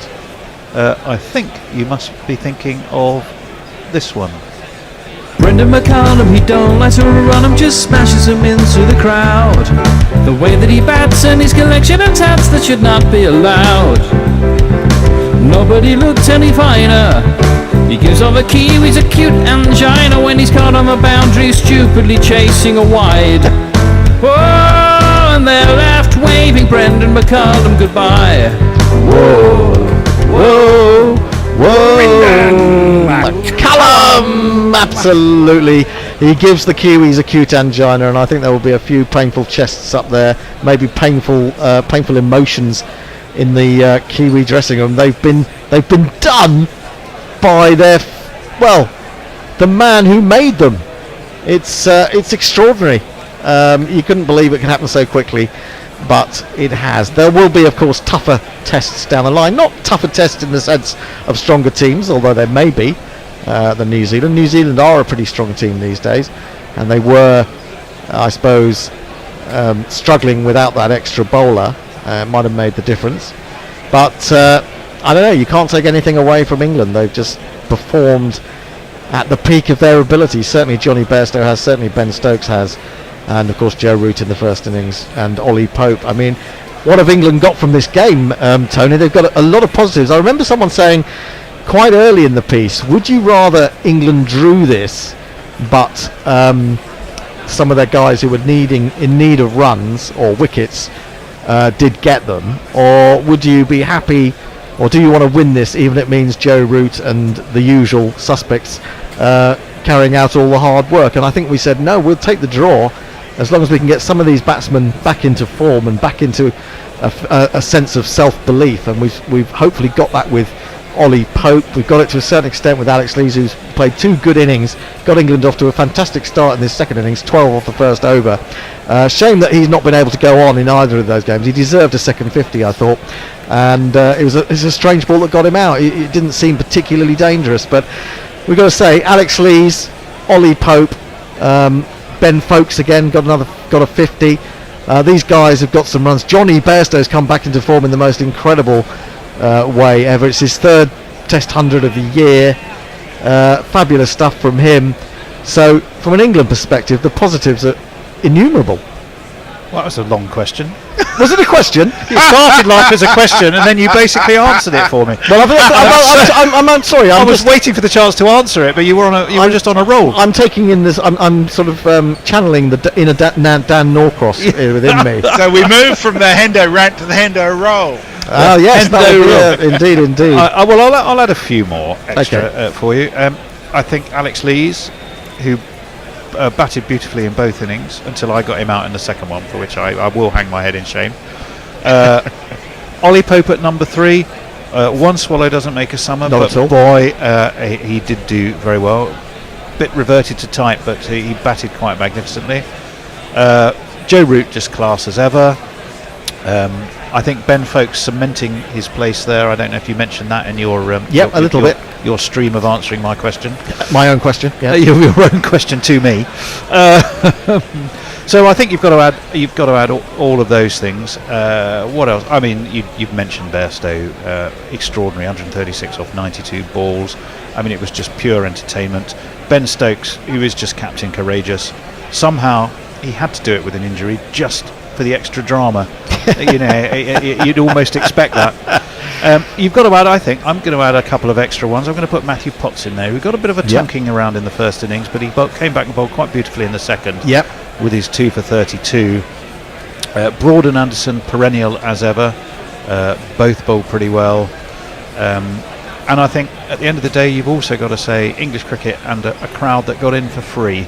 Wow. Because they wanted to fill Trent Bridge. They were worried they wouldn't. And I mean, if you could have script written somehow a set of circumstances and a game to have people watch and go, I want some more of this. Absolutely. Then this was it. Remarkable. It was the perfect storm. I always find that phrase strange, the perfect storm, because actually the weather's been absolutely beautiful. It's the perfect storm on a beautifully clear day. It all came together, free entry, big crowd, England batting like you've barely ever seen them before. New Zealand still in the game when they got the wicket of Bairstow, but they must be shell-shocked. Let's think about some positives for New Zealand. They've ended up losing this series 2-0. They lost their captain to COVID. We must remember that. But surely they've got to look to the likes of Daryl Mitchell. I mean, you're a big fan of Daryl Mitchell. I'm a huge fan of Daryl Mitchell, and I wish he was playing at Chesterfield today, because I think Middlesex are about to sadly lose there. Right. But Derbyshire look like they're going to get over the line. I think you do have to look at Mitchell, who's absolutely a class act. I think Latham, who we could see being interviewed on the TV at the moment, I think, although it all fell apart at the end, I don't think he really put too many feet wrong as captain. I think he did pretty much okay. I think Trent Boult, with that, although he went for 106, his 5 for, which would be very easy to forget in the first innings, was excellent, and he's shown that he's got plenty of mileage in the tank. Southey, I'm not quite so sure. He had a bit of a stinker. He did have a stinker. I mean, when you add in the run out after only facing one ball, to the fact that he only picked up that one wicket. Mind you, when he picked up that one wicket, the game was very much still in the balance, wasn't it? But Will Young found some runs, Devon Conway found some runs, and Tom Blundell, I think, to me, looks like a well-organised quality batsman who will get more runs. And I rather like the look of Michael Bracewell, who can play with the bat and can play, I think offers quite a lot of flight, movement, and sure, you got attacked, but I think you could have put, Muralitharan, great Shane Warne in partnership with Muralitharan out there. They'd still have got smacked. Possibly they might still have got smacked. So all in all, I think positives for both sides, positives for cricket, and again, I'll say once more, just what a beautiful spirit the game was played in. Everyone had a smile on their face, even at the end. The Kiwis, who must have been desperately disappointed, having got themselves back into the game, feeling they were in with a chance. Right through, there never seemed to be a nasty moment. It was hard fought, but played with a smile, and that can't be bad for any kind of sport. Well, I think it's just had everything you would require from a match. I mean, it hasn't had the growling and begrudgingness of bowlers sending off batsmen when they've got them out. No mental disintegration. Although obviously I go through that on a daily basis when watching cricket. But it's just been the most uplifting show. Really, that's all you can say. It's been a show. It really has. It's been better than pretty much anything you'll see in the West End these days. So now it's over to the one-day squad. That's right. There you go. That's how you do it. Now, can you do anything better against the doughty Dutch? Well, Ben Stokes is now being interviewed. Can I just squeeze in a couple more? Of course you can. Absolutely. Ian Southcote Want on YouTube has put in another $10 donation. Thank you very much indeed. And then a couple of tweets towards the end. Brian 001 says, "Thanks everyone for a great game. Next series you need to set up a public viewing area so us plebs can come along and heckle." I'd love to do that. I mean, to be honest, great idea. Brian. I mean, we're going back now 3 or 4 years, but my master plan was to take guerrilla cricket around the country. We were even going to do it at Trent Bridge. We were going to do places lined up. We did have places lined up. I mean, obviously the pandemic put paid to that. We were going to try and do it in Australia in 2017-18. Didn't quite come together. But guerrilla cricket has the makings of a live show, doesn't it? Let's go to Edinburgh. Sod it. Jay Grover says, "I want to go for a beer with Hendo now. His mood is so infectious."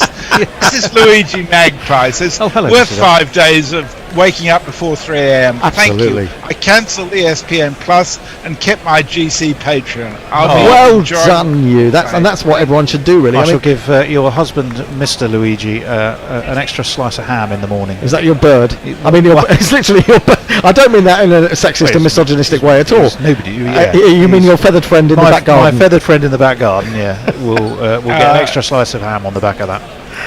And Warren and O'Neill both say thank you. Diana Patterson passes on a stat from Andy Zaltzman, which says that the 250 boundaries in the match, the most ever struck in a Test match. There you go. Well, there you go. The times are changing. Test match is a changing. The Test cricket is a changing, and this should be the launch pad, shouldn't it, for a new form of Test cricket? Well, yes, indeed. We'll have one-day cricket, an ODI on Friday. I noticed, Tony, that while you've got the time starting at 10 o'clock, ESPN Cricket Info is showing me 9:30. Well, it did, but it changed to 10 o'clock. I will double check that for you now, Messrs, although it's not really interesting for anybody else, so if you two talk amongst yourselves. Well, I will do it. But on that note, actually, about the ODI side going to play in the Netherlands, it's funny timing, but it's also it's good. I mean, it's good that England are prepared to go out and play against the Netherlands and slip in this 3. Yes. And I mean, players from this match will not be going, but you're still going to see some fantastic cricketers in the form of Jos Buttler is in the form of his life at that level. Well, no, more at T20. These are ODIs, aren't they? But he's always in the form of his life in ODIs, it seems to me. You've got Liam Livingstone, a man who hits the ball almost further than anyone I've ever seen. So you've got some fantastic entertainers to watch there, and why not? Let's just bathe in the gorgeousness of England at this moment. I mean, putting a smile on the faces when basically you said bathe in gorgeousness, the bear walks in. At a time, that's a bath I don't particularly wish to dive into. I've got to be perfect. So the bear and the jello wrestling, it doesn't go well, does it? It's lucky Pornbot's asleep at the moment. The Pornbot is sleeping. Does he have time to sleep? He's got Pornbot things to do. It's going to be great. It's going to be great. He's got bots to porn. Let's just luxuriate in a great day that may have given a push to Test cricket. I wonder what Kevin Peterson is saying about this right now on Twitter. He's at Chesterfield. I don't want to hear him. Well, I do. I want people to challenge him and say, is there any form of the game? Well, yeah, fuck off as well. But is there any form of the game that can match Test cricket when it's that great? I mean, let's face it. Not every T20 is great. There's plenty of really shit T20s. But like any form of the game, when it is particularly good, it's particularly good. And that's sport all over, isn't it? Really, it is rather. We probably should wrap up. Have I got to wrap up now? I mean, if you want that pint, it's just warming up. Then I'm just warming up. Well, you can.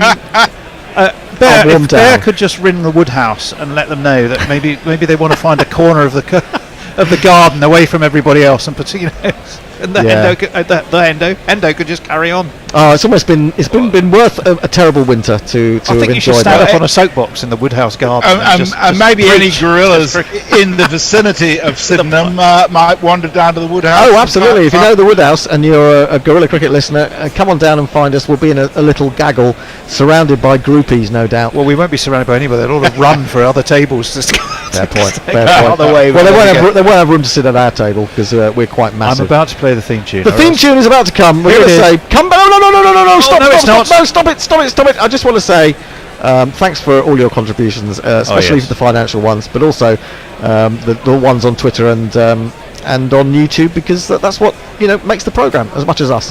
Thanks for that. 100%. Join us again. We Thank think you. at 9:30 or 10 o'clock on Friday morning. That's BST for England versus the Netherlands. Oh, I was just going to say, Tony. I was just going to say that you will be talking to Dutch Bird Kate on your next. We will. And I will check. Well, one thing I'll do is check what time the bloody thing starts. Well, that'd be good. We don't want to be half an hour late. Well, Dutch Bird has been scoring for the Netherlands, as far as I know, in recent games. So she should be able to give us the insight that we lack on the Netherlands. The Netherlands website setup. definitely has it as an 11 o'clock start, which would be 10 o'clock here.